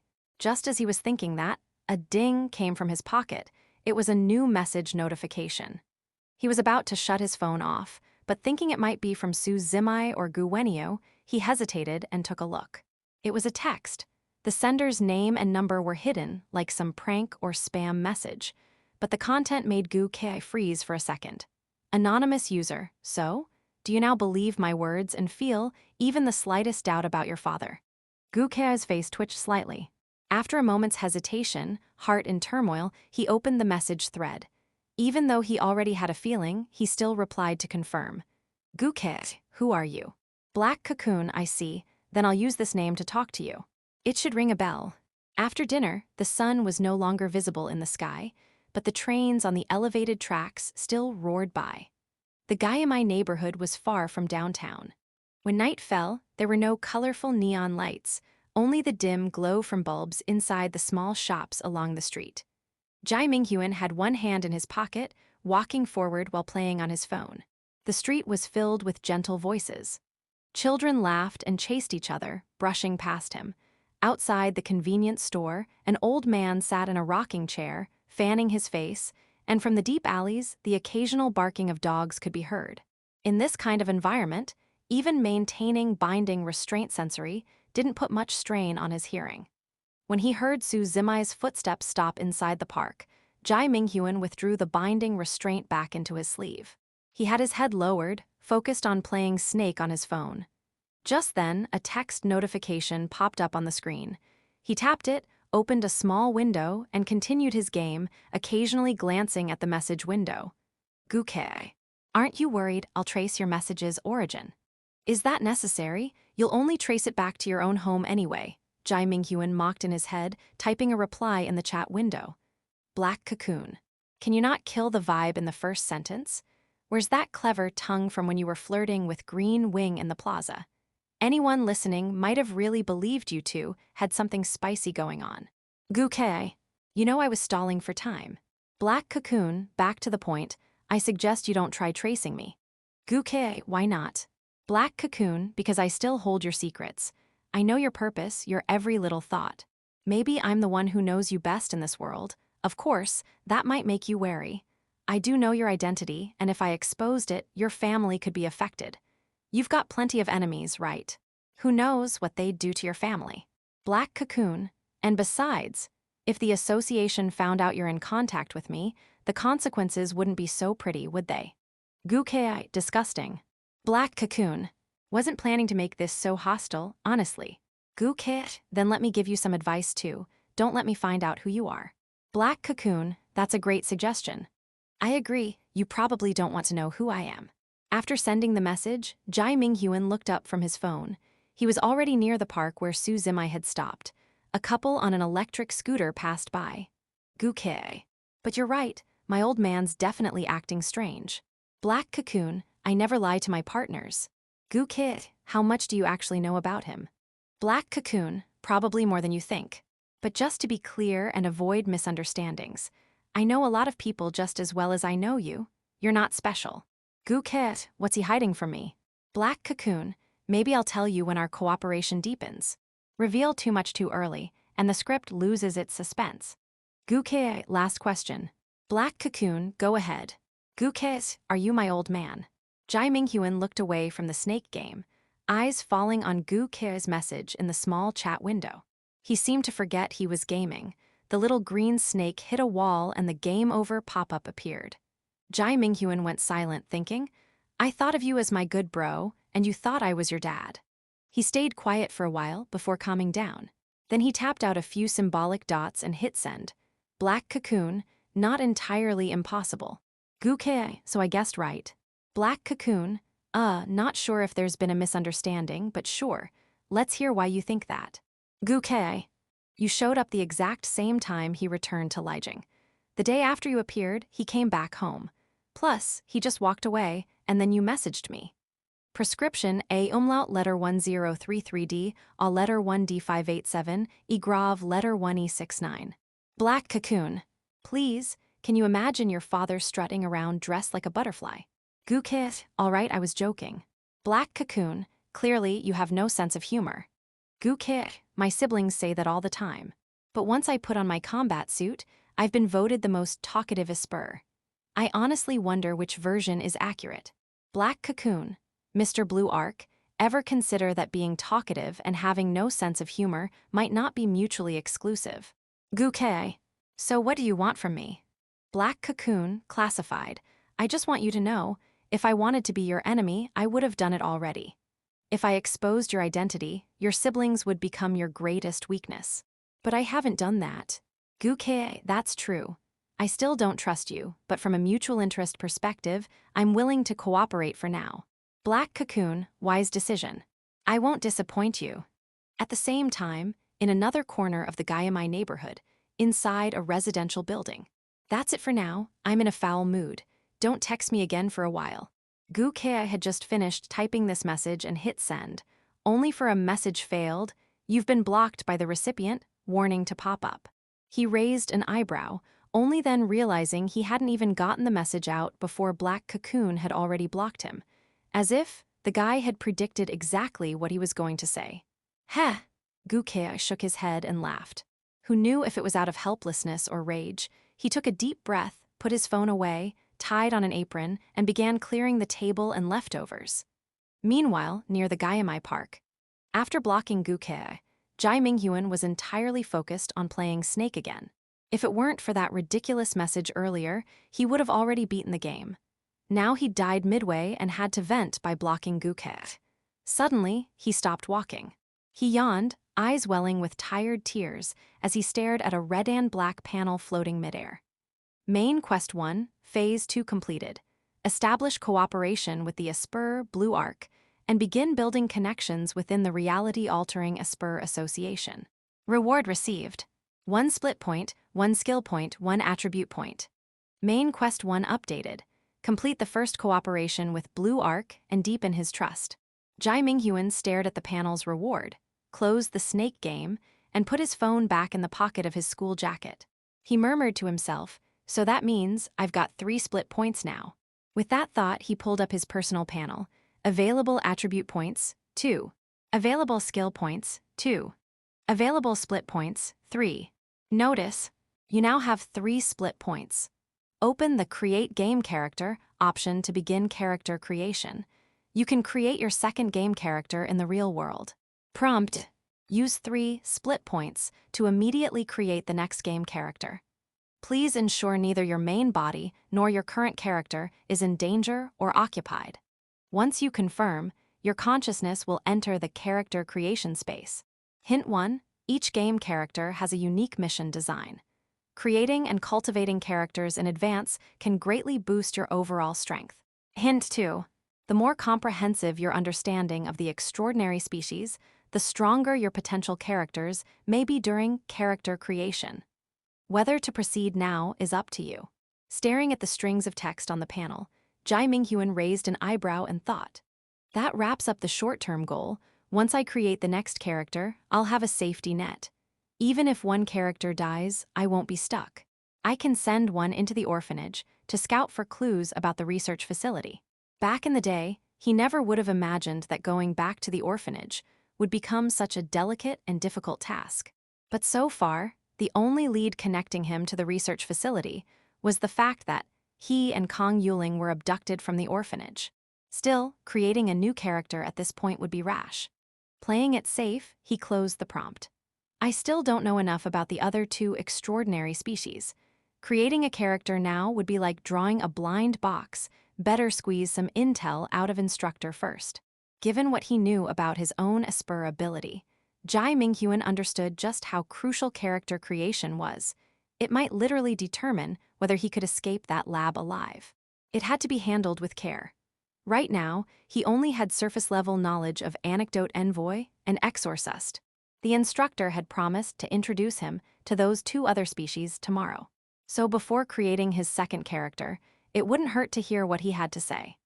Once he had a decent grasp of them, he'd be able to identify which species each of the 2 character profiles in the creation space belonged to and make a smart choice. Like an old grandpa on a post-meal stroll, he shuffled along and finally reached Gaiamai Park. This was where Su Zimai's footsteps had stopped. Standing at the small park's entrance with both hands in his uniform pockets, he spotted Su Zimai right away, sitting alone on a swing with her backpack on. A patch of moonlight fell on her head, casting a glow on her expressionless face.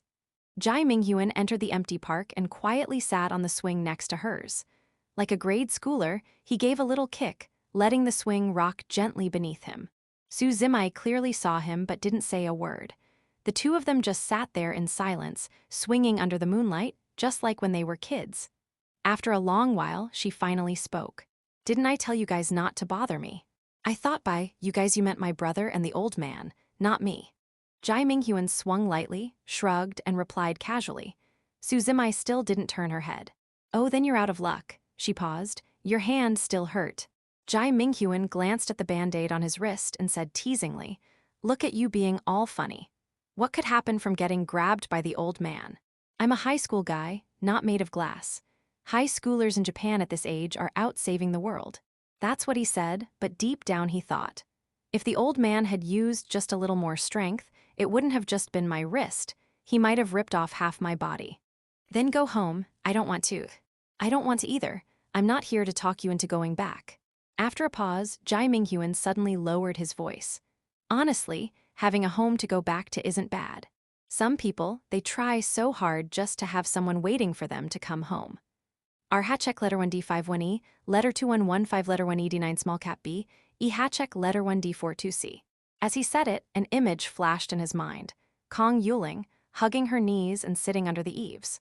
That night's moonlight was just as clear and bright. What you say? His voice was too soft. Suzimai didn't catch the second half. He shook his head. Nothing. Staring down at the soft dirt under her feet, Suzimai muttered, "You've changed a lot." How so? You didn't used to care this much about people. You've got it wrong. I've just always been low-key about it. I do care about family, or maybe I just watched The Godfather recently and got inspired by Marlon Brando's line. A man who doesn't spend time with his family can never be a real man. You a godfather. You'd be the first one to get shot in a mob movie. Someone picking you up. Yeah, I called a friend. Jai Minghuan latched onto that word. Didn't you say it was a classmate? No, I don't have any classmates that close. That was just something I said. You'll keep it a secret, right? Suzimai glanced sideways at him. Sure, I'll tell them I dropped you off at your classmate's place. Thanks. All good, bro. I'm not your bro. All good, sis. Thanks, sis. She stifled a laugh, cheeks puffing a little before she couldn't help but smile. Just then, she turned her head and spotted someone approaching the park entrance. Jai Minghuan followed her gaze and examined the newcomer. It was a girl around 18 or 19, wearing a khaki trench coat over a white shirt. She had slim, pale green straight-cut pants on, and a camel beret perched on her head. A monocle hung from her left eye, its chain looping around her ear and clipped to her coat collar. Shoulder-length black hair framed a tall nose and sharp, slightly upturned eyes like a mixed-race model. Sis, is that your girlfriend? Jai Minghuan tilted his head toward Suzimai. Don't lesbians all like that smart, high-end, big sister look? I get it.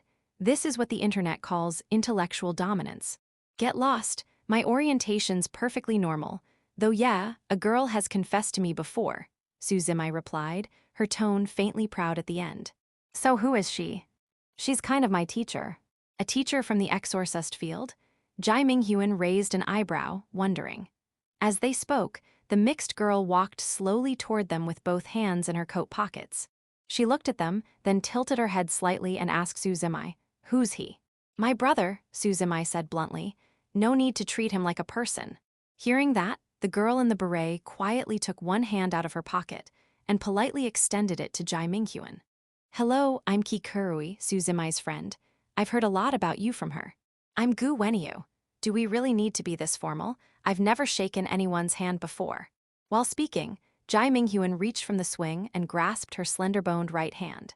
At that moment, a jet-black binding restraint emerged from his palm, brushing against Ki Kurui's hand like a dragonfly skimming water, then quickly retreated into his skin. Condition met.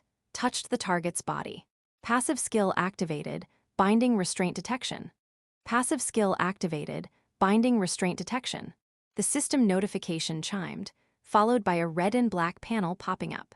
Brown text crawled up Jai Minghuan's pupils like migrating ants, one after another. Target gender, female. Target attributes, strength, B level speed, B++ level spirit, a level. Extraordinary species. Exorcist. Class, Tier 2. Exorcists have a total of 3 tiers. Tank power, retro monocle SS level rarity among tank powers. Currently bound demons, train demon, movie demon. Still don't know what this tank power thing really is, but judging from the data, this person should be mid to upper tier combat force on the exorcist side. No wonder Suzimai calls her instructor. Too bad, still not as strong as those 2 calamity-level bosses in our family. Jai Minghuan teased inwardly, while calmly withdrawing his right hand and tucking it into his school uniform jacket pocket. Then he said to Kikurui, "Then my sister's yours. I've gotta go home and shower, made plans to game with some friends tonight. At that moment, Ki Kurui's right hand hovered in midair for a second. She raised her brows ever so slightly. Lifting her gaze from beneath the brim of her cap, she looked Jai Minghuan over with interest. She said, "I'll take good care of her. Let me know if you need anything." "What do you mean I'm hers now?" Su Zimai frowned and glanced at Jai Minghuan. "You're so dramatic." As he spoke, Jai Minghuan casually ruffled the top of Su Zimai's head. "If you hadn't run away from home, I'd be out of the shower and resting in bed by now." "Got it." Surprisingly, Su Zimai didn't resist, just stared blankly. She'd never been this close with anyone, not even Gu Wenyo. Off to the side, Ki Kurui quietly watched Jai Minghuan's right hand. After a moment, she suddenly said, "How about we exchange contact info? That way you guys can feel more at ease." Jai Minghuan nodded. "Makes sense. Otherwise it'll be hard to explain to my older bro. Wanna add me on WeChat?" "Sorry, I only use my phone number." "Oh, then phone number it is." The two ignored Su Zimai's protest and efficiently exchanged phone numbers. "I'm off, you two talk." With that, Jai Minghuan patted his butt and got up from the swing, walking away. As the two watched in silence, he strolled out of the park. At the corner, the inky dusk swallowed his silhouette. On the dimly lit street, a car roared by. Jai Minghuan paused mid-step and suddenly thought, "Speaking of which, why isn't Su Zimai's mission complete yet? Didn't I already find out she's an exorcist?" With that thought, Jai Minghuan pulled up the quest log to check the progress of his 4 main quests. Main Quest 1, Phase 3. Complete first collaboration with reality-altering Esper, Blue Arc, deepen mutual trust. Main Quest 2, Phase 2. Establish a cooperative relationship with supercriminal Ghost Bell, then expand social connections among evil Espers. Main Quest 3. Investigate what your sister, Su Zimai, is hiding. Main Quest 4. Investigate what your bro, Li Qingping, is hiding. He thought to himself, "So I managed to complete Phase 1 of the first 2 quests, but couldn't finish the Investigate My Sister's Identity quest. Probably because I immediately found out Gu Ke is Blue Arc and Gu Zhuan is Ghost Bell, but didn't figure out Su Zimai's exact role as an exorcist, so it didn't count." Jai Minghuan closed all panels from his view and shrugged. "Guess I'll have to find time to tail her later." If he turned back now, to follow the two in the park, he'd likely be able to figure out Su Zimai's status in the exorcists and naturally complete Main Quest 3. But given his current power level, tailing Ki Kurui would be pure suicide. Jai Minghuan was at least self-aware enough to know that. Same goes for stalking anyone else in the family without learning a skill like Conceal Presence. Especially that old man codenamed Ghost Bell. With Gu Zhuan's combat instincts built up over the last 2 years, if he noticed someone tailing him outside, he'd probably go for the kill before even confirming who it was. Just like earlier, when Jai Minghuan tapped him with the binding restraints in the kitchen and immediately got his wrist grabbed. Still gotta work with the masked old man later. Hopefully, he's as easy to talk to as my brother. Jai Minghuan muttered softly while rubbing his temples and letting out a yawn. Better sleep early tonight. Can't wait to see what freak of a game character I get next. Meanwhile, back in the park, Ki Kurui lowered her eyes, expressionless, staring at the palm of her right hand. That subtle odd sensation during the handshake with Jai Minghuan lingered in her mind. Su Zimai picked up her backpack from the sand and asked, "What's wrong, Captain?" Ki Kurui pressed her hand to her chin and murmured lazily, "Your brother seems a bit unusual." "Him?" Su Zimai blinked. "What do you mean?" Ki Kurui paused for half a second, sorting through what had just happened. "He was probably worried his sister was in danger and tried probing me. Based on what I saw, that instant cast ability should only be possible for Espers. Anecdote envoys and exorcists need certain prerequisites to activate their power, but I didn't see him do anything like that. Judging from Little Mai's reaction, she doesn't seem to know her brother's an Esper. Could it be he's been secretly protecting her for a long time? Looks like he doesn't want her to know his identity either. No need for me to meddle." With that thought, Ki Kurui glanced at Su Zimai and casually said, "I dunno, his vibe, looks, or maybe just a feeling." Then she suddenly shook her head. "Forget it, it's nothing. Pretend I didn't say anything." "Huh, Captain, that's so mean, leaving me hanging." Su Zimai frowned. "Are you saying my brother has the potential to be an exorcist?" "No. I don't sense any trace of a tank power from him. Let's drop it. Wait, don't tell me, you've got a crush on my brother? You were totally staring at him earlier. Suzimai raised a brow and squinted. Kikurui arched her cool, sharp eyes and asked with mild curiosity, why would you think that? You were weirdly into him. I thought you wanted to recruit him, but then you said he's not exorcist material. So what else could it be? Just a little misunderstanding. Yeah, that makes sense. I always felt like you were into girls anyway. Objectively speaking, I think I've only ever had a crush on Sherlock Holmes in novels. Saying that, Kikurui pulled her right hand back into her trench coat pocket, raised the other to ruffle Suzimai's hair, and smiled at her. Pack up, if you don't want to go home, don't. Come stay at my place for the summer. Why are you patting my head too? Just felt like it. Kikurui pulled out a cigarette holder from her pocket and bit down on it. Your brother can pat your head, but I can't. It's not that. He just went crazy all of a sudden and I didn't react in time. Come to think of it, this is the first time I've met your family. Why didn't you introduce them before? Suzimai replied blankly, forget it, they're all muggles, we live in different worlds. She paused, especially my older brother. He's already exhausted from school and taking care of us. I don't want them dragged into dangerous stuff. That's a shame, Kikurui said indifferently. She took a puff from the cigarette holder, then said, let's go. With that, she walked toward the park exit ahead of Suzimai, who quickly followed. You old smoker, soon as my brother's gone, you stop pretending? Suzimai grumbled. Well, I couldn't let him know his little sister's spending summer with an old smoker, could I? Kikurui teased. Whatever. Hey, are we getting the train demon to take us to Tokyo tonight? Yeah, got some things to discuss with Japan's Exorcist Association tomorrow. Then I want tempura shrimp. I didn't even eat dinner, and they started arguing. All right, Mai can have anything she wants. Gotta sleep early once I'm home, Jai Minghuan thought. Instructor will come looking for me soon. I need to face him with my main body. It was already late. Dusk deepened, and shadows thinned across the streets and alleys.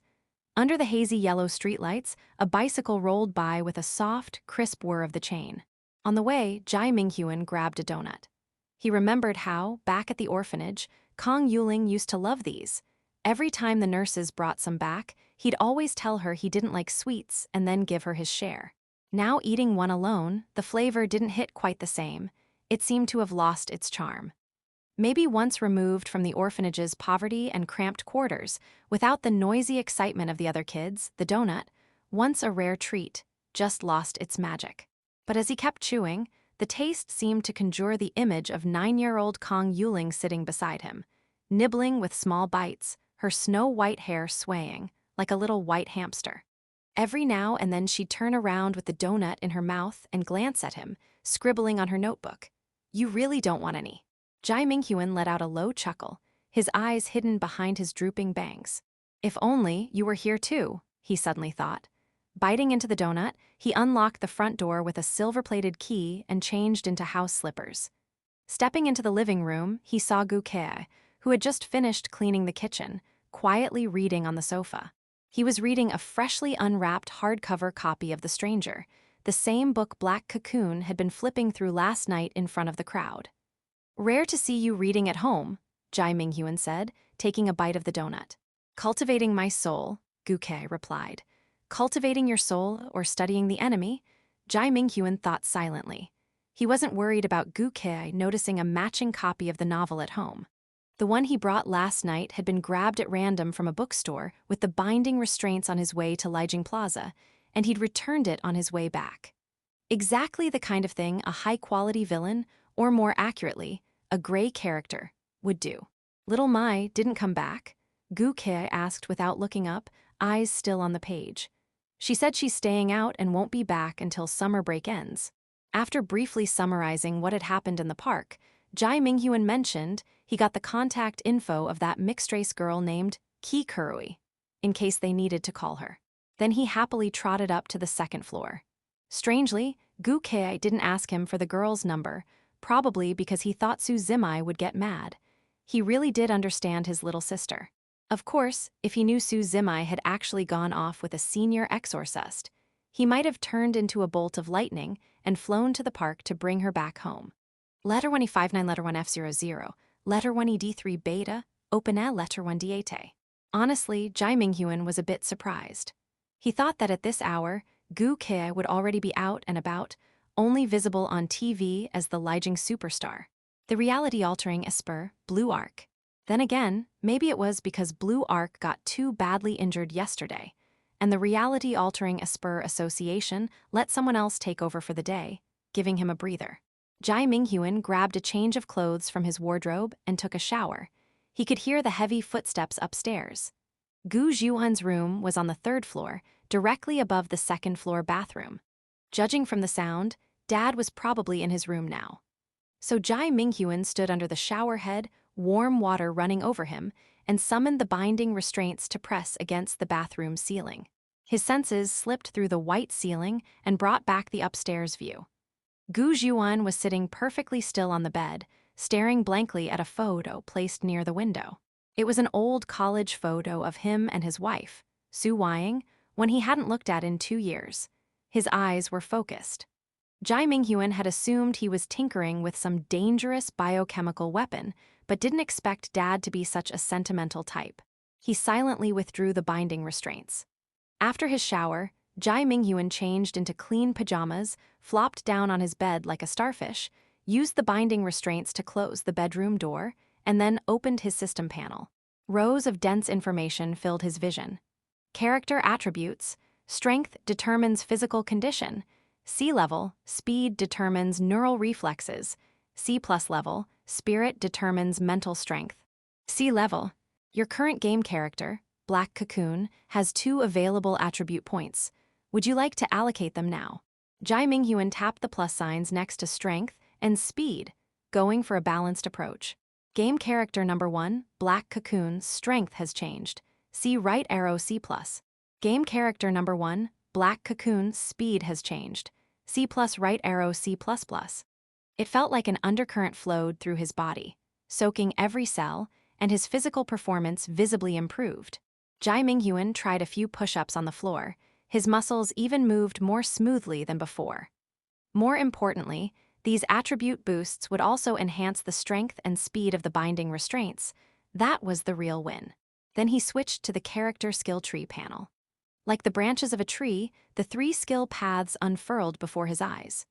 Branch 1, Stealth, Binding Restraint Sensory, Learned Right Arrow Binding Restraint Verity, available to learn Right Arrow Unknown details revealed after learning previous skill, Right Arrow Unknown. Branch 2, Frenzy, Binding Restraint Extension, available to learn Right Arrow Unknown, Unknown, Unknown. Branch 3, Malice, Binding Restraint Detection, Learned Right Arrow Binding Restraint Suppression, available to learn Right Arrow Unknown, Right Arrow Unknown. The only known way to gain split points is by completing main quests. Once I create a second game character, I won't have to worry about not being able to gain split points if the first one dies. This way, even if the first character dies, I can continue developing through the second and keep creating more characters. As he thought this, Jai Minghuan long pressed the skill bar for Binding Restraint Verity. He watched blankly as it went from dim to bright, finally blooming with a dark, vibrant glow. Consumed 1 skill point. Successfully learned Binding Restraint Verity under the Stealth branch. After restraining a target with binding restraints, you can force them to speak their true thoughts. The next skill under the Stealth branch is now available for learning. Well then, in a few days, it'll be time to settle the score with the headmaster. In the darkness, Jai Minghuan recalled the past, the memory of the old headmaster leading them in prayer at a Christian church. The image of him kneeling before the statue of Jesus, hands clasped, face bloated and fake, still lingered clearly in his mind. Headmaster, you can start praying to your God now. Pray that you can give me a satisfying answer. He whispered, his pupils reflecting the hellish hues blooming on the red and black branches. 1 remaining unused skill point detected. Would you like to continue developing the skill tree? Jai Minghuan leaned back against the headboard, tilted his head, and glanced at the newly unlocked skill under the Stealth branch. Branch 1, Stealth, Binding Restraint Sensory, Learned Right Arrow Binding Restraint Verity, Learned Right Arrow Binding Restraint Camouflage, available to learn, requires 1 skill point to unlock Right Arrow Unknown, Right Arrow Unknown. He lifted a finger and lightly tapped the newly unlocked skill, causing a detailed panel to pop up. Binding Restraint Camouflage grants your binding restraints invisibility. When you wrap yourself in the restraints, you will enter an invisible state. However, if you approach someone whose overall attributes are significantly higher than yours, they may still detect your presence. Staring at the skill description, Jai Minghuan thought, "Nice, this works great for tailing people, but am I going too heavy on this branch? Feels a little lopsided." In the current skill tree before him, only the stealth branch was growing long and healthy, while the frenzy and malice branches drooped like sickly weeds, ready to wither at any moment. But this is the only route that works for now. The combat branches aren't really useful anyway. Can't beat strong enemies, and weak ones are easy enough without them. Jai Minghuan scratched his head, expressionless. Learn it. No better options right now. He lifted a finger and long pressed the skill icon. The icon shifted from bright to dark, blooming with a red-black glow imbued with true name energy. 1 skill point consumed. Successfully learned Binding Restraint Camouflage under the Stealth branch. Next skill under the Stealth branch is now available for learning. Jai Minghuan glanced at the newly unlocked skill under Stealth and mumbled, "This branch is just non-stop with the great skills, no breaks at all." Binding Restraint Trap. Deploy a trap composed of binding restraints on the ground. When an enemy steps into the trap, their legs will be instantly bound and entangled. Traps created by this skill will inherit effects from binding restraint sensory, binding restraint detection, etc. This one sounds devious, very tempting, too bad I'm out of skill points. Seeing there was nothing else to do, he pulled up the Character Development System panel. This character's exclusive development system is Social Star System. Core rule of the Social Star System. For every new extraordinary species you form a cooperative relationship with, you will receive rewards from the development system. Current progress, Development Quest 1. Form a friendly cooperative relationship with one Esper, regardless of alignment. Reward, 1 attribute point. Development Quest 1 complete. Reward acquired, 1 attribute point. Development Quest 2 now active. Form cooperative relationships with a total of 3 extraordinary species. Current progress, 1-3. Cooperative partner acquired. Reality-altering Esper, Blue Arc. Jai Minghuan raised an eyebrow, eyes gleaming in the dark. Wait, do collaborations with harmless level Espers count? If so, I could find hundreds of partners in a day and max out my stats. He thought, let's test it. Won't take much time. I'll treat it like a bedtime wind down. I'll just find a nearby harmless level Esper. Though, it's risky to go out right now, with both dad and bro home. Jai Minghuan opened his personal panel and used the reward attribute point to boost strength. Game character No. 1. Black Cocoon's strength attribute has changed. C+ right arrow C++. He pulled the phone from under his pillow and logged onto the reality-altering Esper Association's website. Meanwhile, he used the binding restraints to grab a notebook and gel pen from the nightstand. He tore a page from the notebook and wrote a line with the pen. "Sleeping, do not disturb, or I'll run away just like little sis." Gotta admit, binding restraints were flexible enough for this kind of fine motor work. The handwriting even looked neater than Jai Minghuan's own.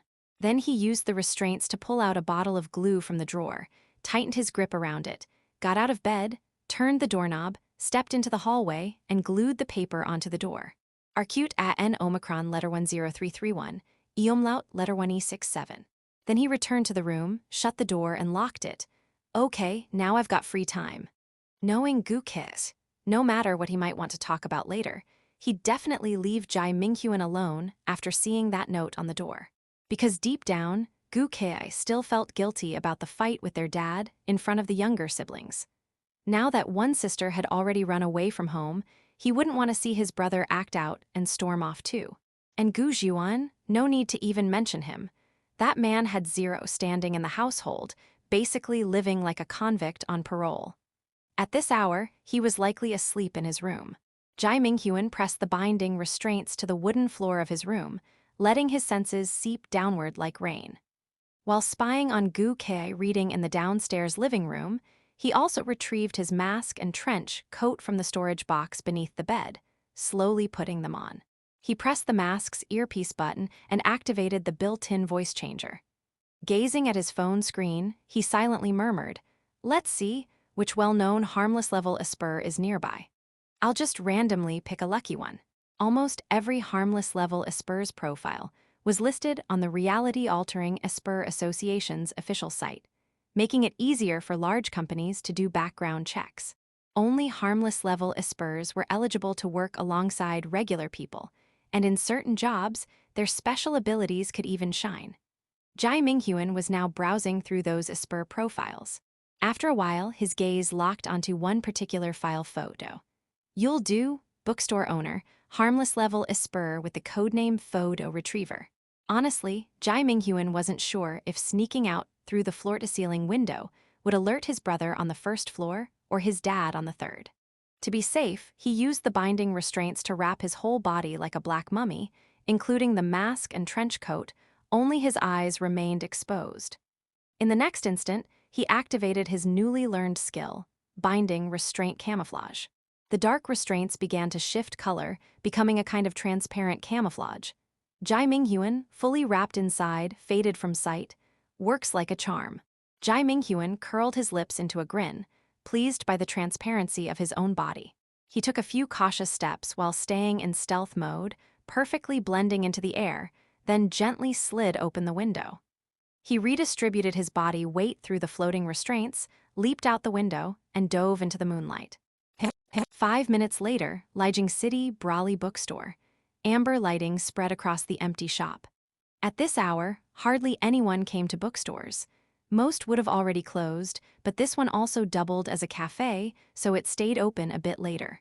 The young owner stood outside and flipped the sign from open to close. Then he returned inside, jazz music playing as he did his closing routine. Organizing bookshelves, wiping tables and the radio, returning hardcover books from the cafe area to their places on the shelf. The coffee machine chimed. He picked up a cup and poured himself some hot coffee, placing it on the counter. A wave of fragrant steam rose into the air. He smiled faintly, took a deep breath of the warm, comforting air, and was just about to savor this last quiet moment before closing when, suddenly, something odd appeared in the corner of his vision. He froze for a second, set the cup down, and slowly looked up. Hanging upside down from the ceiling, just inches from his head, was a massive black cocoon. Strangely, even though it was right above him, the owner hadn't noticed it at all until just now. It was almost like this black cocoon could turn invisible.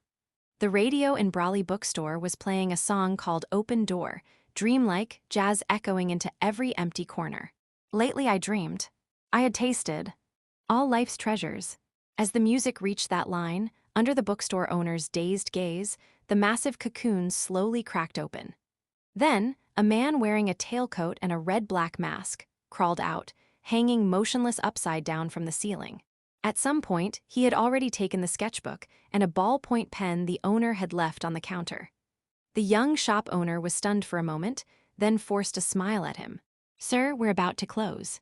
"Oh, just a moment. I'm almost done drawing, just need a bit more time." Black cocoon hung upside down, his face just inches from the owner's. He didn't even lift his head, fully focused on sketching in the notebook. "All right." The owner nodded and took a sip of coffee, surprisingly calm.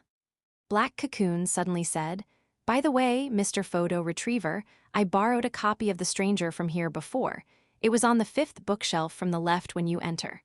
But I did put it back later. Yeah, it's the one I was reading on TV during my debut." Camus writing does have a unique charm, and I really resonated with the protagonist's inability to feel sadness even at his mother's funeral. What can I say? The one attending the funeral was a fake person. My brother and sister cried their eyes out. The owner had no idea what he was talking about. Amid the scratching sound of the ballpoint pen, Black Cocoon hummed along with the jazz and asked, "I just meant to say, sir, you're not mad that I borrowed a book without saying anything, right? If you're upset, next time I'm on camera, I can plug your bookstore by reading one of your fancy hardcover editions. That should make up for it. As long as you leave an ID and phone number, borrowing is allowed here," the young owner said. "No need to feel guilty. At most, you just skipped a step. I'm not too strict with customers sometimes." Black Cocoon nodded. "Good to know. I heard from some neighbors that you have a strange Esper ability. You can find the actual location of an item by using a photo. So when people around here lose stuff, They come to your store with pictures and ask for your help. That's right. That's awesome. I don't have a photo, but I do have photorealistic drawing skills. Maybe you can use your power to help me find the cutie I drew. I haven't tried using my power based on a drawing, but I can give it a shot. No worries. My drawing's pretty much photo-level quality. I'm sure your ability will work perfectly. Black Cocoon spoke with confidence, then turned the sketchbook around to show the owner. The owner squinted behind his glasses. The sketch looked like a lumpy, barely human figure. It reminded him of an elementary school essay he once wrote, where he described a classmate like this. Her eyes are red like cherry tomatoes, her hair white like daikon, and the sun overhead was big and red like a giant tomato. Black Cocoon's masterpiece practically recreated that exact level of artistry. To call it elementary school level might even be an insult to elementary schoolers. So this is what you call photo quality, photorealistic art. The owner stopped 3 times mid-sentence. Yup, so can you find the person in the picture for me? Black Cocoon tilted his head and squinted. Though hidden behind a mask, his tone and posture made him seem very earnest. Sorry, my power only works on non-living items, and only small, structurally simple objects within a limited range. If it's a human, even 100 photos won't help, let alone this photorealistic sketch. Letter 1E5F letter FF41 Armenian, Hu Ainus, a circumflex is hatchik. The owner explained calmly. There's a reason I'm rated harmless level. Black Cocoon deflated, dangling limply from the ceiling. He slowly spun his pen and sighed. He asked, all right, then do I owe you anything for borrowing your sketchbook and pen? No charge. Thanks, sir. You're a good man. Black Cocoon nodded respectfully, then used the binding restraints to return the notebook and pen to the owner. You're welcome, the owner paused. Actually, maybe just 1 yuan. My sketchbook's kinda old. It falls apart when you tear pages out. And your drawing has such artistic value that I'd like to keep it, but I can't tear it cleanly. I get it. Genius art can only be appreciated by fellow geniuses, like Picasso. Black Cocoon muttered to himself, fished a 1 yuan coin from his tailcoat, and handed it over with the binding restraints. Feel free to rip it out and frame it, sir. Thanks. The owner took the coin and placed it in the till. No need to thank me, sir. You earned it. Still hanging upside down, Black Cocoon casually grabbed a book off the shelf. So, I've got 2 minutes before you close. Anything else I can help with? The owner asked. Oh, right, would you be willing to partner with me? Black Cocoon finally remembered why he came. He twirled a gloved finger near his temple. By partner, I mean, I'll plug your bookstore's hardcover editions on TV, and in return, you help me find stuff now and then, like my razor. I'm a very manly man, you know. I wake up with a full beard every day. Not having a razor's a real hassle. Even though I'm only 12 and haven't started growing facial hair, he added mentally. Seeing the silence, Black Cocoon pressed on. Come on, it'd be so cool. Picture this, on every crime scene broadcast in Lijiang, there's a guy hanging from the ceiling reading your hardcover books. That's better than any commercial. Your shop would blow up in no time. But I don't want the police knocking on my door looking for you. The owner shook his head. And I don't want to be labeled as a creepy cyclist bookstore. So don't advertise against me. All right. Black Cocoon folded his arms and thought for a moment, then said, given your concerns, we can cooperate secretly. You help me locate things occasionally, and I'll act as your private detective. Say your girlfriend's cheating, just come to me. I'll pack her and her bastard lover up and deliver them right to you. The owner chuckled. That part actually sounds good. You've got a strong mind. I thought I'd freak you out. Maybe I've seen too much weird stuff growing up. I'm naturally more numb than others. Might be a side effect of my ability. I see. That makes us a good fit, Black Cocoon said. Black Cocoon, that's my name. You can just call me boss. So, does that mean we've formed a partnership? Black Cocoon asked tentatively. Why not? The owner smiled faintly. Black Cocoon raised his brows and pulled up his character development system panel, checking his progress. It still only showed reality-altering Esper, Blue Arc, as a partner. Something very sad happened just now, he muttered as he closed the panel. The owner looked up at the upside-down weirdo. What is it? Black Cocoon replied seriously. I had a fight with my binding restraints just now. It said you're not a valuable partner. Honestly, I'm deeply saddened by how shallow it is. because I truly believe you're a very useful partner, and yet it won't acknowledge you." As he flipped through the pages, he added solemnly, "I think this is what you'd call blind ignorance." That does sound sad. The owner took a sip of coffee, unbothered.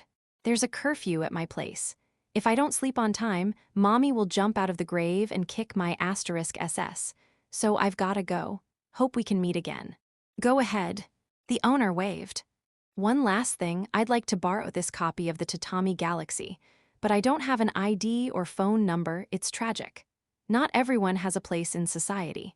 Like they say, what was it again? Kids without umbrellas must run through the rain. Sometimes I think, if borrowing a book takes so much caution, then this world really is unfair."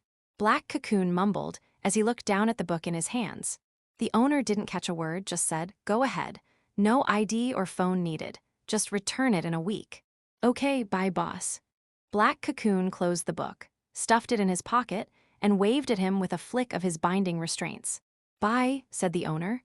The upside-down figure vanished. The store lights suddenly went out, then flicked back on a second later. The owner took a sip of coffee. It was a quiet night. 5 minutes later, guy in my neighborhood, Gu Wenyu's home.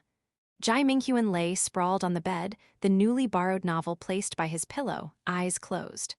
The binding restraints helped him undress, removing Black Cocoon's mask and coat, putting on pajamas, then storing the mask at the bottom of the closet like a personal maid. Scammed, cooperating with a harmless level Esper doesn't count toward development system progress. So I need to work with someone stronger to progress, quasi-level, or maybe even QE level. As he pondered, Jai Minghuan's eyes suddenly opened. He brought up the system panel, scrolled through it, and found the full split mode option.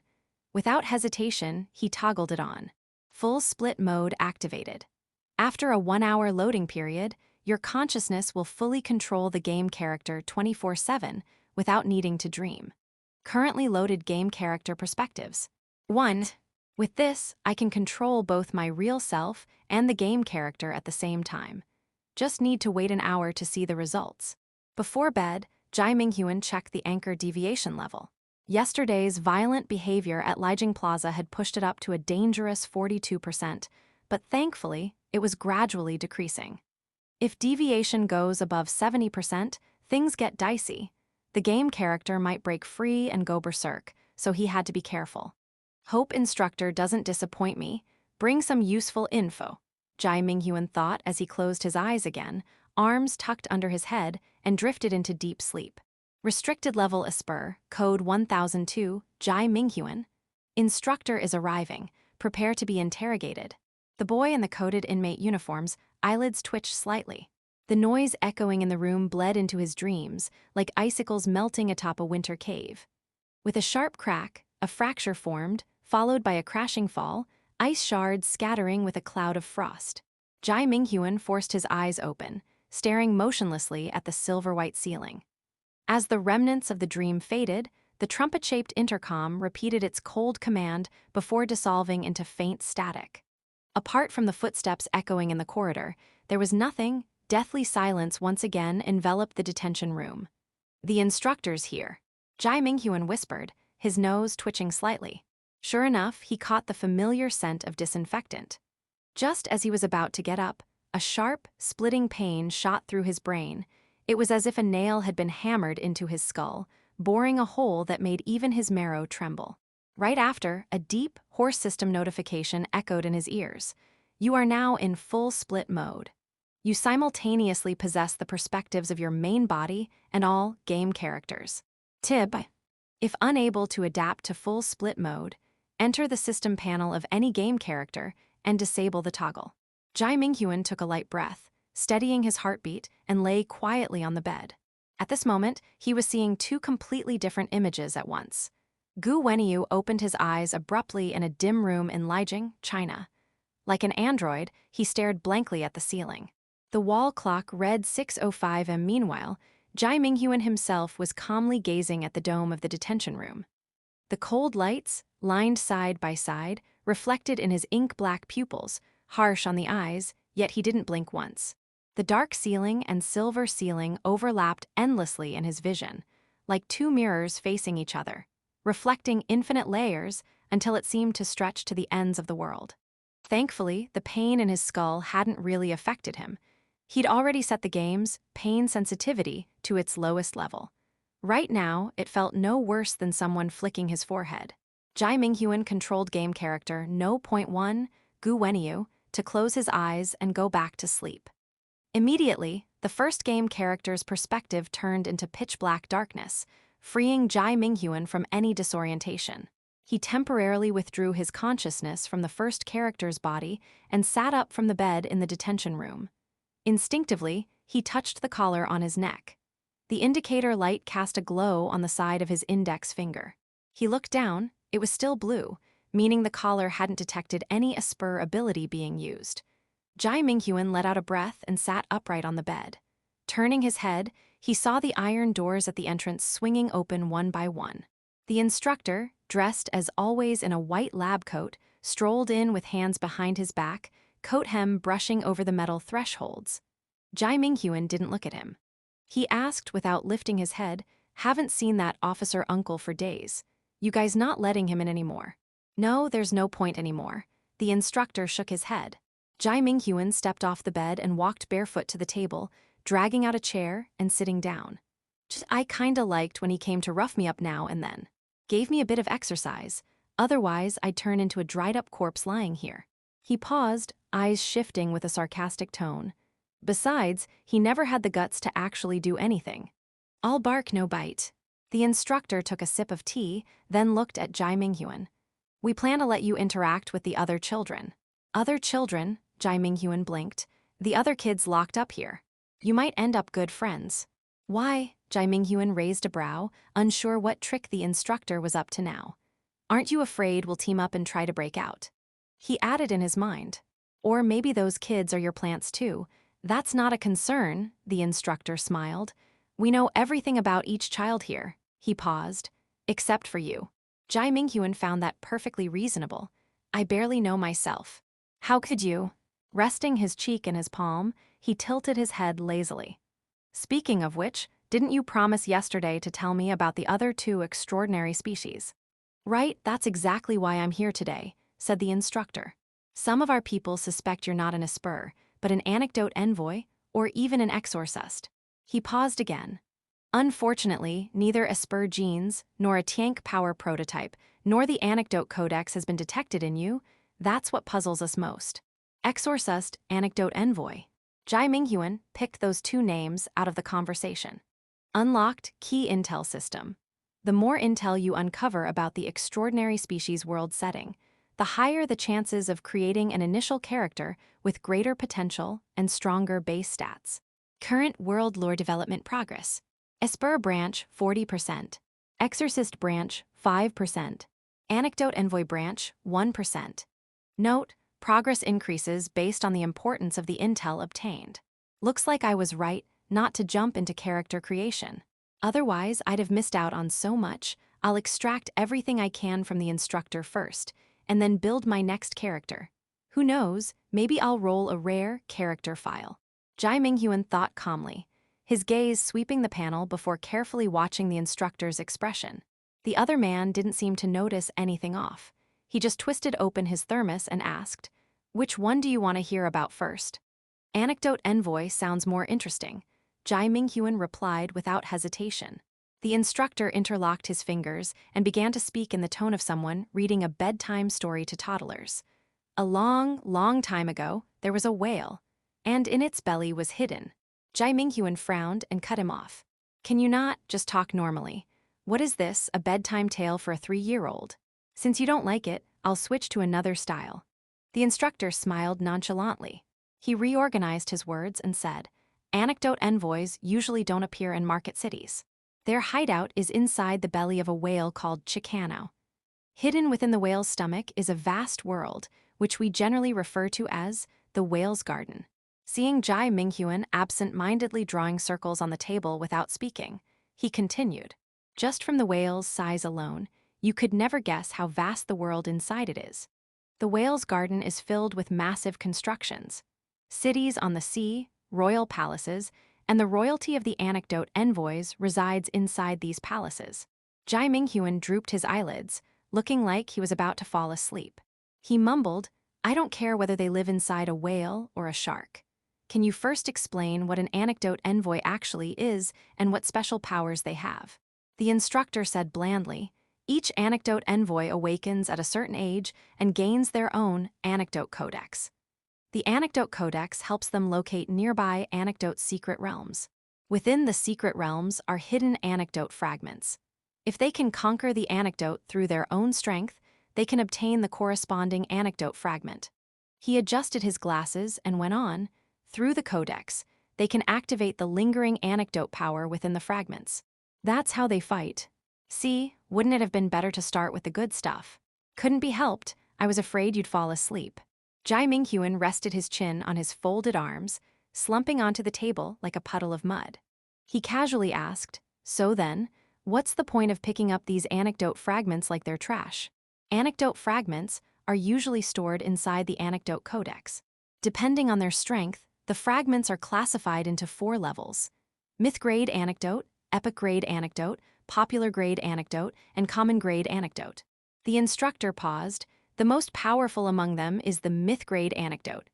As the name suggests, they're closely tied to myths from around the world. In recorded history, myth-grade anecdote fragments have been extremely rare. Only fragments from a few deities have ever appeared: Zeus, the 8-headed serpent; Ra, the sun god; Hades, the king of the underworld. Oh, what about the next level down, the epic-grade anecdotes? Most of the epic-grade names should sound familiar to you. Santa Claus, Titanic, Hayeki Yagio. These anecdotes fall under the epic-grade category. Currently, the strongest anecdote envoys are the ones who possess epic-grade anecdote fragments. Each one of them holds the power to awaken history itself. Jai Minghuan raised an eyebrow, looking a bit interested. He said, "Let's not talk about familiar ones like Santa Claus or Hayeki Yagio for now. But isn't the Titanic just that ship that sank in the Atlantic in 1912? I remember it was later made into a romance movie." The instructor nodded. "Yes. After being passed down by word of mouth, these events became anecdotes. And wherever there are anecdotes, there will be fragments left behind. Anecdote envoys can extract power from these fragments. To put it bluntly, if an anecdote envoy holds a myth-grade anecdote fragment, it's as if they've inherited part of an ancient deity's power. Destroying a country would only be a matter of time." Hearing that, aren't these anecdote envoys even more dangerous than me? First of all, very few anecdote envoys have ever conquered a myth-grade anecdote. Secondly, there's a fundamental difference between having the power to destroy a country and having the power to destroy the world. Jai Minghuan rolled his eyes. "So basically, I'm a cursed lone star. I hope you understand, we're here to help you." Saying this, the instructor crossed his hands, his voice turning serious. "Only by understanding how your Asper ability works can you have a chance to leave here. Think of it like this: you're a nuclear bomb, and we need to find the launch switch inside you. If we can't find the switch, we'll have no choice but to seal you away. Otherwise, if you were to suddenly detonate while walking down the street one day, it could kill thousands, all of whom are innocent. Letter 1E59, letter 1D400, yeah, all letter 1D51F, epsilon letter 1D8. As he said this, his tone suddenly softened, becoming much gentler. "But if we find the switch, it's a completely different story. Something controllable and something uncontrollable are 2 entirely different things. You make it sound like a nuclear bomb with a switch has the right to walk around the streets. At least it would have a chance. Better than being locked up here forever, right?" Jai Minghuan sighed. "Even if you put it like that, I have no idea where that switch is. That's why our job is to waste time with you here, until we figure out exactly where that switch is. If you refuse to cooperate, honestly, we don't have a particularly good solution either." The instructor replied calmly and unhurriedly. "Who exactly are the we you keep talking about?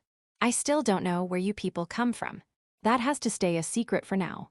You're not from the Reality-Altering Esper Association?" Jai Minghuan probed. "Incorrect. Our work is far more dangerous and noble than the Reality-Altering Esper Association. Likewise, we don't belong to the Anecdote Envoys or the Exorcists either." Seeing Jai Minghuan stay silent and just lower his head in thought, the instructor slowly shifted the topic. "Where were we? Oh, right, that's enough about the Anecdote Envoys. A series of key intelligence related to the Anecdote Envoy world building has been obtained. The world building development progress for the Anecdote Envoy branch has changed. 1% right arrow 30%. Due to the increase in development progress, the probability of generating higher potential Anecdote Envoy characters during the character creation stage will also rise accordingly. Minghuan glanced at the text on the panel and thought, whoa. It jumped straight to 30%. Looks like the instructor wasn't bullsh teaching me. He was already itching to create an Anecdote Envoy character and test it out. Although there were only 2 days left, the Black Cocoon Esper character that played with binding restraints was starting to bore him. So Minghuan looked up at the instructor and tried to squeeze more information out of him. Since you finished talking about Anecdote Envoys, what about the exorcists? The two were chatting when suddenly, a cold, mechanical voice echoed from the ceiling's broadcast system. Calamity Level Esper, ID 10059, Ure Brewery requests a meeting with the instructor. Calamity Level Esper. How come every random person dragged out in this creepy place turns out to be a monster? It's like the ground's crawling with them.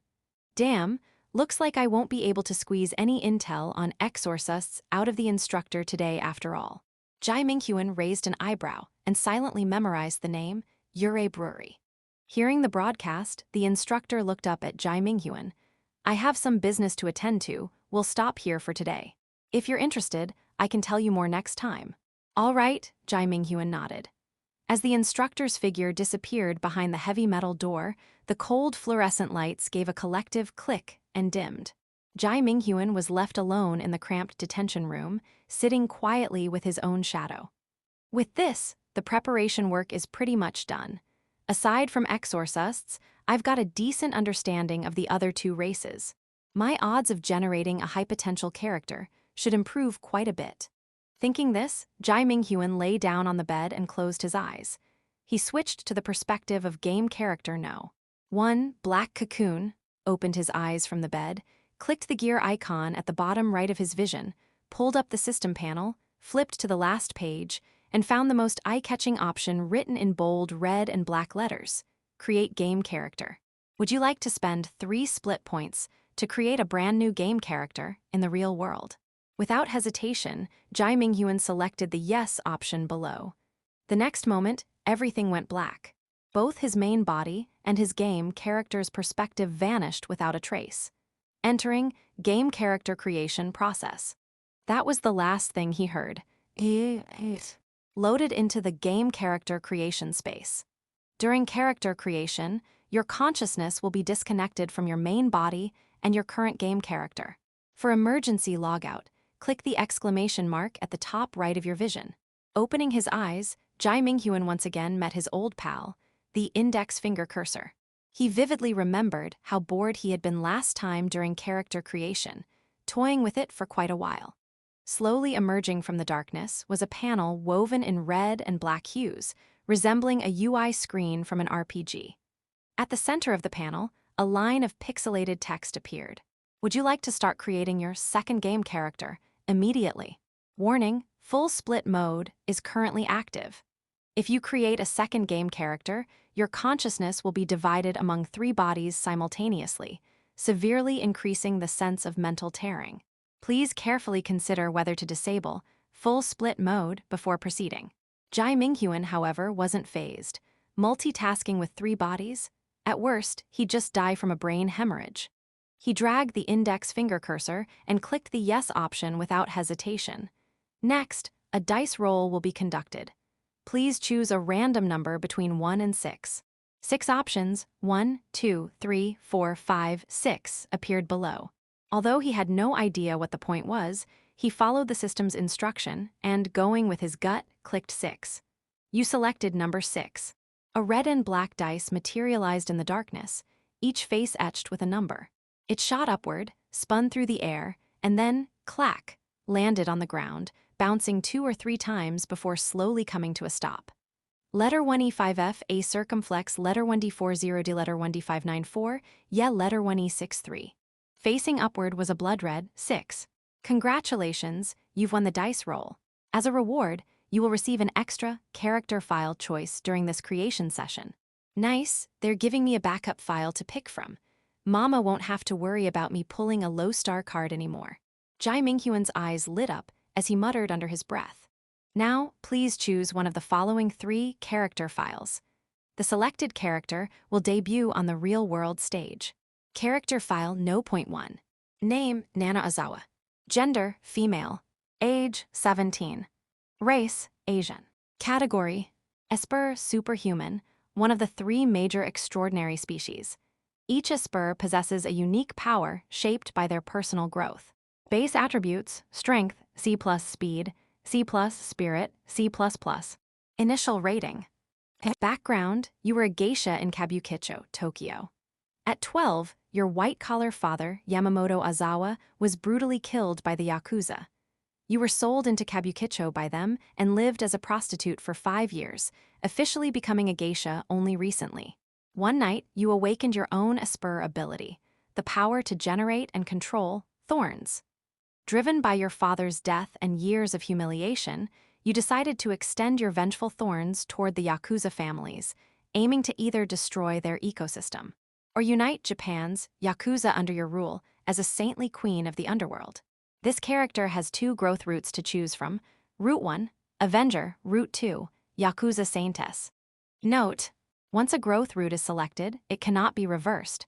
Please choose carefully. I mean, I'm okay with playing a female character, but this backstory is way too complicated. Hess feels like when the character's memories load. I'm gonna see myself lying around in some weird places, getting done in by strange men, totally shattering my worldview and my sexual orientation. Jai Minghuan thought to himself, hesitated half a second, and decisively passed on the first character panel. Honestly, the main reason he rejected it was because it belonged to the Esper category. He already had an Esper character, and now just wanted a new one from either the Exorcist or Anecdote Envoy race. At this moment, he was truly grateful that the dice roll had given him an extra choice.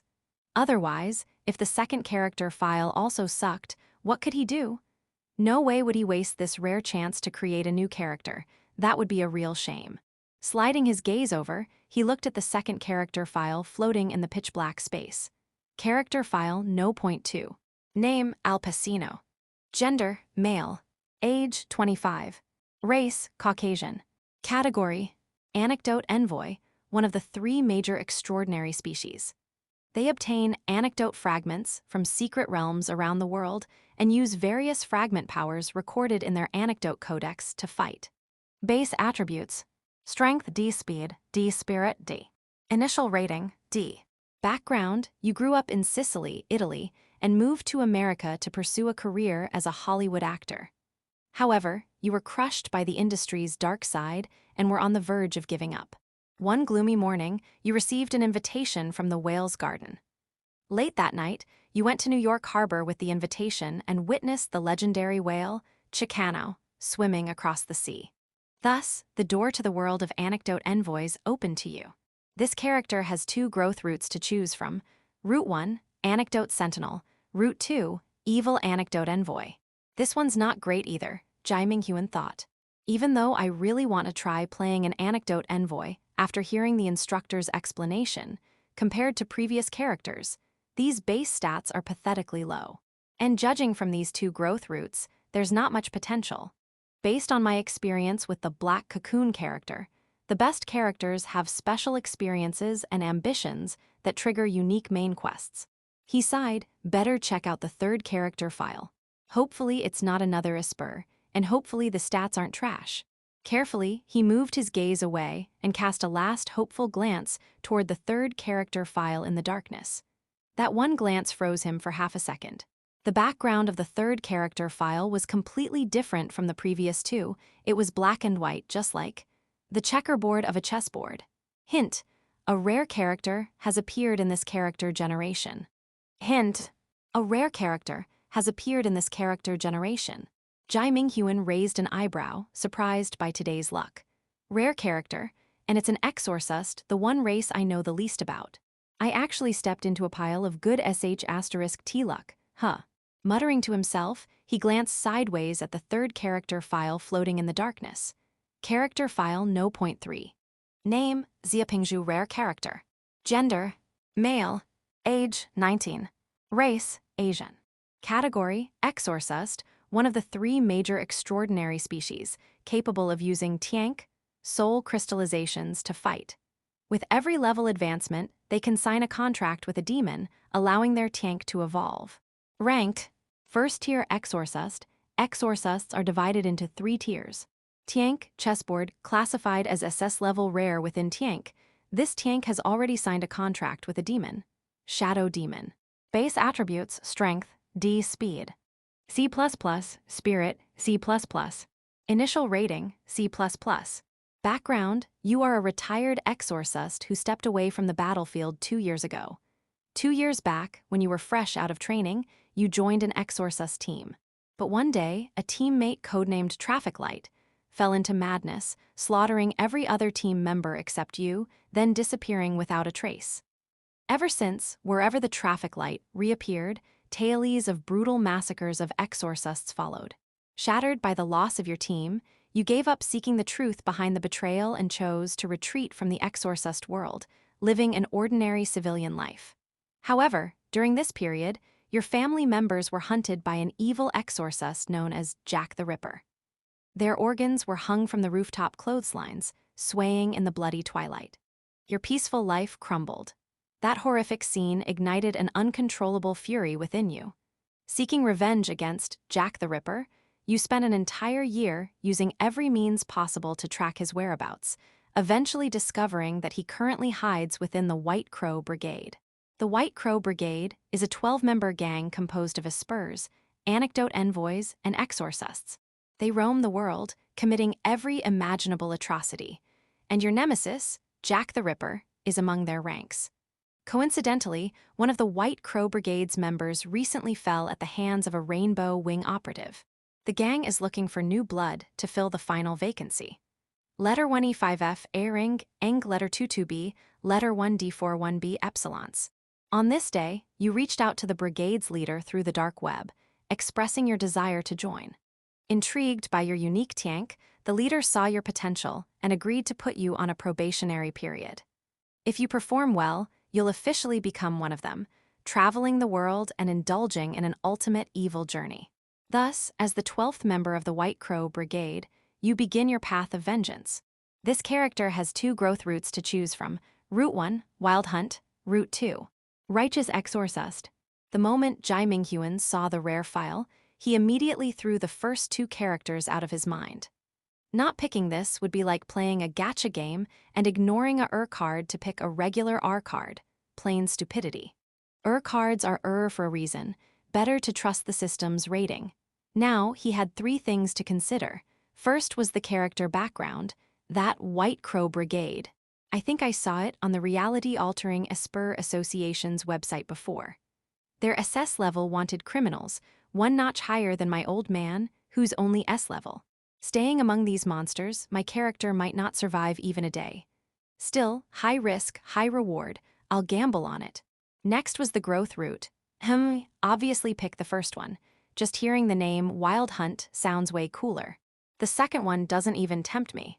Lastly, he considered the tiank type. I've never played chess before, but after loading the character's memories, I'll automatically gain all his skills. No need to waste time learning it myself. Thinking this, he didn't hesitate any longer. In the darkness, Jai Minghuan dragged the index finger cursor, pressing it long onto the file. Light wrapped around every inch of his fingertip.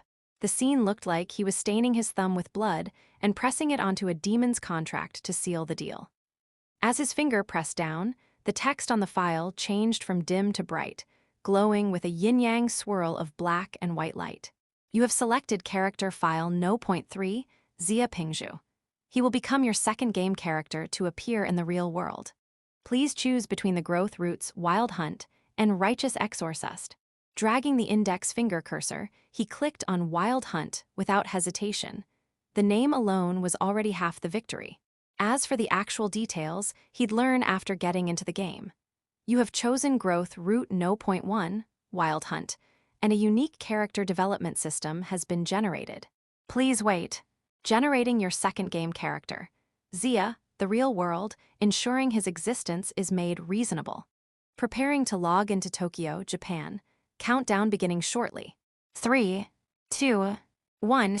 At the moment the counter hit 0, Jai Minghuan's vision was swallowed by blinding light. The sound of cicadas filled his ears as he opened his eyes to a clear blue sky. Sweltering air pressed down, and a dark green JR train clattered by on the street tracks with a clang-clang. Looking slightly downward, he spotted the landmark, Tokyo Tower. He remembered the orphanage library had lots of travel magazines. Bored back then, he had flipped through quite a few. He still recalled that one magazine describing the tower, accompanied by many photos. The book said that only in summer would Tokyo Tower emit white light, while in spring, autumn, and winter, it would glow orange.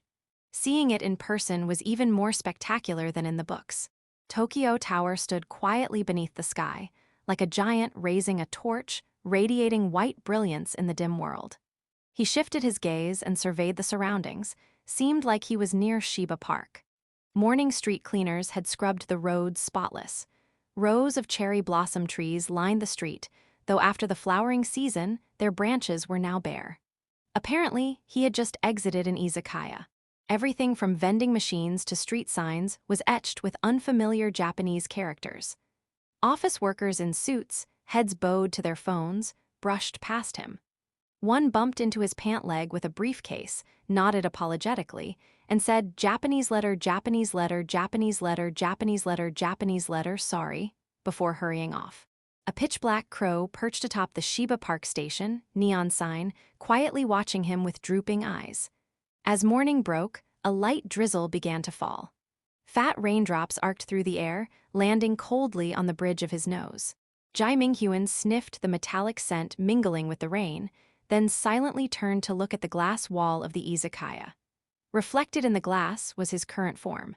A hoodie about 178 cm tall, short black hair, sharp knife-like eyes, and a striking, handsome face. Staring at his own reflection, he smirked a little. Tokyo, huh? This might be the first real time I've ever gone abroad. As he was thinking, a series of mission panels in black and white background suddenly flashed across his pupils. Main Quest 1. Reach the meeting point and pass the White Crow Brigade's recruitment test. Main Quest 2. Find the evil exorcist Jack the Ripper, who killed your relatives. Main Quest 3. Search for leads on your former teammate, the Berserk exorcist Traffic Light. It's time to get moving, Jai Minghuan shrugged. Hopefully this character's potential isn't lower than Black Cocoon's. Otherwise, it'd be a real disgrace to the title Rare Character. 07:30 a.m. Japan time, Minato City, Tokyo, Shiba Park. If Tokyo at night was a dazzling vixen flaunting herself under the spotlight of neon lights, then Tokyo in the early morning was like a girl doing laundry by the stream, simple and radiant. Beautiful, yes, but compared to the former, it lacked that bewitching charm that made one want to stop and stare. Jai Minghuan stopped at the traffic light ahead. Through the curtain of rain, the red pedestrian light blinked faintly. He raised an arm to shield himself from the drizzle and glanced down at the message on his phone. Anonymous user. Waiting in the third private room of the underground bar in Block 5, Minato City, Tokyo. Once again impressed by the system's twisted sense of humor, Jai Minghuan sighed, shut off his phone, and muttered, "Come on. When will my character memory finish loading? Or do I really look like someone who can read Japanese?" The next second, a system panel popped up in front of him. System notice, loading memory of character number 2. Countdown of 5 seconds initiated. Memory of game character number 2, Zia Pingzhu, will be transferred into your mind. Please prepare mentally. As the prompt ended, Jai Minghuan's mind felt like a high-speed slideshow was playing at 100x speed. In just a moment, he had experienced the entirety of Zia Pingzhu's 19 years of life. What left the deepest impression on Jai Minghuan, of course, was the scene from half a year ago, when Zia Pingzhu returned home to find the dismembered remains of his family hanging from the balcony. The distant city lights were glowing warmly, and the breeze that blew in from the city carried the stench of blood to Zia Pingzhu's nose. He stood staring blankly at the bodies, slowly backing away until he hit the wall with nowhere else to go, then slid to the ground and screamed silently. It was much later that Xia Pingzhu learned his family had likely just been chatting on the rooftop. They happened to glance a couple of times at Jack the Ripper walking through the alley downstairs. Just 2 extra glances, and she casually carved them into pieces and hung them on display like artwork. And it was precisely to hunt down this evil exorcist known as Jack the Ripper that Xia Pingzhu joined the White Crow Brigade. Though he still didn't know much about the other members, he was certain, 9 out of 10, that Jack the Ripper was hiding among them. Today was the first time he would meet members of the White Crow Brigade in person. That message he just received had been sent by one of the brigade members, the meeting location. Thanks to Xia Pingzhu having studied Japanese for a while, Jai Minghuan, now equipped with his memory, no longer felt lost when reading the neon signs. And aside from the horrific memory of his family being butchered and strung up on the balcony, another vivid moment from Xia Pingzhu's memories was when he first awakened his tiank.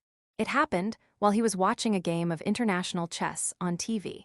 Suddenly, a black and white light burst from within him, surging uncontrollably and wrapping around his body. Moments later, the light solidified into chess pieces, orbiting him like satellites. Xia Pingzhu had obtained 4 chess pieces in total: king, queen, pawn, and rook. After awakening Tiank, whenever he summoned them with a thought, the pieces would appear enveloped in that black and white light, circling him slowly. He could pluck a piece from the air to summon the corresponding unit into reality.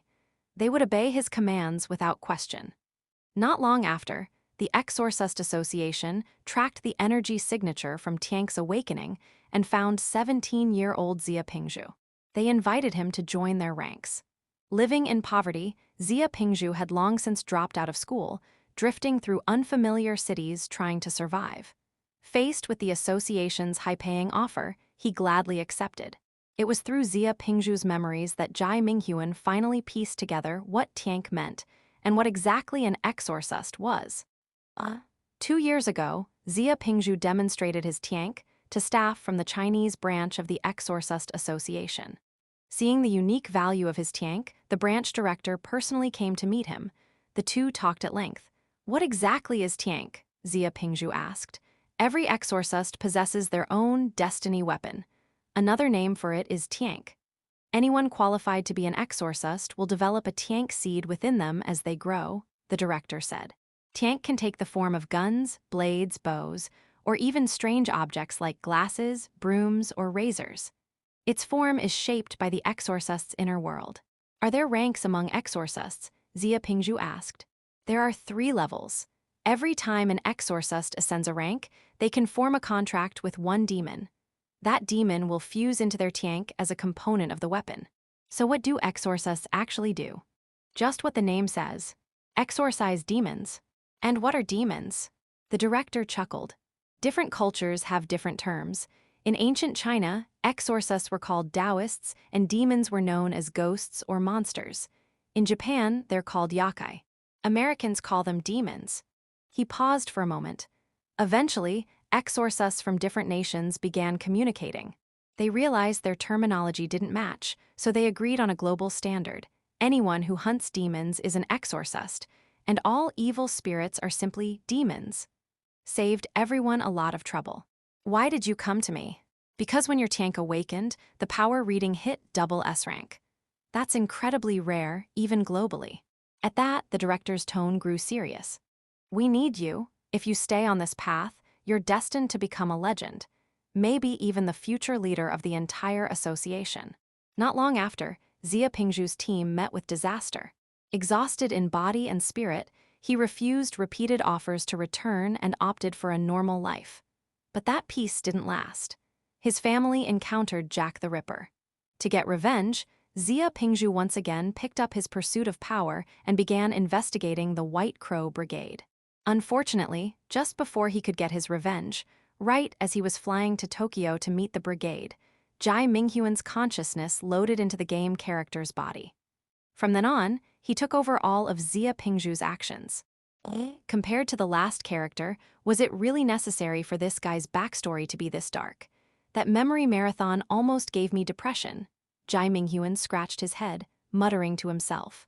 Of course, no matter how elaborate a character's background was, it all served the main quest. It didn't actually affect him emotionally. What Jai Minghuan cared about was the character's potential and how valuable their skill tree system could be. After all, Black Cocoon's skill set leaned toward recon and support, clearly not suited for being a main combatant. If this second character's build was fit for combat, then it would perfectly cover his weaknesses. Thinking this, Jai Minghuan opened Xia Pingzhu's skill tree system. The next moment, the outline of a giant tree popped into view, with 3 main branches extending upward. He glanced at it and saw that the general layout was the same as Black Cocoon's, only the color scheme differed slightly. Xia Pingzhu's skill tree had black and white branches and background, while Black Cocoon's tree was red and black. Jai Minghuan looked up at the skill tree details. Branch 1 Troop, Recruit Soldiers, costs 1 skill point, right arrow unknown, unknown. Recruit Soldiers, gain 2 pawn chess pieces. Branch 2 Valor, Chess Evolution Condition. Must spend a total of 3 skill points in other branches before unlocking, costs 1 skill point, right arrow unknown, unknown. Chess Evolution, evolves all of your chess pieces. They will ascend from iron body to silver body, and their base stats will increase overall. Branch 3 Soul, Demon Hunter, costs 1 skill point, right arrow unknown, unknown. Demon Hunter. After your chess pieces participate in killing a demon, you have a chance to gain a unique chess piece related to that demon. This piece can only be materialized once, and will not respawn if destroyed like normal pieces. As someone who'd mastered countless RPGs, Jai Minghuan immediately understood this character's role. A summoner build high. Now that Jai Minghuan had loaded Xia Pingzhu's character memory, he could finally understand the message he'd received earlier. Anonymous user. In the alley bar of Block 5, Tokyo, we're waiting in the 3rd private room. No doubt, this message came from the White Crow Brigade. Today was the first time Xia Pingzhu was to meet them. Jai Minghuan raised an eyebrow, opened his phone's GPS, and followed it to the destination. He descended the staircase and stepped into the underground bar. For some reason, despite it being morning, the place was filled with the buzz of glasses clinking and chatter. Quite the lively scene. Of course, it was possible this crowd had partied all night long, but even so, their stamina was borderline inhuman. He weaved through the colorful crowd and stopped in front of the 3rd private room, raising his hand to knock lightly on the door. Inside this room were members of the White Crow Brigade, reality-altering Esper associations, double S-rank wanted targets. Of course, they might send out a few decoys to test me, but that doesn't really seem like their style. Turning his back on the noisy crowd, Jai Minghuan silently prayed to every god he could think of to keep his expectations low. Just don't die too fast, and I'll consider it a success. At the very least, let this character survive until I create the 3rd game character. Otherwise, everything I've done will be limited again. Click, someone turned the doorknob and opened the door for him. He peered through the crack and saw a girl in a crimson kimono, her medium-length black hair neat and clean. She had a cold, doll-like expression, pale skin, large eyes devoid of emotion. The more you looked at her, the more unsettling she felt. She said nothing, just stared silently at him. "Please come in." A warm voice called from inside in Japanese. From the accent, it sounded like British English filtered through Japanese. Jai Minghuan stepped in and saw 2 other figures sitting on the sofa playing cards. Their appearances were quite distinct. The man on the left wore a V-neck shirt and had a square mechanical box over his head, completely encasing it. 2 bone-white antennas stuck out from the top of the box. On the right sat a young man with blonde hair and blue eyes in a classic British-style suit, smiling with a frozen curve on his lips. "New guy?" the girl in the kimono asked in Japanese. "Same as the photo. He's the 12th substitute. The captain's interested in his abilities and sent us to see if we're satisfied," the man with the mechanical box said in a deep voice. "Then let's introduce ourselves first." The man in the suit set down his cards and smiled. The kimono girl stayed silent. Suddenly, a magazine flew out of a nearby drawer. Every page tore itself free and turned into a flurry of paper scraps, then gathered before her, assembling a line of Japanese text midair. "RQ Alpha, Ya letter 183, Ya letter 1D412. My name is Origami Ice. I'm number 3 in the brigade. Jai Minghuan looked at the letters forming from the scraps and thought, an esper who controls paper materials. He said calmly, Xia Pingzhu, here to take over the know. 12 slot. In the memories, Xia Pingzhu was a silent, poker-faced person. Of course, the White Crow Brigade had never met Xia Pingzhu before, so they had no real impression of his personality yet. Jai Minghuan could completely reinvent the character if he wanted, but after thinking it over, he figured it was best to keep quiet in this group. Playing the silent type reduced the risk of saying something wrong. He scanned the 3 people present. Coincidentally, 2 of them were faces Xia Pingzhu had already seen in his research. Over the past 6 months, Xia Pingzhu had practically gone mad digging into the secrets of the White Crow Brigade. Scouring the dark web, he'd found video clips and surveillance footage. Combined with the official public data, he could now recognize most of the members by appearance. That blonde-haired, blue-eyed youth and the girl in the kimono were both presumed quasi-calamity level espers. Well, the quasi part was Xia Pingzhu's own estimation based on the data. Even if they weren't officially ranked as quasi-calamity, they were at least dragon level, hovering at the edge of that threshold. As for the guy with the robot head, Xia Pingzhu hadn't uncovered any intel on him. I'm Arlen's, no. 11 in the brigade, the blonde youth said. Robert, I'm number 7, said the bizarre man with the mechanical box on his head. Everyone calls me Carrot Head. You can too. Jai Minghuan nodded to him. It's about time to move out. Arlen's glanced at his watch. But there's one thing we need to do before we go. The captain said to wipe out everyone in the bar. Some of them are planning to sabotage next week's auction. It interferes with our schedule. Jai Minghuan thought for a second. So my initiation test is to go out there and kill them all. Of course not, this is just a side task. If the captain's really interested in you, wiping out those guys won't even count as a test. Just think about which method is most effortless. Arlen's paused. Hold up, let me pull a draw, see if there's an easy way. As he spoke, a strange gleam flashed in his eyes. Then a blue slot machine 3 or 4 meters tall appeared beside him, standing quietly. A slot machine, so that's number 11's ability, wonder what it does. Jai Minghuan thought. Arlen's leaned against the side of the machine, pulled the lever, and with a series of clatters and arcade-like sounds, the reels spun rapidly. When they stopped, the machine displayed 3 matching icons, rocket launchers. Origami Eye stayed silent. Robert didn't speak either. Well, that settles it, Arlen shrugged. Looks like that draw was a bit over the top. New guy, let's go. Robert placed his hand on the wall and used his ability to open a doorway to who knows where. If you don't leave now, you're getting blown to bits, Origami Eye said expressionlessly. She turned the handle and stepped through the portal into another world. Gio, we're taking you somewhere fun, Arlen's grinned, throwing an arm around Jai Minghuan's shoulders and guiding him toward the wall-mounted portal. Weren't we supposed to kill everyone in the bar? Jai Minghuan asked casually, glancing at the slot machine. What are you talking about, there? Already dead, Arlen's whispered near his ear. The next second, the slot machine's front shell opened. A massive rocket launcher emerged and, with a deafening blast, unleashed a torrent of flames that instantly melted through the room and howled into the bar outside.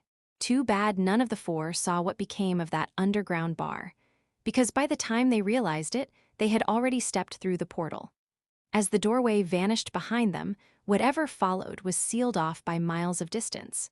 Jai Minghuan only caught a second of the explosion, but before the door shut, he felt the scorching wind at his back. He could tell no one in the bar had survived. No, not just the bar.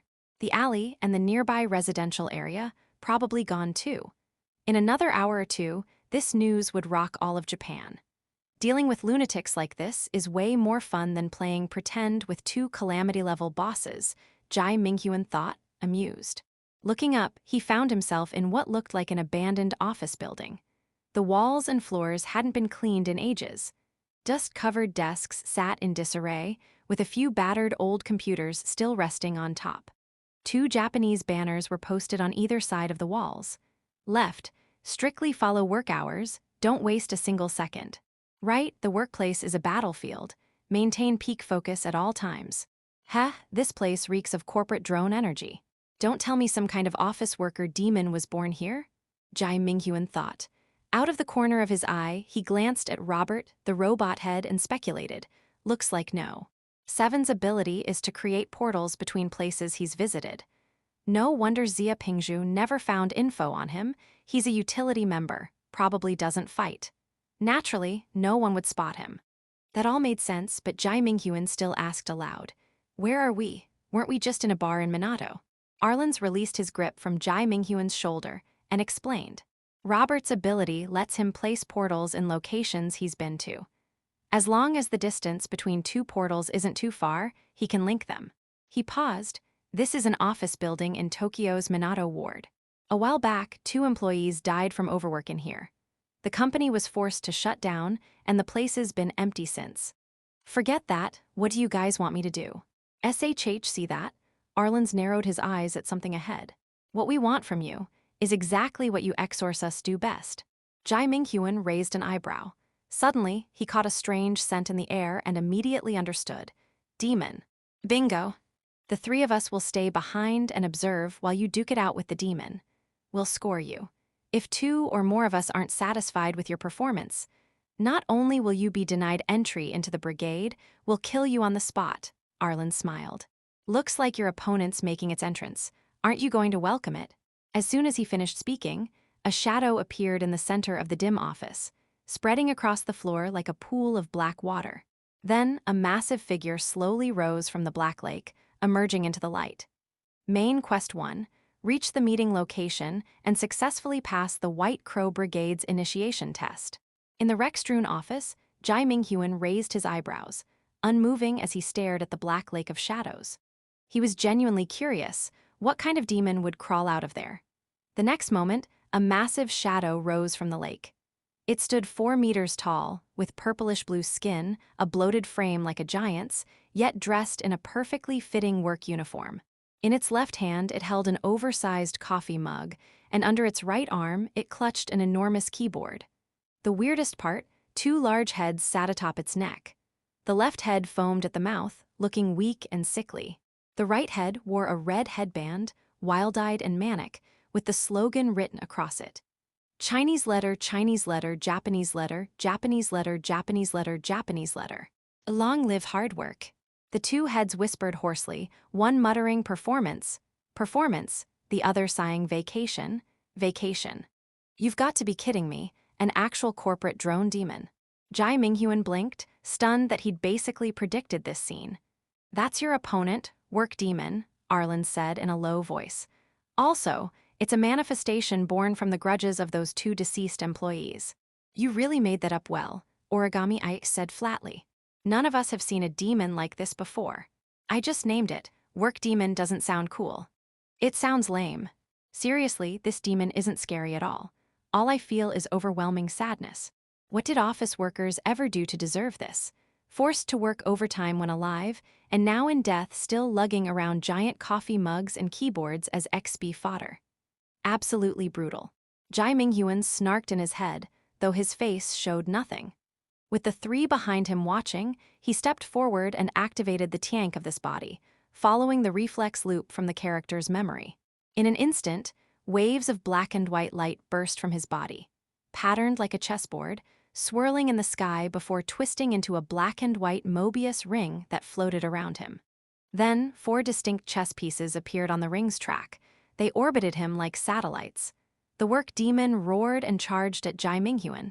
Each step thundered through the old building, stripping paint from the walls. Fragments fell from the ceiling, in clouds of dust. It was like a filthy rainstorm.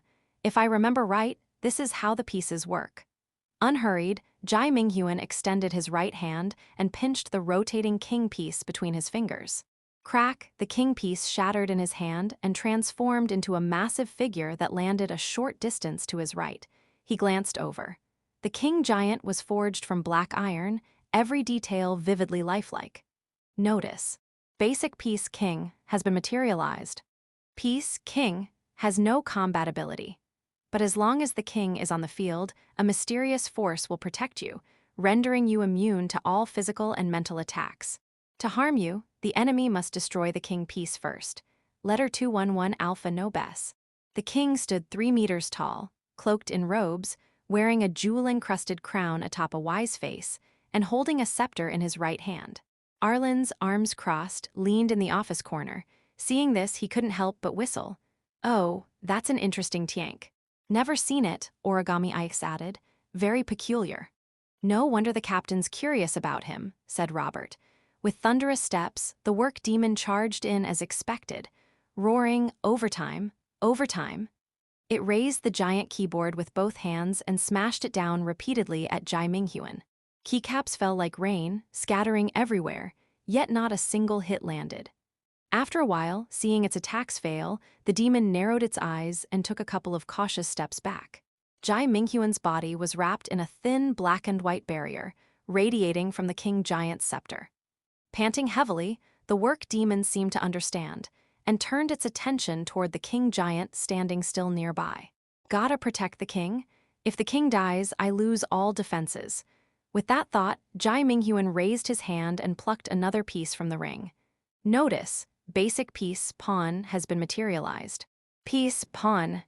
A standard, unremarkable unit. Clumsy in movement, wields a longsword. Not strong individually, but useful in numbers. A fully armored, 3-meter-tall black iron pawn materialized in front of the charging demon.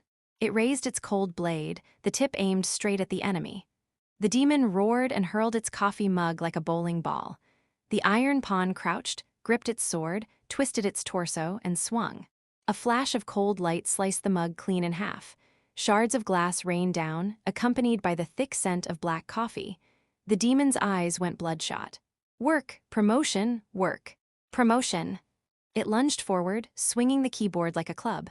The pawn held its sword horizontally in front to block. Bang! The impact echoed through the building. The iron blade vibrated violently, emitting a shrill hum. Under the crushing force, the iron pawn fell to one knee. The floor cracked, a crater forming beneath its boot. Fractures spread outward. If even a basic pawn can stand against a demon like this, then the tactical value after development must be huge. Watching this, Jai Minghuan thought silently, then grabbed another piece from the ring. "Notice, basic piece, rook, has been materialized. Piece, rook, capable of firing powerful cannon blasts. Requires time to reload after each shot." Amid rising smoke, a massive black iron rook cannon appeared in the office corner. Its barrel rotated to aim at the demon, locked in combat with the pawn. In the next second, the cannon roared, firing a pitch-black shell. Boom! The projectile exploded midair, erupting into a column of searing red flames that scorched the demon's back. The blaze devoured the demon like a ravenous beast, burning every inch of flesh. Screaming and flailing its keyboard wildly, the demon staggered backward, each footstep leaving behind scorched craters. The whole office trembled. Its hair and skin flaked away in blackened purple ashes, almost there. Seizing the moment, Jai Minghuan plucked the final piece from the ring. "Notice, basic piece, queen, has been materialized." The queen piece shattered, and from above descended a tall, elegant figure. She stood 2.5 meters tall, her entire form forged from black iron. In her left hand, she held a short dagger, in her right, a long dagger. Her upper body was clad in armor, the lower half wrapped in a flowing skirt. Even before the flames from the rook's blast faded, the work demon was fully ablaze, hunched over, screaming in agony.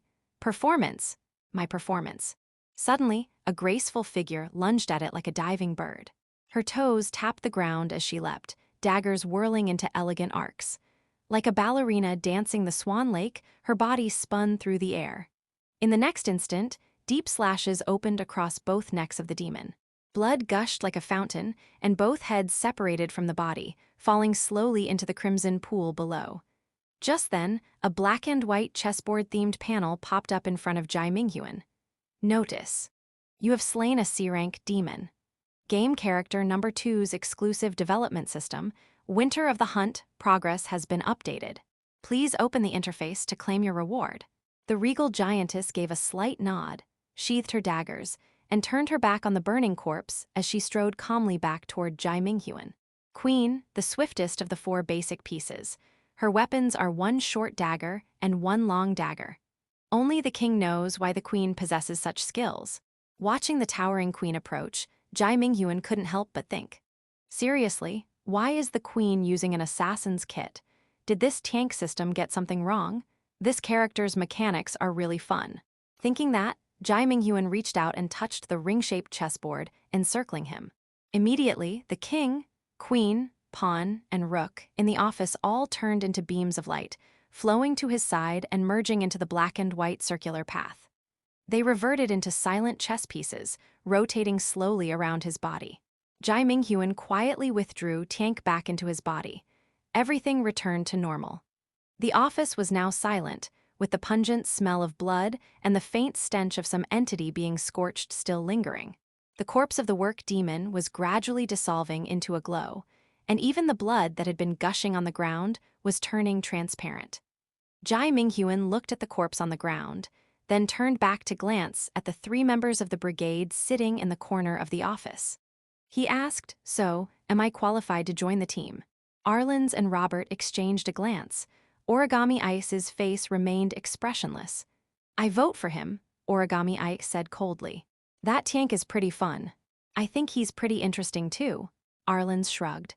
"Never seen an exorcist like him before. Since the leader's interested in his power, I'll vote for him too." Robert thought for a moment and said in a deep mechanical voice, "Even if his ability has a lot of potential, he's still very weak right now. Being with us, he might very well die." He paused. "Forget it, it's already 2 votes. Whether I vote or not doesn't matter." Arlen's patted him on the shoulder and said with a chuckle, "If we don't let him in, won't he die anyway?" "Why?" The leader said, "If we're not satisfied, just kill him." "You've got a point," Robert said calmly. "Anyway, it's 2-0. The newbie officially joins the team." With that, Origami Ice stood up from the corner and slowly walked toward Jai Minghuan, then reached into the sleeve of her kimono. "This is a gift from the leader." "A gift?" "That's right, a gift," Origami Ice said, her voice cold. In the next moment, she pulled out a jet-black crow from the russet-colored sleeve. The crow spread its wings and flew toward Jai Minghuan, landing on the back of his hand. "Team Mark, choose any spot you like," she said. "Mine's on the shoulder."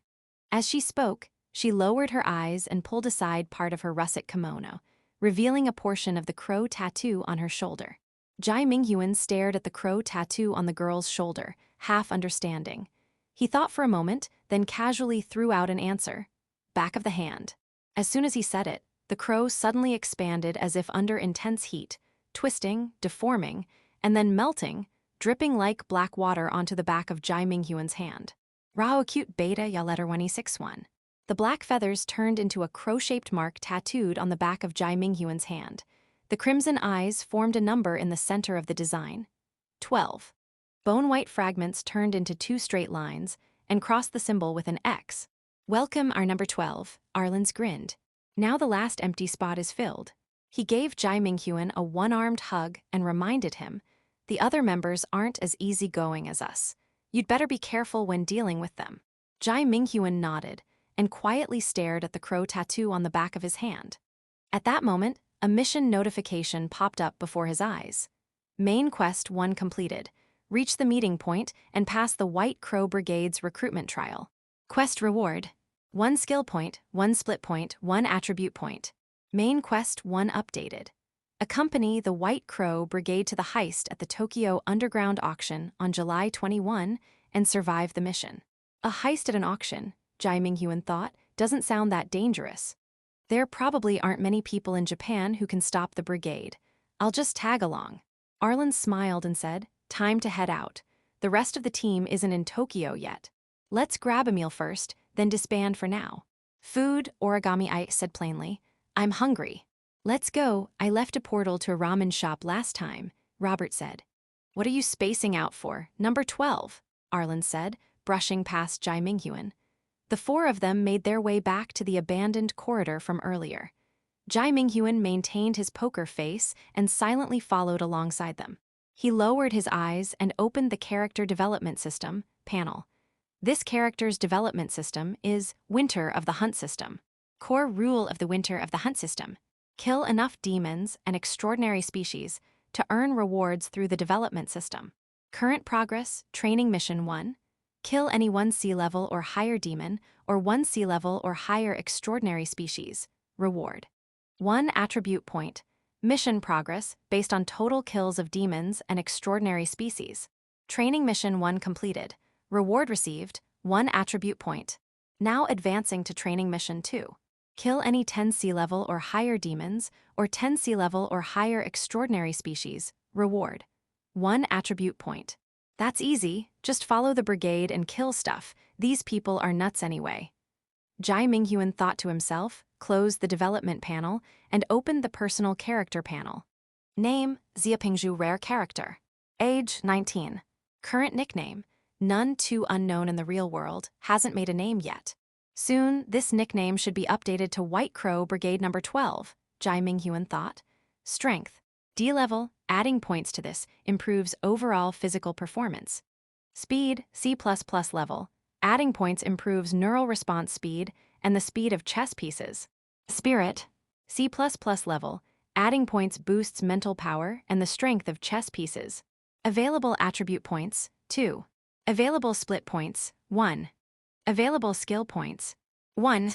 I'll check the skill tree later. Attribute points are easy to assign. This is a summoner type character, no need for strength. Just focus on speed and spirit. Following that logic, Jai Minghuan quickly allocated the 2 attribute points he had just earned. Character 2, Xiapingzhu speed changed. C++ right arrow B level. Character 2, Xiapingzhu spirit changed. C++ right arrow B level. Then he closed the panel. At that moment, the office behind them suddenly echoed with the sound of footsteps. The 3 brigade members beside him turned toward the noise mid-conversation, catching a glimpse of the office out of the corners of their eyes. From the office entrance, a mixed-blood girl wearing a rustic hat and khaki trench coat stepped in slowly. The leather boots she wore made tapping sounds as she walked. Beside her was another girl wearing a green sports t-shirt and with medium-length hair. Jai Minghuan was the last to turn around among the team members, but when he caught sight of the 2 figures at the entrance, he froze slightly. My little sister. He raised an eyebrow, thinking, and her Exorcist teacher is with her too. From several dozen meters apart, he and Kikurui and Suzimai exchanged glances. Looks like we're not the only guests here, Robert said. Shall we kill them? Origami Ice asked expressionlessly.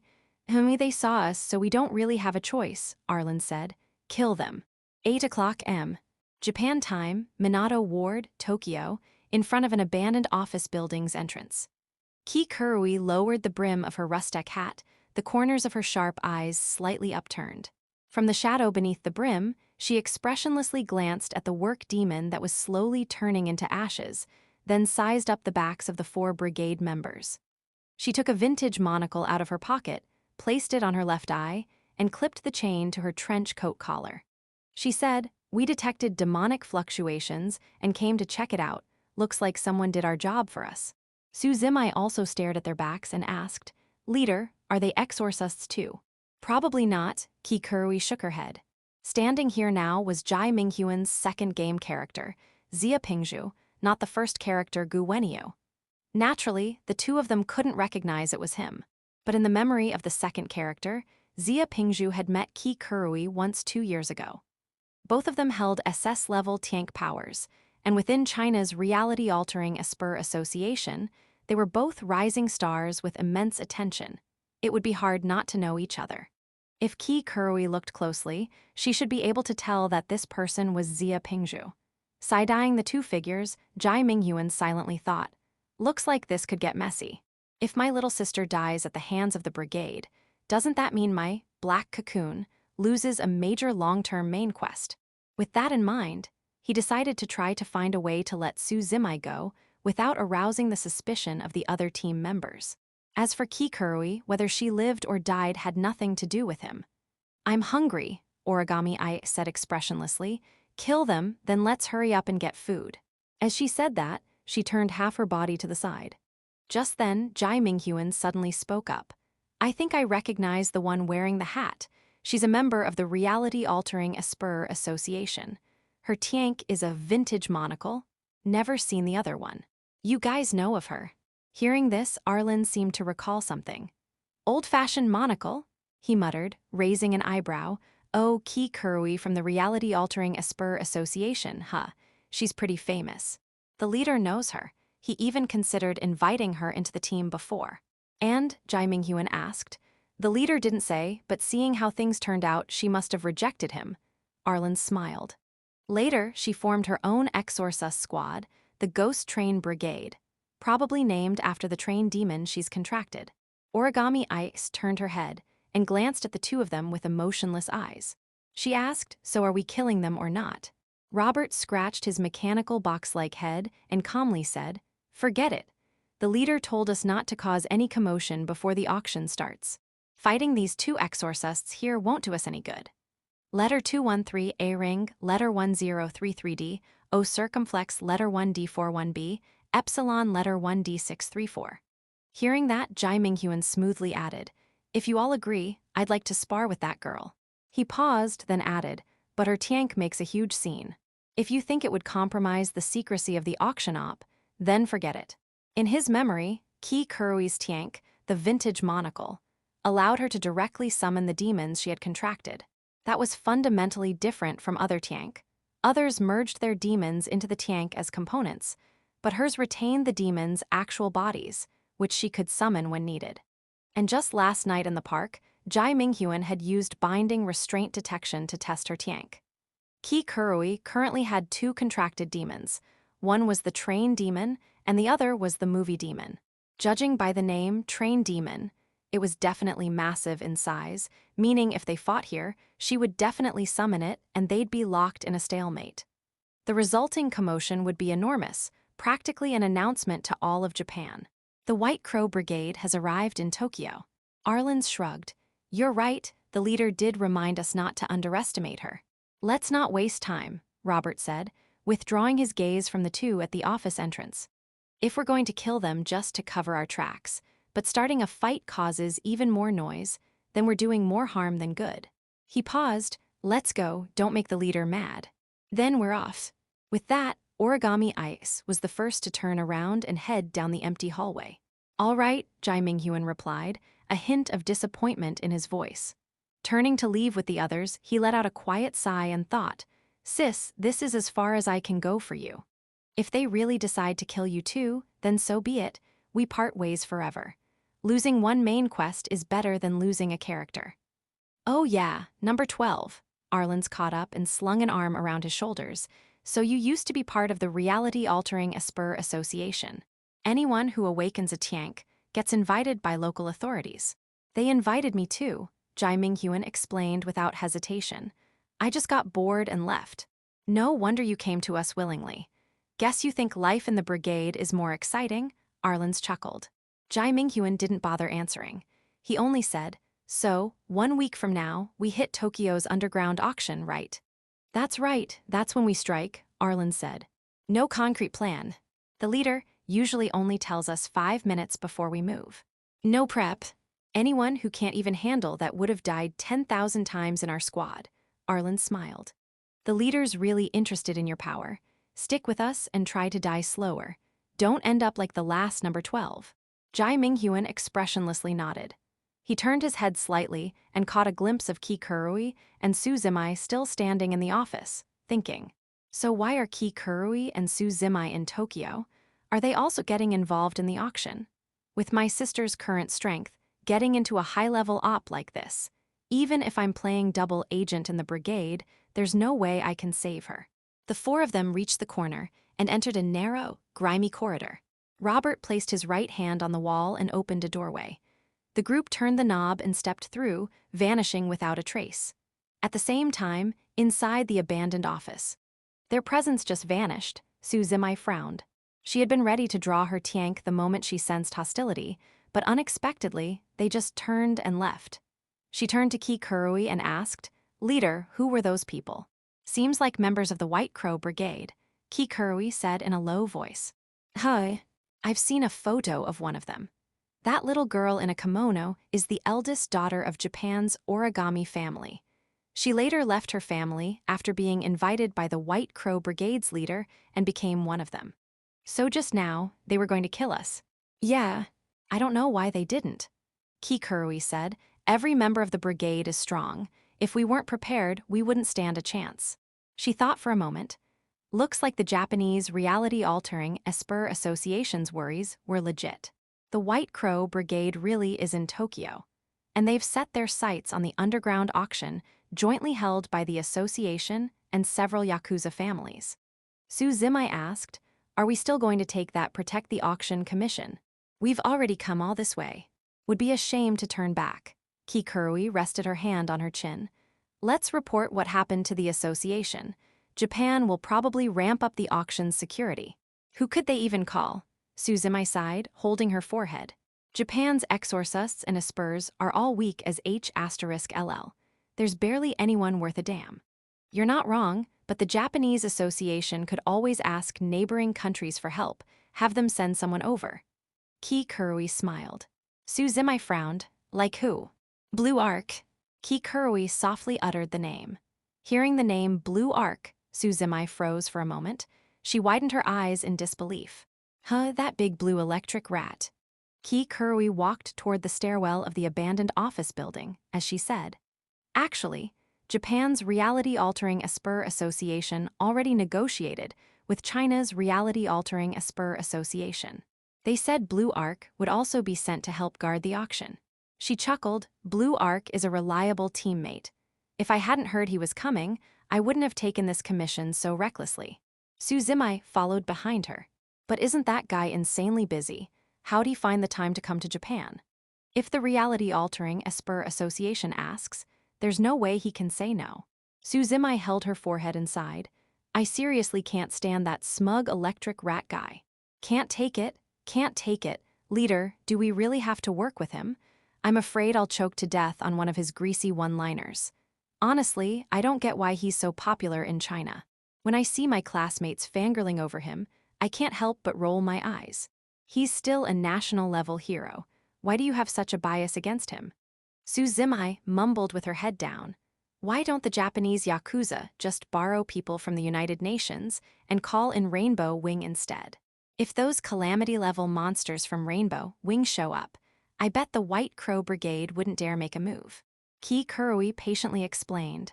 "First, the Japanese Yakuza don't have good relations with the United Nations, so there's no way they'd ask them for help.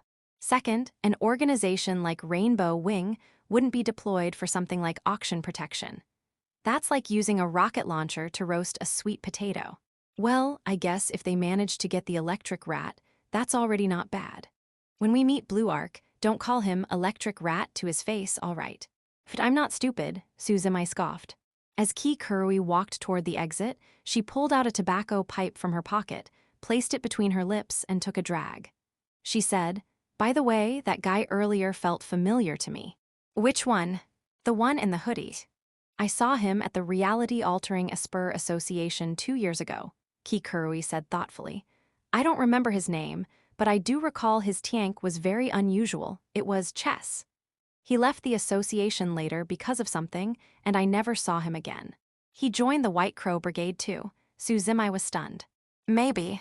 A promising young man lost to the wrong path, huh? Even getting a stable position at the association would be better than joining a bunch of maniacs to go murder, burn, and pillage." Suzimai sighed. "Prescription letter 1D63C, letter 2115 letter of Fata, a hatchik letter 163. Kikurui shook her head. Who knows what he's thinking? "Anyway, let's regroup with the others first. Stay alert on the way. No telling if the brigade is still lurking around." Emma. Kikurui put away her pipe into her trench coat pocket. The two of them chatted and laughed as they walked out of the abandoned office building. Japan, the other side of Minato Ward, Tokyo. Jai Minghuan had ramen with the 3 White Crow Brigade members, then they split up. Before leaving, Origami Ice left him a phone number, saying the other members would call him when they arrived in Tokyo. After leaving the ramen shop, he found a hotel and checked in alone. He swiped the card and opened the door. He inserted the room card into the slot and turned on the lights. A few steps in, he flopped onto the bed, thinking, "Looks like I'll be sticking with this gang of robbers for a while. The White Crow Brigade's got a notorious rep. Maybe they'll even attract Rainbow Wing. If I can get my hands on intel about Rainbow Wing, even just one member's Esper ability, that'll be enough bargaining power to deal with Gu Kai long term." Lying face down on the pillow, He tapped the gear icon in the lower right of his vision to pull up the system panel, then selected the character skill tree system. Branch 1 Mass. Recruit Pawns, costs 1 skill point to learn right arrow unknown, unknown. Branch 2 Valor. Chess piece evolution, condition. Requires spending a total of 3 skill points across other branches before it can be unlocked. Costs 1 skill point to learn right arrow unknown, unknown. Branch 3 Soul. Demon Hunter, costs 1 skill point to learn right arrow unknown, unknown. Second branch has a learning prerequisite, so I can't touch it for now. Gotta choose between the other two. Thinking that, Jai Minghuan glanced at the initial skills in the first 2 branches. Recruit Pawns, gain 2 pawn pieces. Demon Hunter. After your pieces participate in killing a demon, you have a chance to obtain a unique piece related to the demon. This piece can only be materialized once, and unlike normal pieces, it does not respawn after being destroyed. Looks like the first one's clearly more useful. Without hesitation, Jai Minghuan raised his finger and long pressed the skill name, Recruit Pawns. The text on the panel brightened, glowing with black and white light. A notification popped up in front of his eyes. 1 skill point consumed. Successfully learned branch, Mass skill, Recruit Pawns. Next skill in the Mass branch is now available for learning. Jai Minghuan glanced at the new unlocked skill in the Mass system. Pawn Training. Equip your pawns with shields, enabling them to use the command, Shield Block in battle. He closed the character skill tree panel and summoned Xia Pingzhu's Tiank. A black and white glow shimmered around him, gradually forming a ring-shaped path made from warped chessboard tiles. Compared to before, 2 new pawn pieces had appeared on the ring. That was the effect of learning Recruit Pawns. Not bad, Your Majesty feels much safer now. Jai Minghuan yawned, retracted his Tiank, and rolled over to face the ceiling. He then opened the quest log. Main Quest 1. Participate in the White Crow Brigade's heist of the Tokyo Underground Auction on July 21 and survive. Reward: 3 skill points, 1 attribute point, 1 split point. He thought, wait, the reward for this quest is 3 skill points. That's the first time I've seen so many points.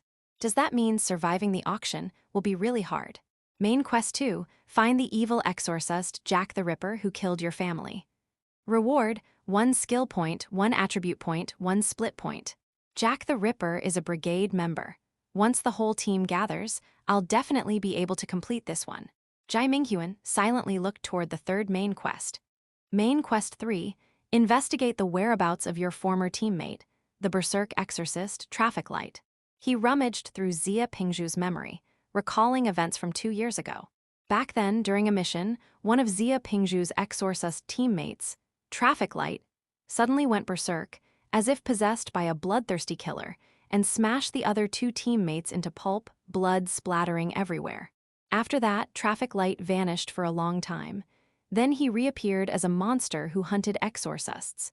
Every time he struck, he'd leave a hexagram mark by the corpse with a line of Latin text beside it. Sodalitas Salvifica. Translated into Chinese, it meant Salvation Society. Salvation Society sounds like some pretty terrifying group, Jai Minghuan muttered. He sighed, anyway, nothing else to do for now. Just wait for the brigade's next move. This body can stay idle in the hotel for a bit. With arms folded behind his head, Jai Minghuan stared blankly at the ceiling for a while. He thought, now that I have a second body as a backup, I should use Black Cocoon to check out the orphanage. Hopefully, the headmaster will mention something about the research facility. With that, he closed his eyes and shifted his consciousness to his first game character, Gu Wenyu. Everything gradually quieted down. The hotel room's light glowed dimly yellow, and the boy on the bed slept peacefully. Outside the window, a light rain fell, and Tokyo Tower glowed with a soft white light under the drizzle. Yuli 11, early morning, Gayamai neighborhood. Jai Minghuan's consciousness soared like a sea swallow, departing from Tokyo, Japan, spreading its wings across the vast East China Sea, and finally diving into an apartment in Lijiang, China. Controlling his first game character, Gu Wenyu, he woke up in bed and opened his eyes. Right in front of his retina hovered a red and black notification panel. Main Quest 3 completed. Investigate what your younger sister, Su Zimai, is hiding. Reward: 1 split point, 1 skill point, 1 attribute point.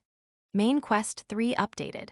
Form a cooperative relationship with Ghost Train Brigade member, Exorcist, Su Zimai, and expand your social network within the reality-altering Esper Association. Jai Minghuan tilted his head, unable to suppress a slight chuckle. So I used my second game character to complete my first character's main quest. Guess that works. He had originally considered having Black Cocoon Tail Su Zimai or something, but things had coincidentally skipped that step altogether. Turning his head, he glanced at the clock on the wall.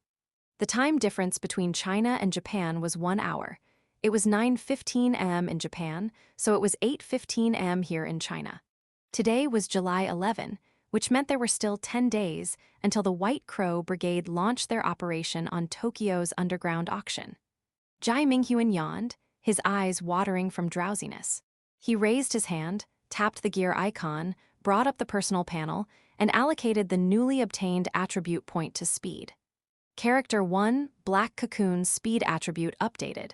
C++ right arrow B level. Current attributes for Black Cocoon: Strength, C++/speed, B/spirit, C.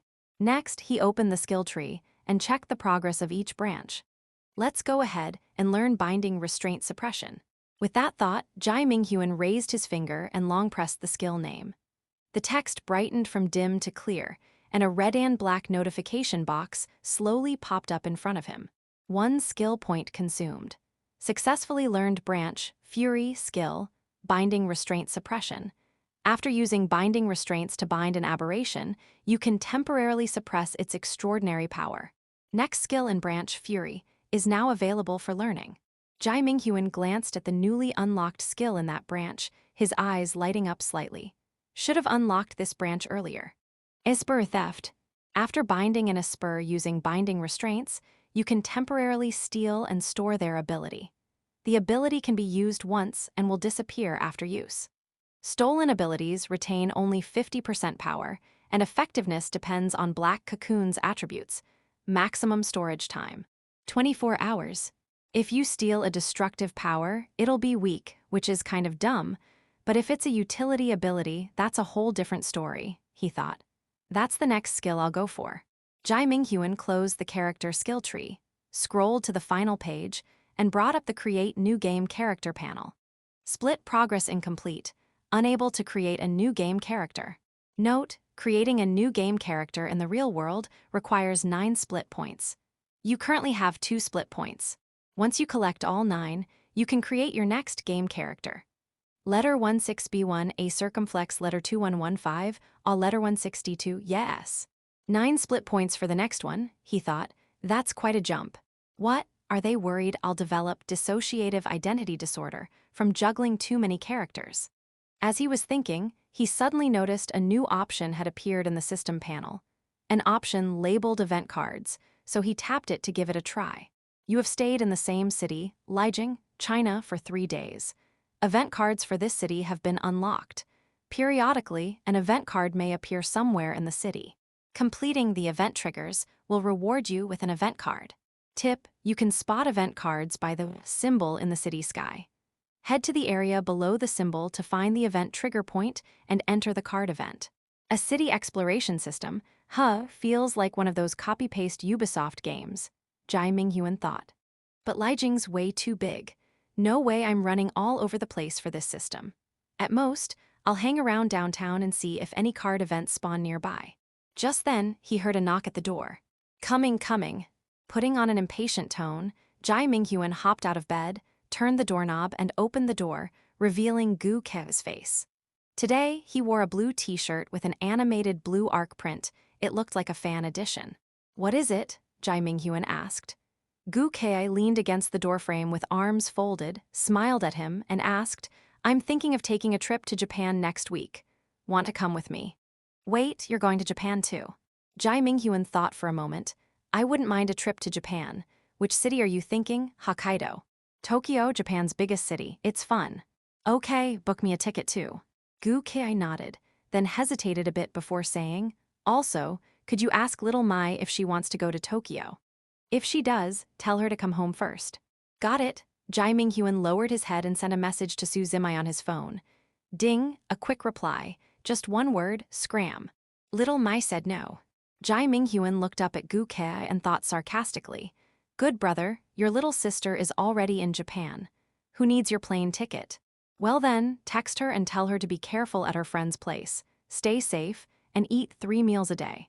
Gu Kei fell silent for a moment, hesitating before adding, "Also, ask Dad if he wants to come to Japan with us." "Come on," Jai Minghuan sighed. "Can't you ask him yourself? Why do I have to do everything? I'm taking you to Tokyo, aren't I? Can't you do me this tiny favor?" Gu Kei said, ruffling Jai Minghuan's hair. His thoughts were elsewhere. In his mind, he was mulling over. The UN sent Rainbow Wing to hunt Ghost Bell.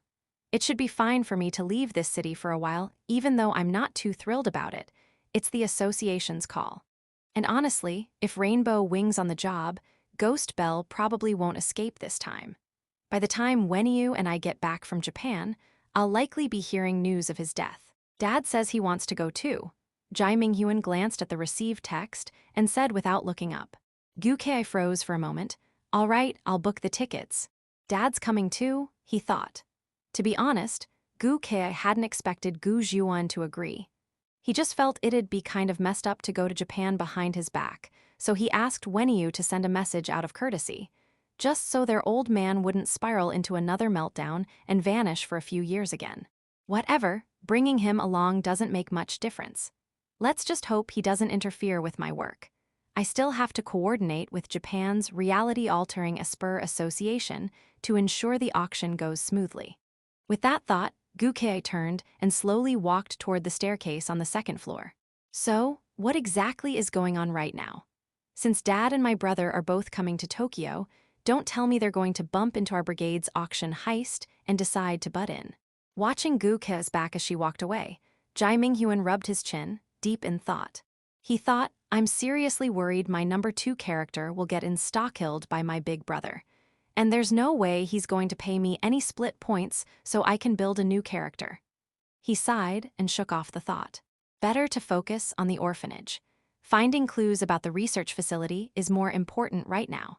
He walked out of the room, casually pulled the door shut, then stepped onto the rooftop on the second floor and approached the railing to look out toward the orphanage in the distance. Jai Minghuan leaned on the railing, staring blankly at the library basked in sunlight. A morning breeze laced with summer heat blew past, and he recalled the past. At age 4, Jai Minghuan was abandoned by his parents and sent to this orphanage. Over the years, he became intimately familiar with every building and corner of the place, especially the library he could see from here. He had always loved spending time in that library, reading everything he could get his hands on, from astronomy and geography to humanities, history, and even philosophers like Nietzsche and Camus. He'd even read quite a bit on psychology and religion. Of course, most of the books were just filler. He didn't expect much quality from a filler library like this. He just made do with whatever was there. To say Jai Minghuan loved the library would be an understatement. The orphanage had a very unusual rule. A couple of specific teachers were assigned to teach the kids living there. They'd test each child's intelligence level, and those who scored well would earn the right to attend school. Kids deemed below standard would stay in the orphanage, receiving symbolic education stuck at the level of those IQ tests. Maybe it was because he spent all his time in the library, but Jai Minghuan outperformed all the other kids, scoring perfect marks in every subject, way beyond the requirement to be sent to school. Yet, he resisted. He refused to leave the orphanage to go to school. The teachers and the headmaster tried to persuade him many times, but he wouldn't give in. Eventually, he even threatened self-harm.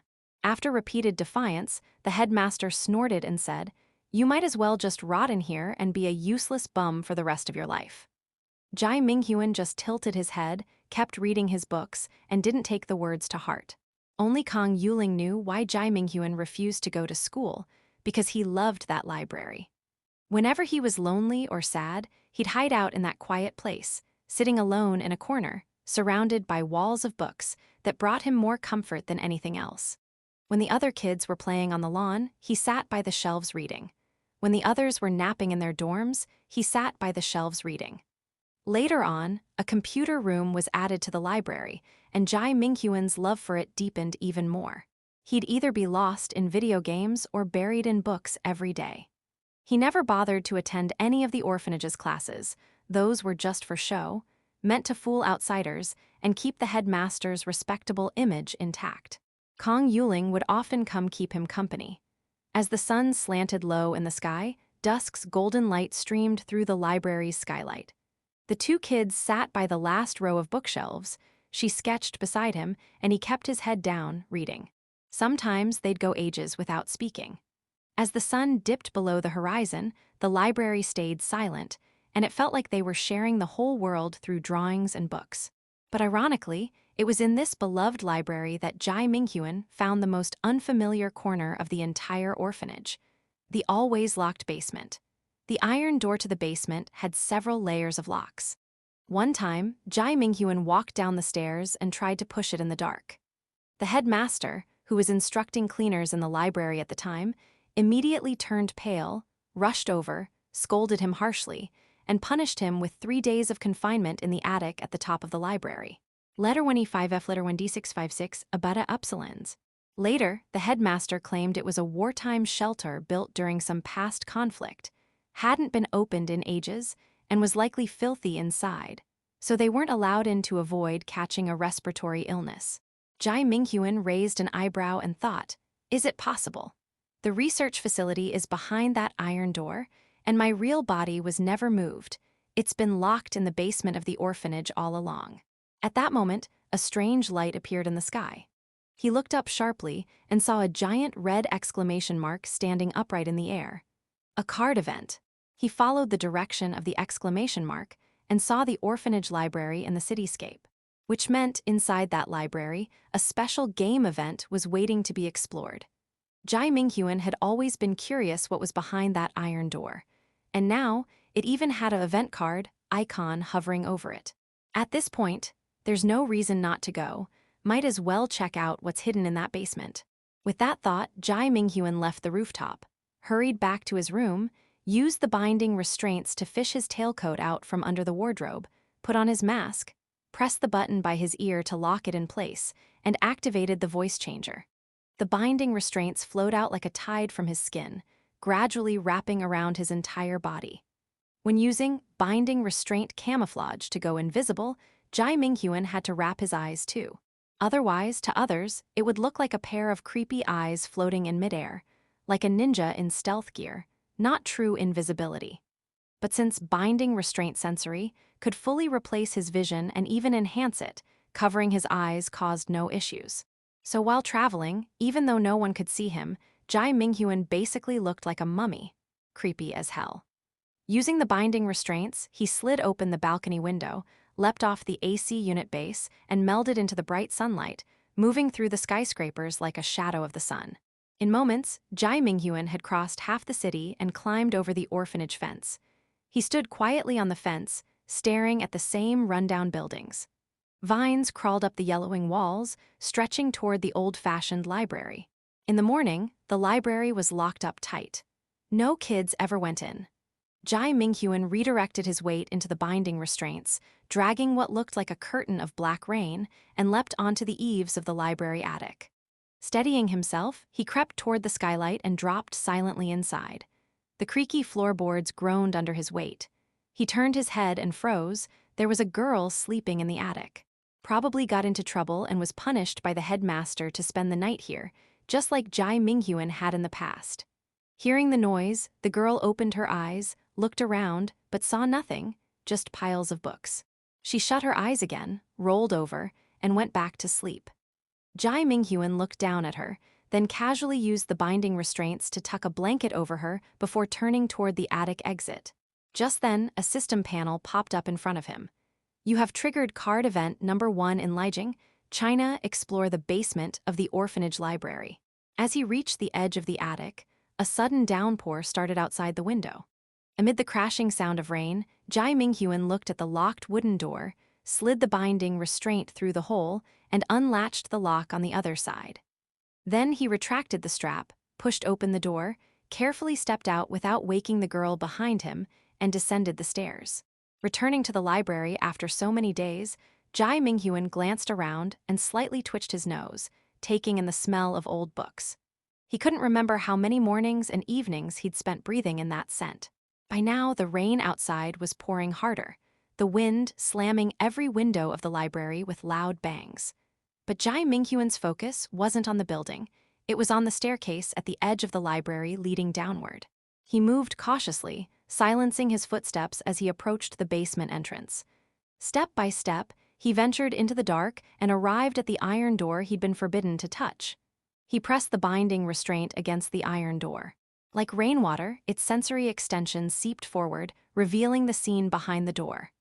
Narrow, damp, oppressive, maybe it really was just an ordinary basement. Jai Minghuan lifted his right hand, eyes cast downward at the lock. Using the pitch-black binding restraint, he carefully executed a series of fine-tuned maneuvers and silently unlocked the door one layer at a time. Then, with a soft clang, he pushed open the door. Behind it was a passageway that led into pitch-black darkness. Still in binding restraint camouflage mode, he slowly walked deeper into the basement. It wasn't what Jai Minghuan had imagined. There was no sign this was the research facility. The more he saw, the more this place just looked like an ordinary basement. That was when the sharp sensory feedback from the binding restraint picked up a faint sound of breathing. Under the mask, Jai Minghuan raised an eyebrow and moved toward the source. He descended another flight of stairs and came to a corner. He raised his right hand and extended the binding restraint. The binding restraint senses were especially sharp in the dark. Deep in a cramped corner of the basement, he saw a black-haired girl in tattered clothes. Her right hand and ankle were chained to a nearby stone pillar. Her body was covered in injuries, mostly bruises. Through his sensory feed, Jai Minghuan saw her face clearly. He froze for a second, then his eyes widened slightly in the dark. He had seen this girl when he first entered the orphanage. Her name was Sukian. Both of them were frail and sickly, often huddled in the corner of the playground reading together. Eventually, they became friends. They didn't talk much, but she was one of the very few people Jai Minghuan genuinely considered a friend. Then one day, she suddenly disappeared, without any warning, like snow vanishing in the palm of your hand. Soon after, the old headmaster reported her disappearance to the police, but despite years of investigation, there were never any leads. The case eventually ended unresolved. Everyone at the orphanage, including Jai Minghuan, believed she was either dead or kidnapped by human traffickers. No one ever imagined that the girl had been locked in this basement the entire time. While they lay comfortably in their dorm beds at night, she leaned against a cold, damp wall, forcing herself to fall asleep. Only one person could have done this. Only one person had the keys to this basement: the headmaster. Card event number 1 completed. Reward acquired. Event card, Caged Bird. Seeing the wounds covering the girl's body, Jai Minghuan's pupils contracted. He tried to open his mouth, but no words came out. His bangs fell over his eyes behind the mask, the corners of his lips twitching slightly.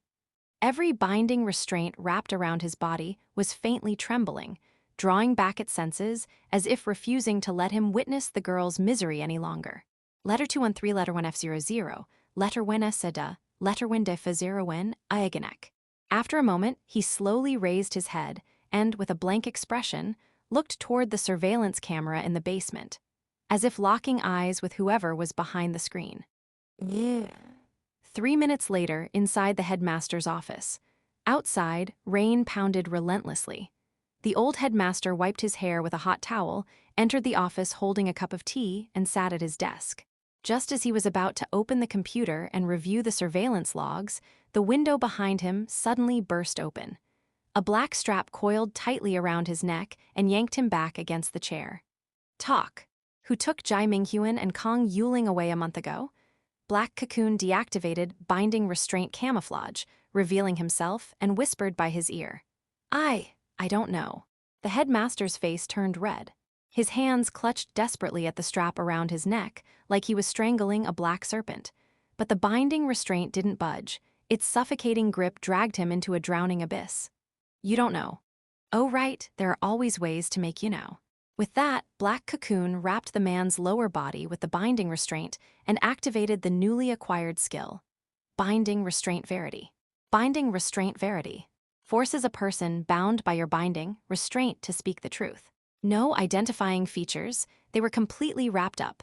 The headmaster croaked. What do you remember? Black Cocoon asked word by word, his voice rumbling like thunder.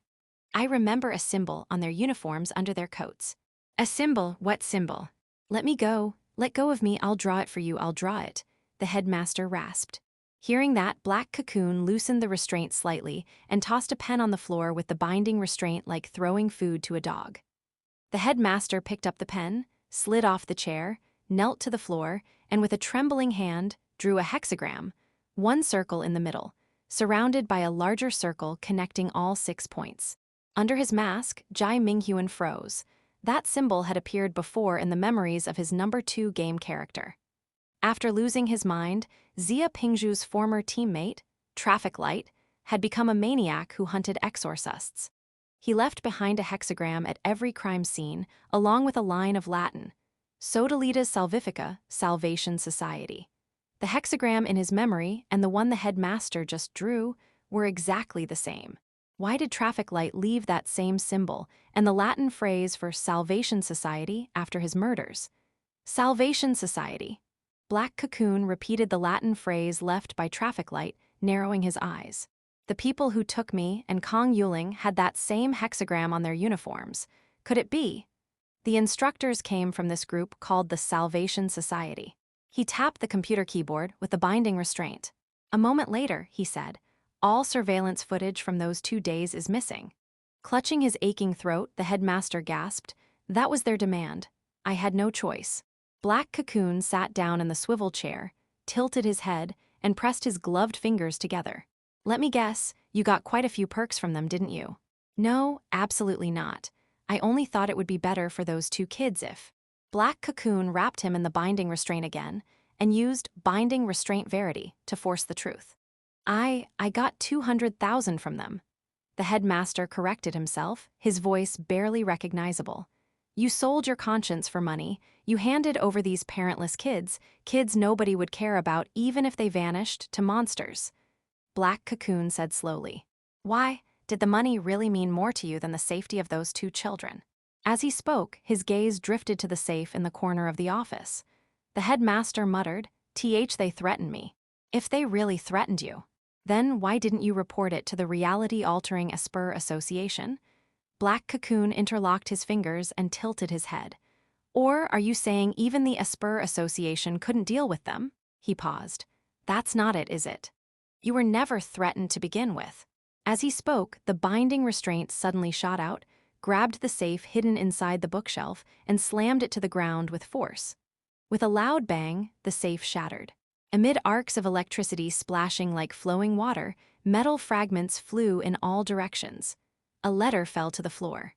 Black Cocoon picked up the letter with the binding restraint, tore it open, and glanced inside to find a thick wad of banknotes.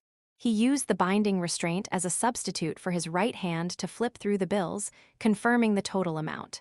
200,000 yuan, Black Cocoon did a quick count, so. Just for 200,000, you sold your soul and handed over the orphanage kids to some unknown people without a care for their future. Did you ever, even for 1 second, feel the slightest bit of guilt, headmaster? You've misunderstood. Oh, you're sure I'm the one who misunderstood? Black Cocoon's previously casual tone shifted. He slowly raised his mask, his deep eyes locking coldly onto the headmaster's face. In the next second, the binding restraint hurled the headmaster out the window, sending him plummeting 10 meters through the storm, only to yank him back just before hitting the ground and slam him hard into the floor. He skidded several meters before crashing into the tea table. Soaked by the rain, the headmaster looked like a drenched rat. He lifted his head, his face twisted with terror, pale as he stared at Black Cocoon's mask. It was my fault. It was all my fault. He rasped, stumbling to his knees in panic. That girl you locked in the basement and abused day and night. How do you explain that? It was all my fault, all my fault. The headmaster trembled all over. You won't even try to explain. Spare me, please forgive me. All right, I forgive you, Black Cocoon said calmly. After all, he thought, no one holds grudges against the dead. As soon as he finished speaking, the pitch-black binding restraint surged forward like a tide, gently lifting the headmaster. then slithering like thorny vines over his thighs, spiraling up around his waist, and finally wrapping around his neck. The binding restraint looped once, tied a knot, a death knot, and suddenly tightened. Black Cocoon narrowed his eyes, silently watching. The man's body twitched violently, his face flushed red as he struggled. Then, like reeds cut at the stalk, his arms slowly drooped and his head slumped down. His eyes, still wide open, stared at the floor lifeless. In the midst of the blood-soaked silence, a tall black shadow stood motionless. Under the mask, Jai Minghuan's face was unreadable. He twitched his nose slightly as the smell of blood rushed into his nostrils. A deathly stillness enveloped the office. Outside, wind and rain lashed the window, sweeping in at an angle and lifting the hem of his coat. Still too impulsive. If the instructor finds out the headmaster died at Black Cocoon's hands, he'll start suspecting me. He murmured softly in the sound of the rain. After a long silence, Jai Minghuan reached into his coat pocket, pulled out his phone, and held it to his ear to call Gu Kei.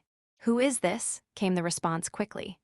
"Mr. Blue Arc, I need your help," Jai Minghuan said through the voice changer, trying to maintain his usual playful and composed tone, though his voice came out slightly hoarse. "You again." Hearing his voice, Gu Kei's tone darkened. "Come to St. Dilly Orphanage," Jai Minghuan said expressionlessly. "The headmaster's office. There's a body here. I need you to cover for me. Say the cause of death was suicide by hanging." "You killed someone." Black Cocoon didn't answer the question. Instead, he said in a low voice, "There's a girl in the library basement. One look at her, and you'll understand why the headmaster had to die. That's all I'll say. If you won't help me, I'll expose your identity."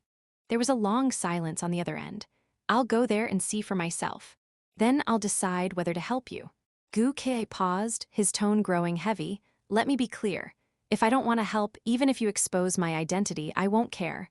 I won't help a criminal. That's my principle." "Fine," Black Cocoon said after a beat. "By the way, that girl in the basement. What about her?" Under the mask, Jai Minghuan was quiet for a moment. He turned his eyes toward the rain outside the window and said slowly, "I want you to find her a good place to live. Let her go to school like a normal kid. Get her the best therapist. If she wants to be alone, give her time. Don't force her." He paused, and most importantly, don't ever let her near this orphanage again. She's suffered enough. Don't make her relive it. At that, Black Cocoon curled his lips self-deprecatingly. "You know, Mr. Blue Arc, I don't know if there's anyone else in this city I can trust besides you. It has to be you. I trust only you. You must be the one to take her away. See her get better with your own eyes. Or I won't forgive you." Gu Kei was momentarily stunned on the other end of the line. He could tell Black Cocoon's tone had completely changed. There was no trace of sarcasm, none of the usual cynicism. It was like a lonely, cold child clenching his fists, desperately pleading. "I don't know what happened yet, but I'm coming to the orphanage right now," Gu Kei said. "See you." With that, he hung up. Jai Minghuan stared blankly at the headmaster's body on the floor, then at the hexagram symbol he had drawn. He slowly turned to face the rain-soaked city. "Salvation Society. Get ready for me."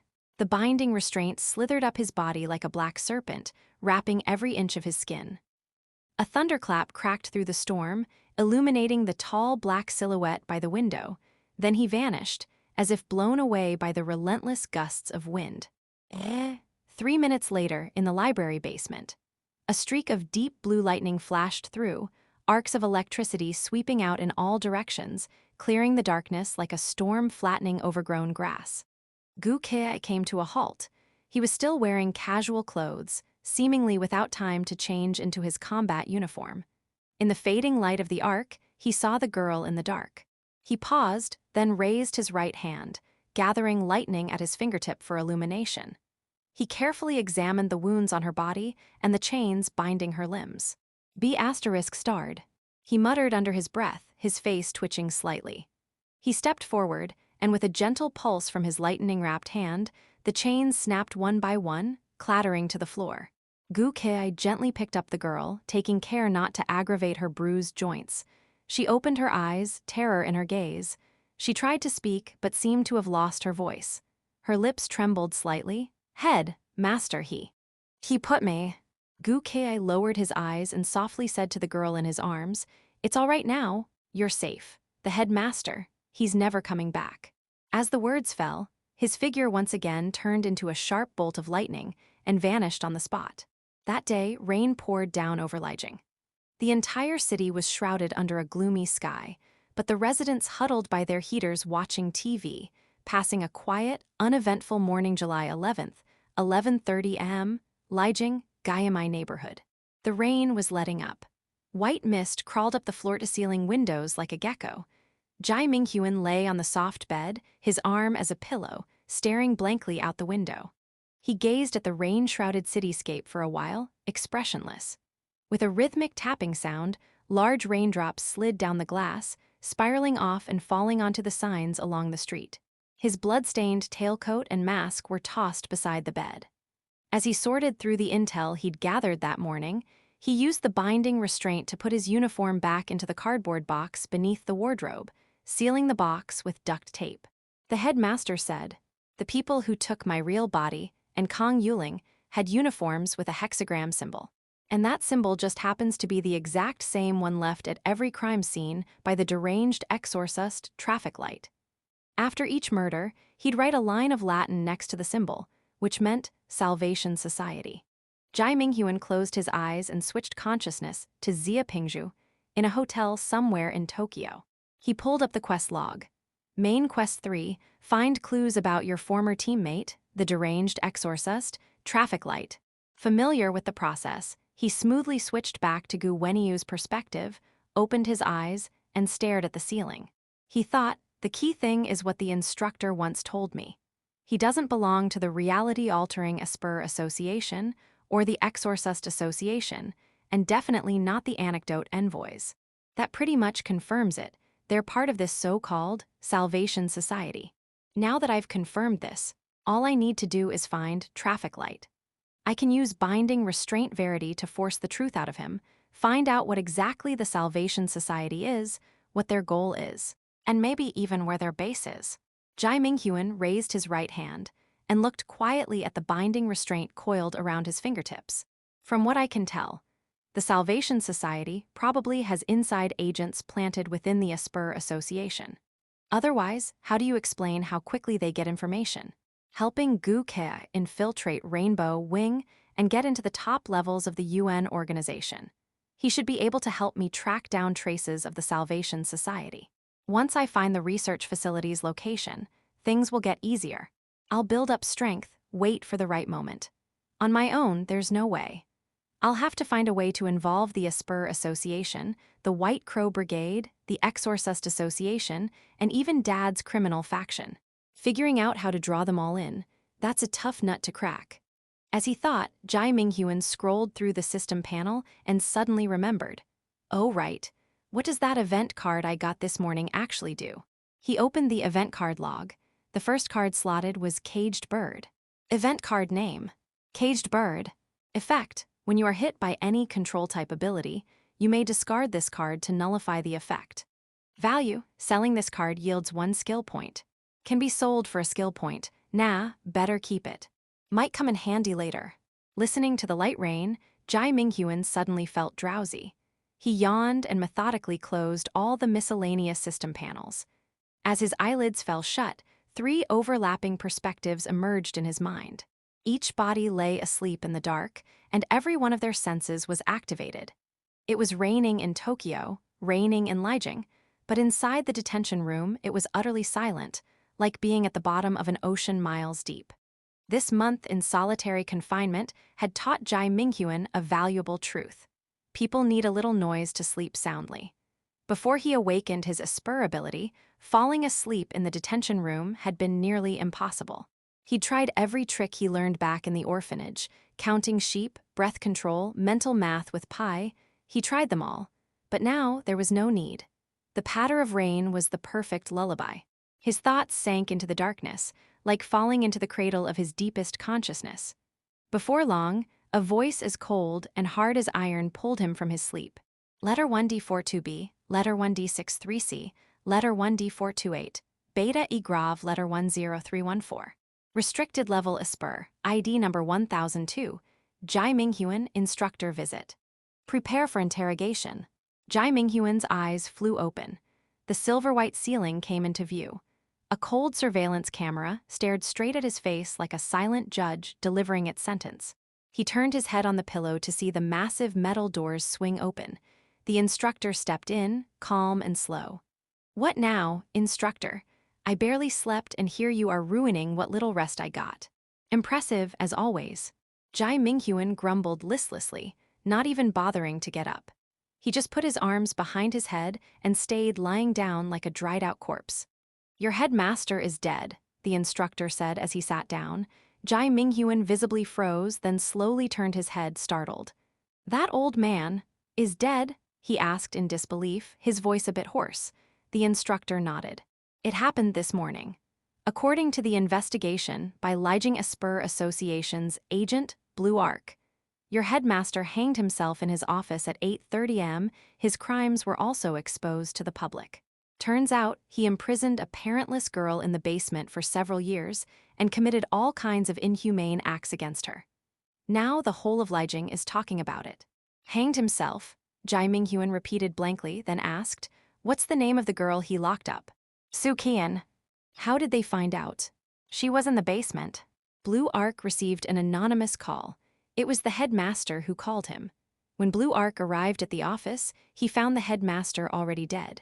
Before hanging himself, the headmaster had written a confession email on his computer.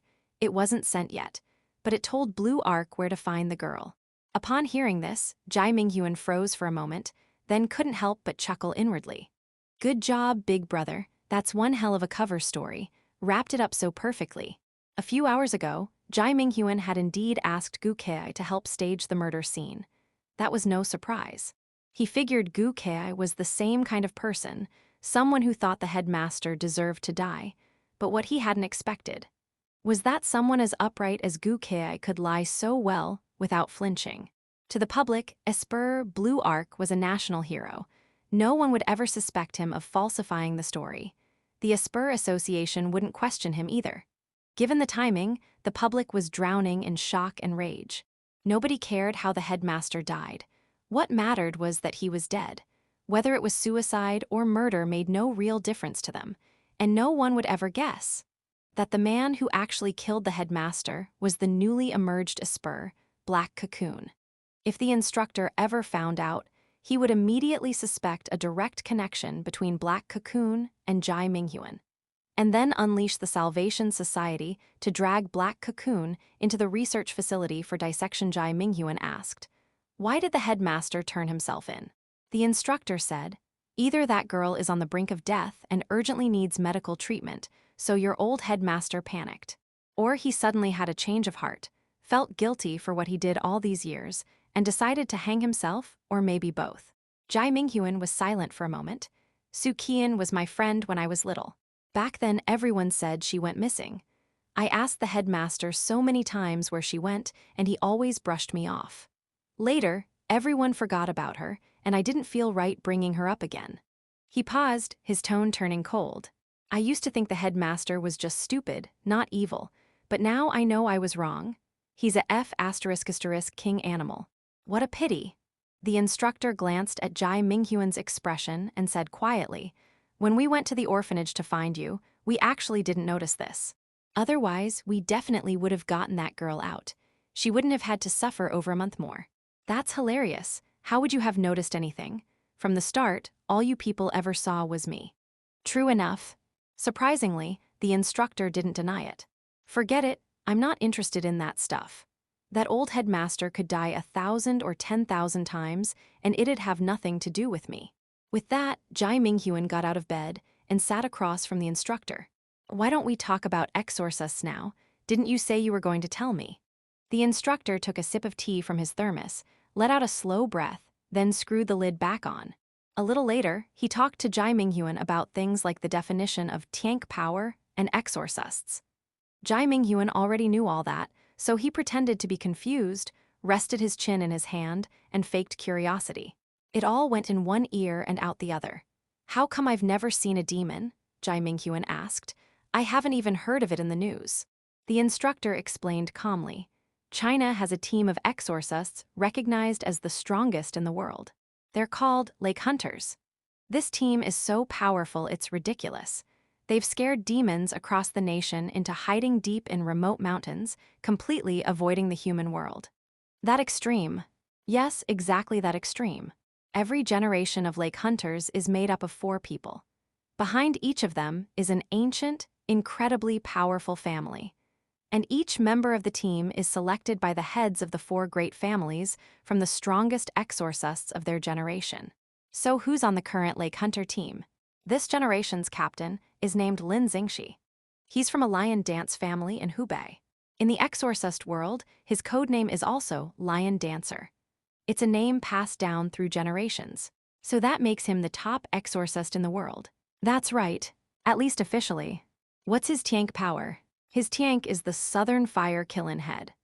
It's said to be a lion's head forged from the keel of a shipwreck in the South China Sea and volcanic crystal, with 72 fire purification talismans embedded inside. Just hearing that sounds way more impressive than things like glasses or cameras. Tiank powers clearly come in different tiers. No wonder he's the head of the world's strongest exorcist team, Jai Minghuan said. So, who else is in the lake hunters? The instructor smiled. There's another famous one, a descendant of the Zhuge family, Zhuge Hui. His codename in the exorcist world is Taoist of Secrets. The Zhuge family has always been a powerful exorcist bloodline. Their techniques have been passed down to this day. Jai Minghuan raised an eyebrow. Don't tell me you're going to say Zhuge Liang from history was an exorcist too. Back then, exorcists weren't called exorcists, the instructor said slowly. But historically, Zhuge Liang really did possess a Tiank power. It was the well-known 7-star lamp. It's worth mentioning, unlike espers, exorcists don't appear in public view. They hide their powers, stay out of worldly affairs, and only act against demons that emerge in the world or to punish exorcists who break the rules. That's a code they've upheld across countless generations. Our retroflex letter 1d4b6 imacrin letter win de fo winba ya acidilla. So China's demon-free, because its exorcist families are just too strong and have too much reach. Exactly, the instructor nodded. If there's still debate over anecdote envoys and espers, then when it comes to exorcists, there's no doubt China is number 1 in the world. Jai Minghuan thought for a moment. Actually, I'm a bit curious. Theoretically, between exorcists, espers, and anecdote envoys, which superhuman species has the most potential? The instructor answered without hesitation. In the past, we would have said anecdote envoys. He folded his fingers together. Because, theoretically, if an anecdote envoy is lucky enough to be chosen by a mythic-level anecdote, they essentially gain a portion of a god's power. That kind of potential is far beyond the other 2 species. What about now? Jai Minghuan asked. Now, because of you, the answer isn't so clear anymore, the instructor said. If you're an exorcist, then exorcists are the top species. If you're an anecdote envoy, then anecdote envoys are. Same goes for if you turn out to be an esper, like the prophecy says, then espers become the highest tier species so far. He adjusted his glasses. Simply put, your existence directly defines what the most powerful superhuman species looks like. You guys really think too highly of me. Jai Minghuan said, head lowered on the verge of tears, but in his heart he thought, but I'm an esper and an exorcist, and I could be an anecdote envoy too. When you all find out, how are you going to define me then? The instructor sipped some bitter tea. If I really am an exorcist, then what could my Tiank power be? Jai Minghuan asked. I've said before, the form of a Tiank is shaped by the exorcist's inner self. For example, the current world's top exorcist, Lin Xingxi, he grew up learning the lion dance with his elders, year after year, day after day, until it became his entire focus. That level of devotion made his Tiank naturally take the shape of a lion's head, because in his subconscious, once he puts on the lion head, he becomes himself. Then what's my Tiank? A dog head? Jai Minghuan tilted his head. A mask. Jai Minghuan felt like he was being mocked but had no proof, so he just stared at him silently. Someone who learned to disguise himself from a young age, his inner self will, over time, take the shape of a mask. You think you're funny. The instructor smiled and screwed the lid back on his thermos. That's enough for today. In a couple of days, I'll arrange for you to meet Kong Yuling and the other kids. Really? Really? Key intel about the Exorcist worldview obtained. Worldview progress for the Exorcist storyline has increased. 30% right arrow, 55%. Worldview reward acquired. 1 split point, current progress. 3 out of 9 split points for creating a new character. Getting split points for unlocking worldviews. Then I better find a chance to learn the rest too, Jai Minghuan thought. Get some sleep. With that, the instructor stood up from the table and walked away. The lights went out one by one, and the holding room was once again shrouded in darkness. He lay back down without a care, closed his eyes, and his consciousness immediately left the cold confinement room. At the same time, in Gayamai neighborhood, Lijiang, China. Jai Minghuan opened his eyes, looked up at the wall clock. It was 3:30 in the afternoon. The heavy rain had stopped. When he left the house this morning, Gu Kea had messaged the family group chat saying he'd be home to cook lunch, but he still hadn't shown up. Most likely, Comrade Blue Arc was still busy dealing with all the aftermath from the orphanage incident. After all, the headmaster had been considered highly respected locally, so this was bound to have a big impact. Jai Minghuan reached for his phone beside the pillow, powered it on, and a WeChat message popped up on the lock screen. Li Qingping, wanna hang out? What's up with you lately? Ignoring your best bro like that. Perfect timing. I was just wondering what kind of monster you really are. Jai Minghuan muttered to himself, then opened the main quest log for a look. Main quest 4, uncover the secret your best bro, Li Qingping, is hiding. After a heavy downpour, Lijiang was still shrouded in a dim curtain of gloom. Dark clouds loomed above, and although the afternoon sunlight seeped through the cloud layers, it couldn't reach every corner of the city. The Gayamai neighborhood happened to be one of those shaded areas. The light in the bathroom was dim. Jai Minghuan pressed the wall switch and turned on the amber bathroom lamp. He walked slowly to the sink, picked up the towel from the rack, and wiped his face in front of the mirror. Then, while walking toward his room, he used his phone to reply to his best friend's message. Gu Wenyu, I'm free. Where are we going? Li Qingping, how about a movie? The new one just came out, Evangelion. 3.0 plus 1.0 thrice upon a time. Gu Wenyu, oh, Eva, I've been wanting to watch it too. You booking the tickets or should I? Li Qingping, just head out now, I already got them for us. Gu Wenyu, how much? I'll transfer on WeChat. Li Qingping, bro, you think I'm hurting for that kind of money? But if you ditch me again, I'm seriously gonna be pissed. You've been ghosting like you're dead these days. Every time I call, you play dead. Starting to wonder if you secretly got a girlfriend. Ding, his best friend sent the cinema's location.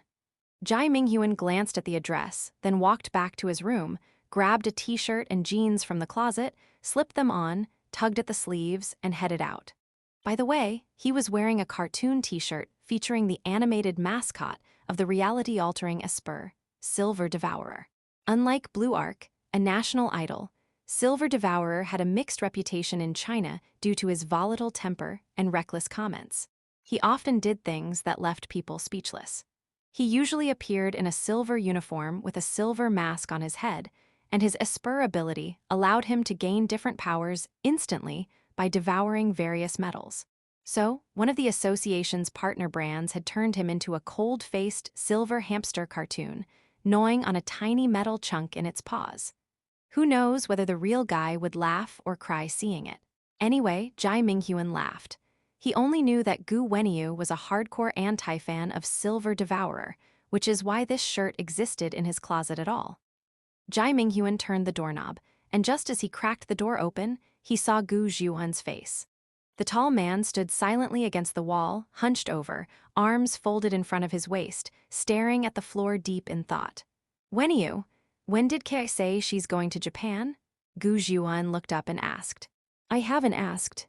Make sure you do, and prep a few days ahead. Emma, heading out to have fun. Yeah. Don't come home too late. Got it.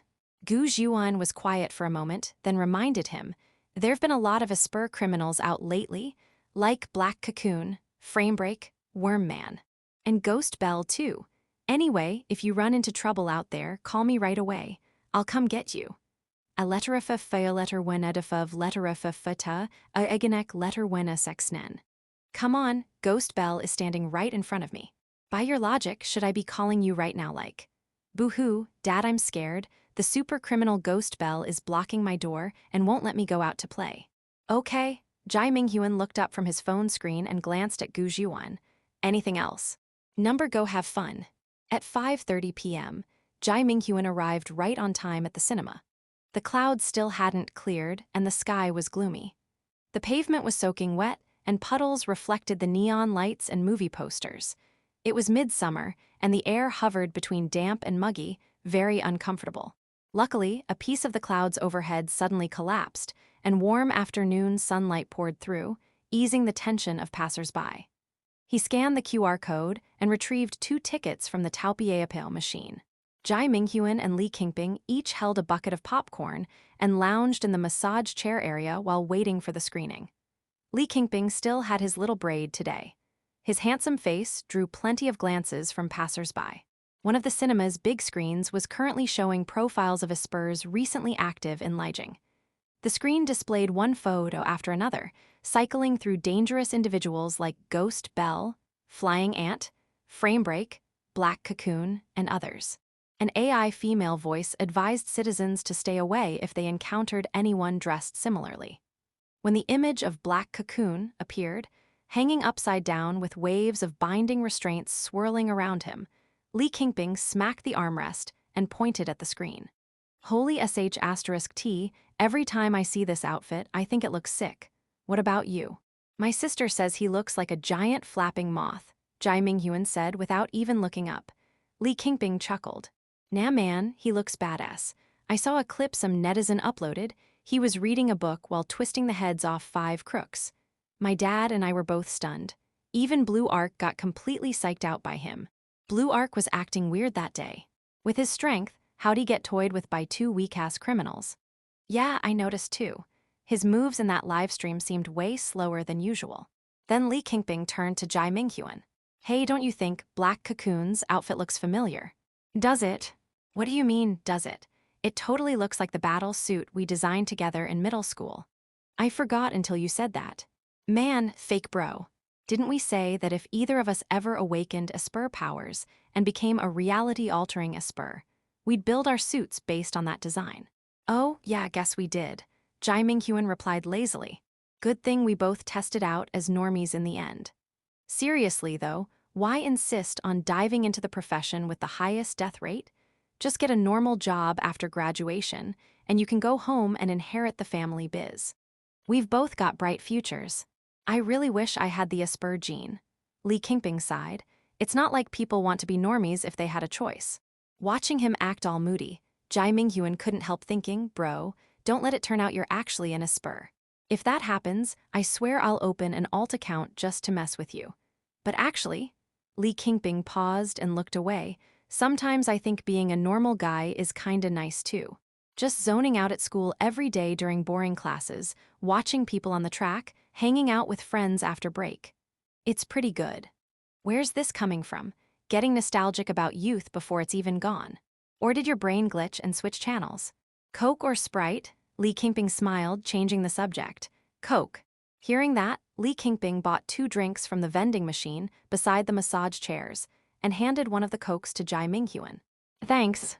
Jai Minghuan looked down at his phone, said thanks, and reached out to take the Coke. At that exact moment, a strip of pitch-black binding restraint slipped from his fingertip and lightly brushed against Li Qingping's pinky finger, then quickly retracted between his fingers. Condition met, physical contact with target. Passive skill activated, binding restraint detection. Passive skill activated, binding restraint detection. The system prompt sounded, and then a red and black interface popped up. Scarlet text slithered like a coiled dragon within the flames, twisting and surging for a moment before slowly settling into form.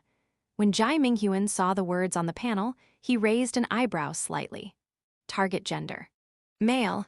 Target attributes, strength, A speed, A+, spirit, A+. Extraordinary species, anecdote envoy. Anecdote envoy rank. This rank allows binding up to 5 anecdote fragments at once. Stored high-grade anecdote fragment in codex. Generational anecdote fragment, red dragon whales. Bro, what kind of busted stats are these? All attributes A rank and a generational level anecdote fragment? That's just one step below mythic level. Jai Minghuan thought to himself, silently took a sip of Coke. Movie's about to start, let's go. Let's go, let's go. The two stood up from the couch, showed their tickets at the gate, and entered the screening room. 2 hours later, the screen in Theater 7 dimmed, and the audience exited the cinema chatting and laughing. It was already dark, and the glow of sunset had been replaced by a domino spread of neon lights. Li Qingping said he had dinner at home tonight and couldn't eat out, so Jai Minghuan headed home first. With his back to Li Qingping, Jai Minghuan walked into the bustling street. After just a few steps out of his friend's line of sight, he slipped into an empty alley. Pitch-black binding restraints surged from his body, wrapping him entirely in an instant. With binding restraint camouflage active, he became almost like a transparent man. With binding restraint sensory fully open, every movement within dozens of meters flooded his ears, countless footsteps overlapping from the crowd, loud as thunder. Jai Minghuan redirected gravity into his binding restraints, leaping onto the base of an outdoor AC unit, then up to the edge of a rooftop. He lowered his breathing rate and strength to the bare minimum, like a serpent hiding in the woods waiting to strike, his pupils reflecting the figure of Li Qingping moving through the crowd. He silently tailed Li Qingping for half an hour, then saw him board a yellow taxi. The door closed, and the taxi drove toward the Lijiang coast. At this hour, the tide was high, and almost no one approached the shoreline. If caught by lifeguards, there'd be fines. Still, the taxi headed that way. Soon, it stopped near the Lijiang coast. Jai Minghuan landed atop a nearby lighthouse, used a binding restraint to grip the exhibition room window, and swung inside. He leaned on the dusty windowsill, extending his binding restraints to quietly observe Li Qingping walking onto the beach. The night breeze was bleak, white waves shattered against the dark rocks, and the lighthouses beam cut across the distant sea. Li Qingping first looked around to make sure no one was near, then slowly raised his head. Suddenly, a long, deep whale call came from the sea. Then the surface of the water split apart, and a massive creature slowly emerged. Small Kapar letter 1D622 Ang Armenian, Huainus letter 1D51F. Jai Minghuan stared closely at the beast rising from the ocean. It was a whale, entirely russet-red, carrying massive waves from the edge of the horizon as it rose from a colossal whirlpool. Its deep, vast eyes gazed toward the distant city, like a god overlooking the world of humans from high above. The largest known creature on Earth is the blue whale, which tops out at around 33 meters. But this red whale stretched close to 200 meters, comparable to a Tennessee-class battleship. The legendary whale, Chicano. The name he once heard from the instructor surfaced in Jai Minghuan's mind, and now the pale symbol was carved into reality before him. The next moment, the red whale opened its mouth, and a stairway formed of translucent glass emerged from its abyss-like maw. An elderly man in a butler's uniform stepped out. He suddenly summoned a codex from the void, held it in his palm, opened it, drew out a card, and crushed it. With the cards shattering, a giant oval glass barrier enveloped several hundred meters of space. Jai Minghuan raised an eyebrow and looked beyond the barrier. On the road above the shore, an electric scooter passed by, but the rider paid no attention to what was happening at sea. It was as if he couldn't see it at all. Oh, it's some kind of visual concealment ability, Jai Minghuan thought. Royal Court Squad member, codename Red Dragon, right. You the new gatekeeper? Yes, my name is Nabis. I'm now in charge of the entrance to the whale's garden. The old man clasped his hands behind his back. Mr. Red Dragon, as vice captain of the Royal Court Squad, you haven't returned to the whale's garden in months. May I ask why? Busy with school, Li Qingping replied emotionlessly. Besides, the whale's garden has been quiet lately. I wasn't needed. I see, Nabis scratched his snowy sideburns. But some say you've grown tired of the anecdote envoy world. How do you respond to that? Do I need to explain myself? Very well, Nabis said. Just today, the second prince requested you by name. In a few days, he's attending an auction in Tokyo and wants you to accompany him. Something he desires will be there. Do you think you're up to the task? You kidding? If it weren't for the second prince, I wouldn't even be back. Li Qingping paused. Of course, if he wants someone else as a bodyguard, I'd gladly give up the job. No, the second prince specifically requested only Red Dragon as his guard, Nabis said. Rumor has it there might be some infamous villains from the human world at the auction. White Crow Brigade. That's right, the White Crow Brigade. Nabis nodded. If the auction does get attacked, are you confident in protecting the second prince? Absolutely. Then please proceed, Mr. Red Dragon. The second prince has been waiting for you in the palace for quite some time. With that, Nabis bowed slightly in salute. Li Qingping stepped onto the glass stairway, passed by him, and walked into the whale's mouth one step at a time. Then, the legendary whale closed its massive jaws and sank into the sea once more. The glass barrier over the shore also vanished. Main Quest 4 completed. Uncover what your best friend, Li Qingping, is really hiding. Quest reward acquired. 1 split point, 1 skill point, 1 attribute point. Main Quest 4 updated. Form an alliance with the Royal Court Vice Captain, Red Dragon, to expand social connections in the whale's garden. At that moment, Jai Minghuan, who had just finished listening to the whole exchange through binding restraint sensory, couldn't help but stand there stunned for a while. After a long silence, he sighed, "Is it too late to quit the brigade now? Looks like some real heavy hitters will be at this auction. Even the whale's garden wants in." Jai Minghuan sat on the lighthouse exhibition platform, head tilted, quietly watching the massive whale disappear over the sea like a battleship. He was definitely curious what this so-called whale's garden looked like, but there was no way he'd follow Li Qingping into the whale's belly. That'd be a one-way trip. So all he could do was silently watch his best friend leave. Actually, watch was too kind. He was just a stalker and a spy. No idea how Li Qingping would react if he found out his best buddy had tailed him the whole way. The tide lapped at the beach, the searchlight swept over a calm ocean, and the constant crashing of waves rang in his ears. Li Qingping's going to serve as the second prince's bodyguard and attend an underground auction in Tokyo. If it's just him, that's fine. His stats are about the same as my old man's. If we're using Esper power ratings, he's more or less a quasi-calamity level, not even reaching Rainbow Wings benchmark. With the White Crow Brigade's strength, they could squash him easily. But the problem is, if Li Qingping dies at the auction, my Black Cocoon is going to lose a main quest. Jai Minghuan hunched over and sighed deeply, feeling like this second character of his was off to a terrible start. Not only could he not protect himself, now he had to worry about keeping someone else alive. He lifted his head and glanced sideways at the undulating sea under the night sky, thinking, what if things get even worse? Say my older brother, old man, and little sister also get involved in the auction. That means there'll be at least 3 half-calamity level beasts on the scene, unknown forces from the Exorcist Association, plus Japan's underground syndicates. In the end, either my second character dies there, or my main character loses multiple main quests. Either way, I lose. No wonder the quest, Survive the Auction, gives such absurdly high skill point rewards. It's ridiculously difficult. But quitting the brigade is a dead end too. Just take it one step at a time. Pitch-black binding restraints wrapped around his body. His figure disappeared, as if erased from the world by God. Jai Minghuan stepped onto the table, climbed out the lighthouse window, and leapt into the moonlight. Half an hour later, Gu Ke stood at the doorstep, using a silver-plated key to unlock the front door with a click. He turned the doorknob and entered the house, looking somewhat tired. Just then, his phone buzzed with a text from an anonymous sender. Anonymous, Mr. Blue Arc, thank you for your help today. I didn't expect you to do so well.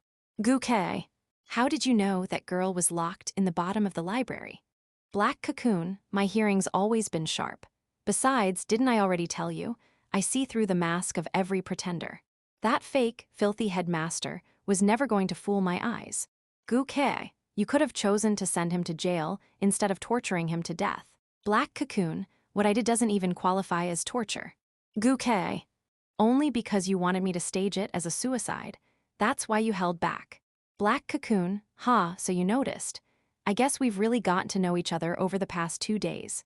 You say I could have sent him to jail, but deep down, your choice was the same. You wanted him dead too. You just couldn't do it yourself because of who you are, but I could. Gu Ke, nonsense. Black Cocoon, the fact that you didn't turn me in proves you agree with what I did, at least in principle. Gu Ke, anyway, I did change my view of you today. I thought you were just some messed up punk who only cares about thrills, but turns out you're capable of doing the right thing every now and then. Black cocoon. What I did in the plaza that day wasn't the right thing. If I hadn't stepped in, you, badly injured, would have ended up like a dog with a broken spine, cuffed by Green Wing. You know those cuffs were off. Gu Kei, say whatever you want.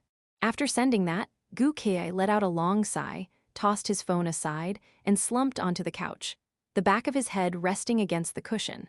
He stared blankly at the ceiling. Before long, another message notification dinged. Gu Kei picked up his phone and checked the message. Black cocoon, by the way, how's that girl doing? Gu Kei. She's receiving medical treatment and counseling at the hospital. Still needs time before she can be discharged. I visit her when I get off work. Black cocoon, or you could just give me the address. Gu Kei, isn't your hearing amazing? Go find it yourself. Black cocoon, true. Not like I've got time to visit her anyway, so I'll leave her in your care. Gu Kei, fair enough. Your appearance alone might leave her with trauma. Just as Gu Kei set down his phone, he suddenly heard footsteps at the entrance. He realized he hadn't closed the door. He turned his head over the back of the couch to see who had come in. Gu Zhuan had changed into slippers and was walking in with a bag of takeout. The white plastic container couldn't contain the strong scent of scallion seasoned ribs. He met Gu Kei's eyes, cigarette dangling from his lips, and asked in a gravelly voice, "You eaten yet?" "I bought ribs." Gu Kei was silent for a moment, then shook his head. "Not yet. Wanna eat together? When are you home?" "I just texted him. He's upstairs. He'll be down in a sec." Gu Kei hesitated, then, "Sure." If Gu Wenyu hadn't been home, he definitely would have turned Gu Zhuan down and just grabbed something from a nearby diner. But since Wenyu was home, eating together wasn't a big deal. Gu Kei didn't have any hopes left for this useless father. He just didn't want his little brother to feel lonely. Footsteps echoed from the second-floor hallway. Jai Minghuan walked slowly down the stairs, eyes on his phone, slippers tapping on the steps. He swaggered into the kitchen first and took a seat. Gu Zhuan stubbed out his cigarette and tossed it into the ashtray, then put the plastic bag with the scallion ribs on the table. The three of them ate a quiet dinner together. No one said much at the table, just ate their own food. After dinner, Jai Minghuan brushed his teeth in the second-floor bathroom, then returned to his room. He used a binding restraint to close the door, lay down on the bed, and opened the system panel, efficiently assigning his newly gained attribute and skill points. Primary game character, Black Cocoon strength attribute changed, C++B. 1 skill point used. Branch Malice skill unlocked, Esper theft. After binding an Esper using binding restraint, you may temporarily steal and store their ability. The ability disappears after one use. Effectiveness limited to 50% and scales with Black Cocoon stats. Max storage time, 24 hours. Next skill in the Malice branch unlocked. Capacity boost. It had been a long day, and Jai Minghuan was utterly exhausted. Plus, he'd barely napped before the instructor woke him up earlier. Now his drowsiness was impossible to hide. He turned off the light. Within minutes, his eyelids drooped. He fell asleep. At the same time that night, the deathly silent holding room once again welcomed a visit from the instructor. But, strangely, this time the instructor didn't enter the usual way. Instead, the metal door of the holding room opened in complete silence. And in pitch-black darkness, step by step, the instructor crept toward the sleeping Jai Minghuan. Even in a place like this, the sound of a single needle dropping would ring out like shattering glass, let alone footsteps. In the deathly silent confinement chamber, Jai Minghuan woke from his sleep, lying motionless on the bed, keeping up the faint sound of snoring. He glanced sideways at the slender figure in the dark. The instructor's footsteps were getting closer, the hem of his lab coat brushing against the ground with a rustling sound. Hello, everyone! As we wrap up this video, I want to share a quick note. I have a Patreon account. If you'd like to support me and enjoy on-demand audiobooks, you can become a Patreon member. Alternatively, you can check out my Google Drive link, which has 500+ novel audiobooks available through my Ko-fi or Patreon shop. I appreciate your support.